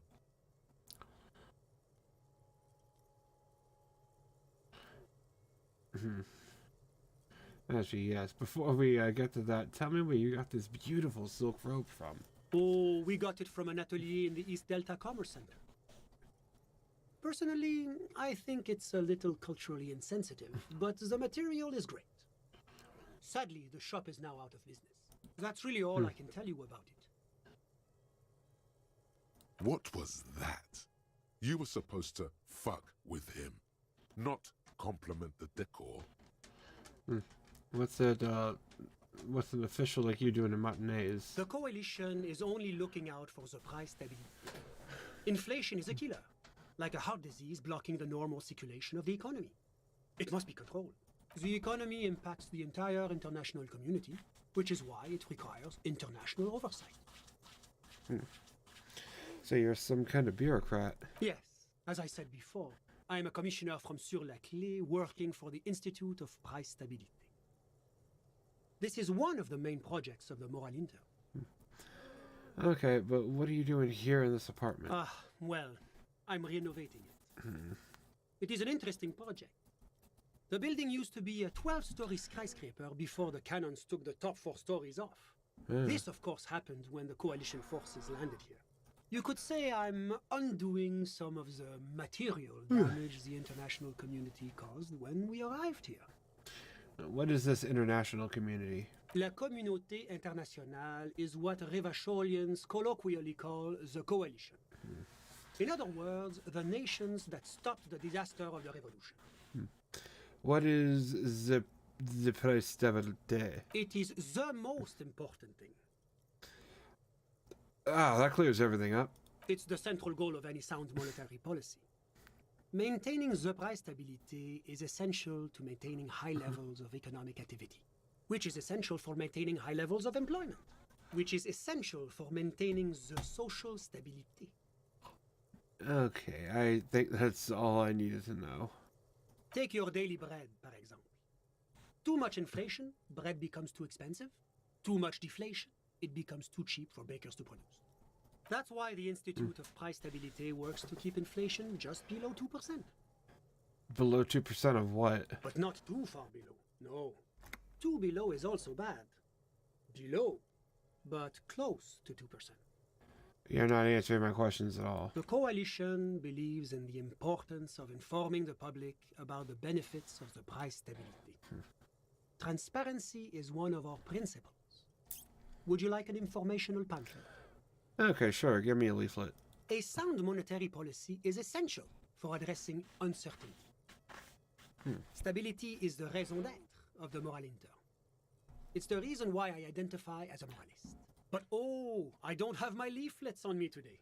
That's too bad. You can always call our information line. Making information available is part of the moral intern's commitment to transparency. I heard about the moral intern before, but I want to know more. It's the International Organization for Moralists, hence Moralist International. The Institute of Price Stability is just one of its many mind babies, as is the coalition. Weird. Are you a moralist? But of course. But why? Because moralists believe in a normal, stable world governed by democratic values. But what is a normal, stable world? The Occident is part of the normal world. Oranje, sur la clé. Martinez doesn't seem very normal or stable to me. Martinez? No. Martinez is something else. What about the rest of Revachol? Is it part of the normal world? Revachol is generally difficult. It's led by an interim government, which means it hasn't yet achieved full democracy. But they are working towards it. You're all doing very well here, relatively speaking.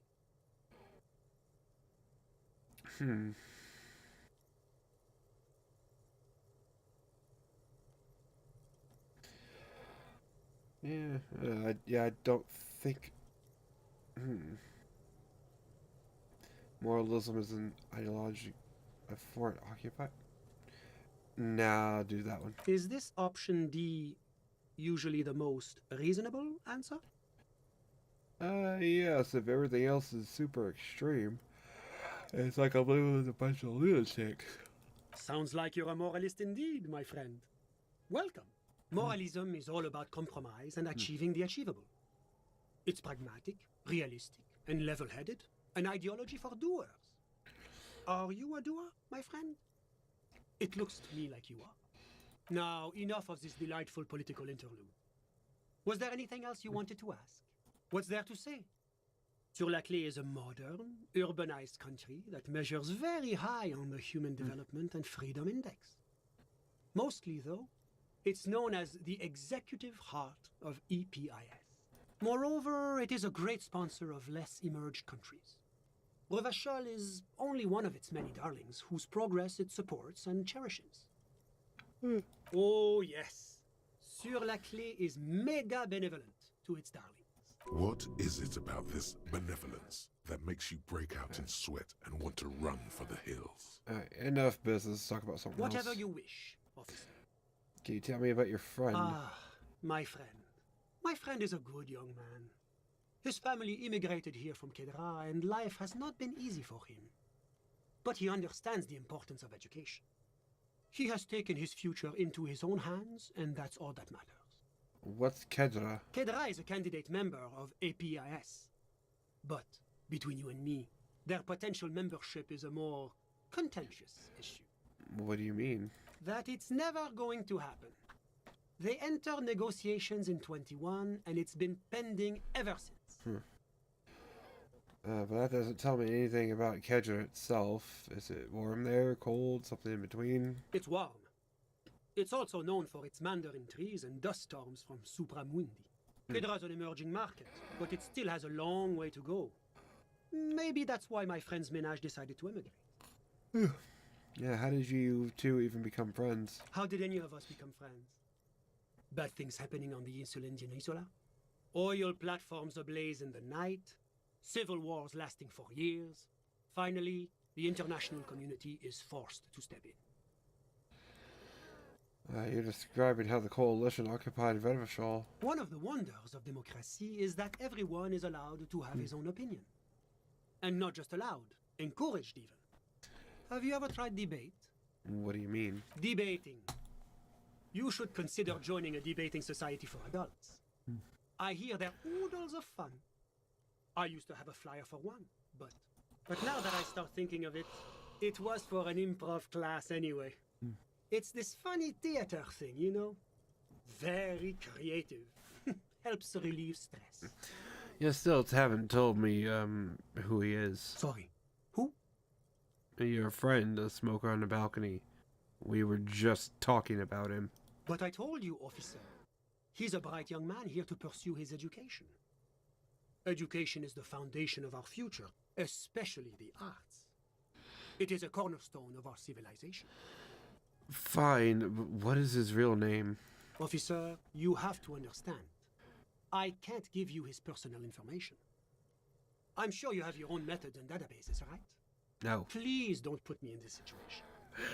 So all you can tell me about him is he's here to study the arts. He's deeply enmeshed in the study of the fine arts, yes. Which arts? He's a truly free spirit. He likes all the arts. Perhaps graphic design, printmaking, who knows?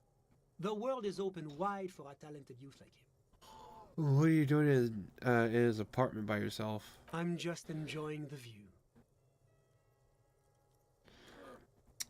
Is it rude for your friend to leave you alone like this? We're old friends. Nothing's taboo between us. He comes and goes. I'm sure you'll see him around. He's very active.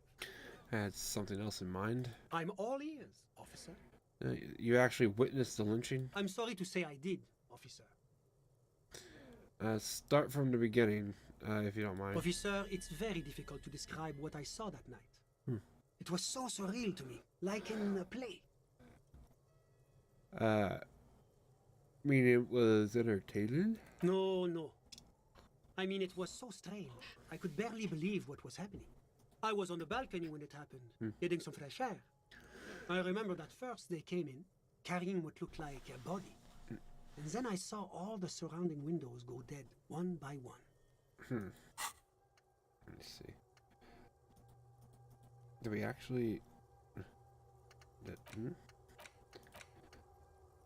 Okay.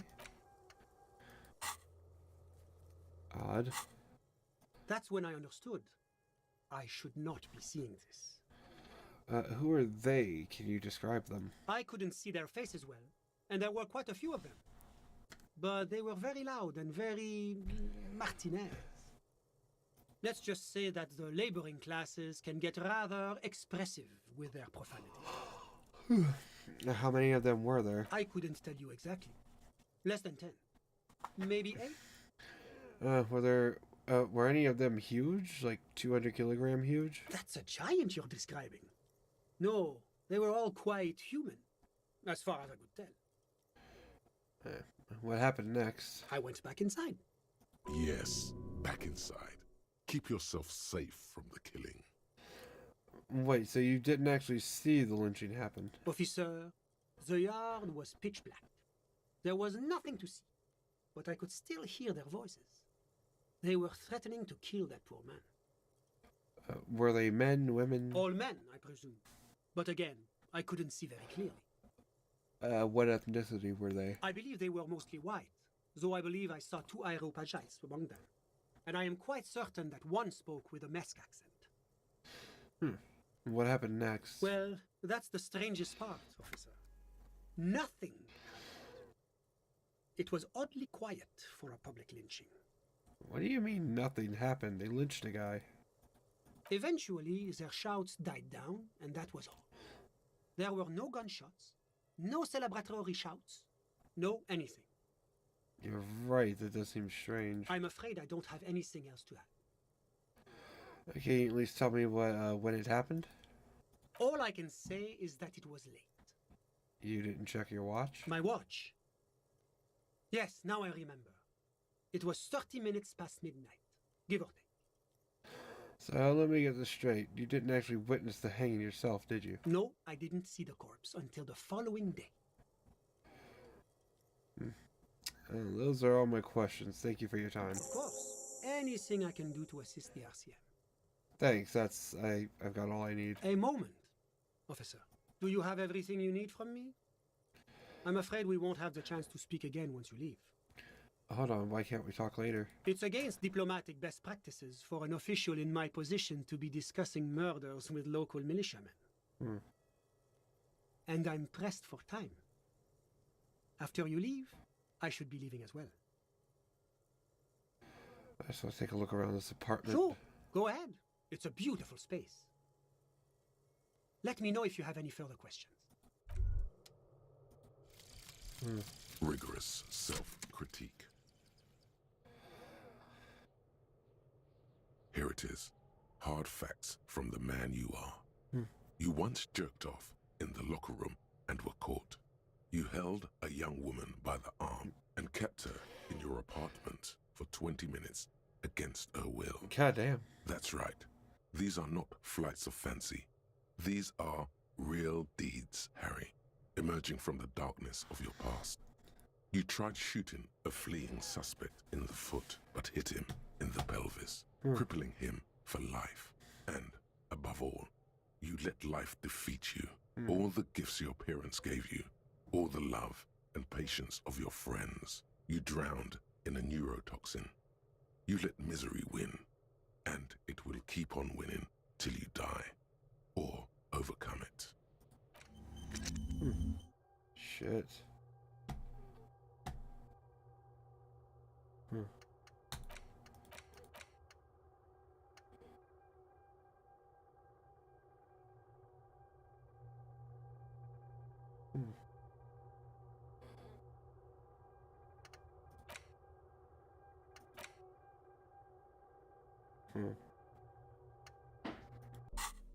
Interesting.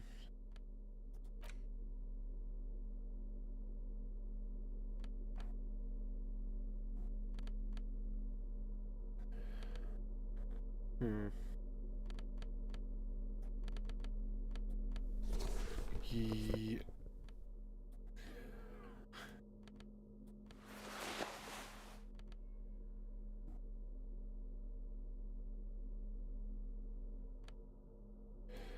Yeah, I'll keep that on. That's fucking dumb. You have acquired the robe. The tone somehow suggests to you that you're starting to become a little sponsored by him as well.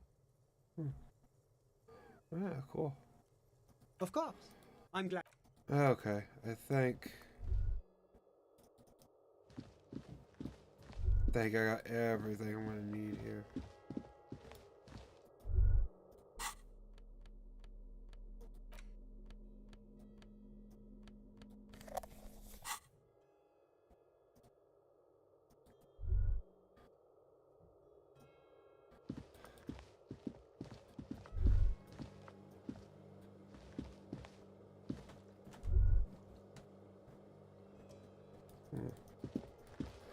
Okay, we'll leave.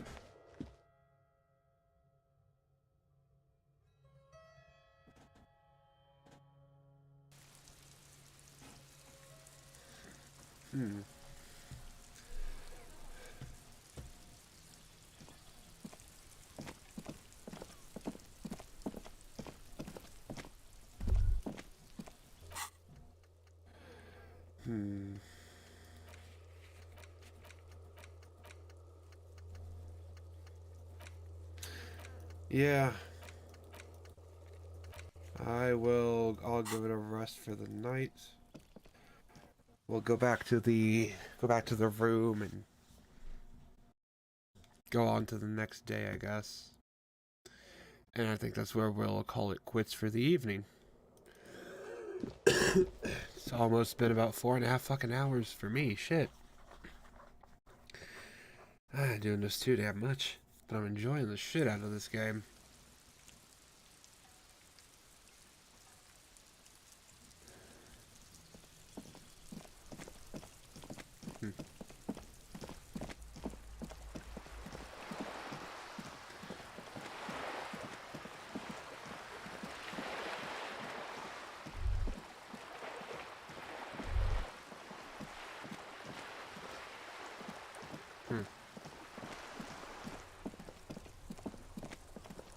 Okay. Alright, let's go in and go to sleep.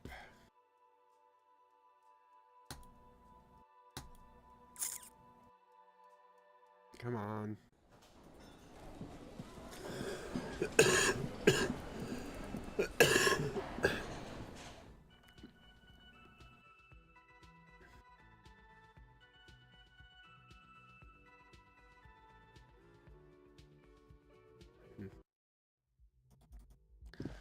Okay. Yeah, let's go to bed. The bed is still cold from... Go to sleep. The bed is still cold from the wind blowing in from the broken window. The mattress creaks as you close your eyes and try your hardest to fall asleep. Here we are again, my broken bud. The waves are coming, carrying you away. But you can't go. No, you have to stay. Always half aware of yourself. You're not cooperating, brother man.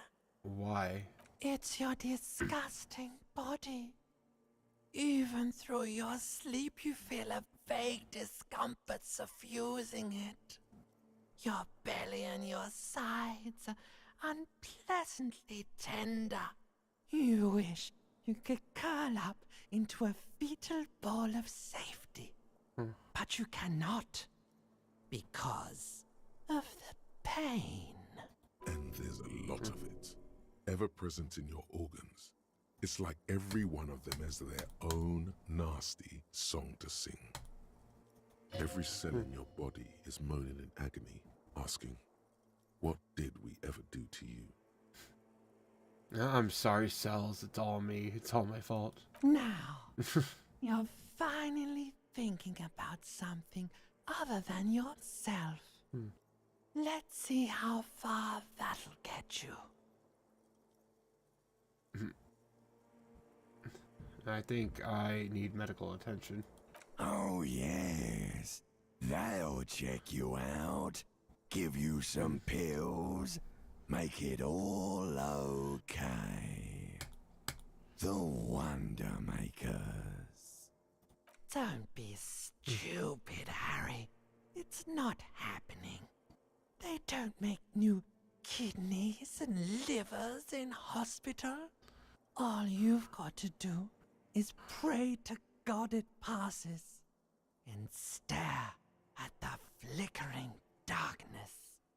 You're just stuck here, in the half-world. Could try looking at other people, really looking. But why would you want to start doing that? I'm looking at people all the time. I like them. Yeah, human beings will always betray you. How many promises have you kept lately, Sir Harry? To the great see-through world. The tenderness. Thou art honourable and just, sire. 'Tis the snakes who are vile, hissing in the grass. Women, it's the women. Look out for the women. They're oath breakers. Come now, humans have earned your trust, and you theirs. What do you think you're doing right now? Coming to some greater awareness? Look at all these lights blinking in and out of existence. Thoughts! You're just pretending that you're asleep, even to yourself, while the world goes on without you. Let it. Let it. But it never seems to let you go, does it? Time to rise and wipe that shining sweat off as best you can. Gather your bearings. Rock and roll. Interesting. The inner monologue of Harry is just so fucking weird. Inner monologue, or whatever you want to call those ancient reptile brain and limbic system. It's so odd.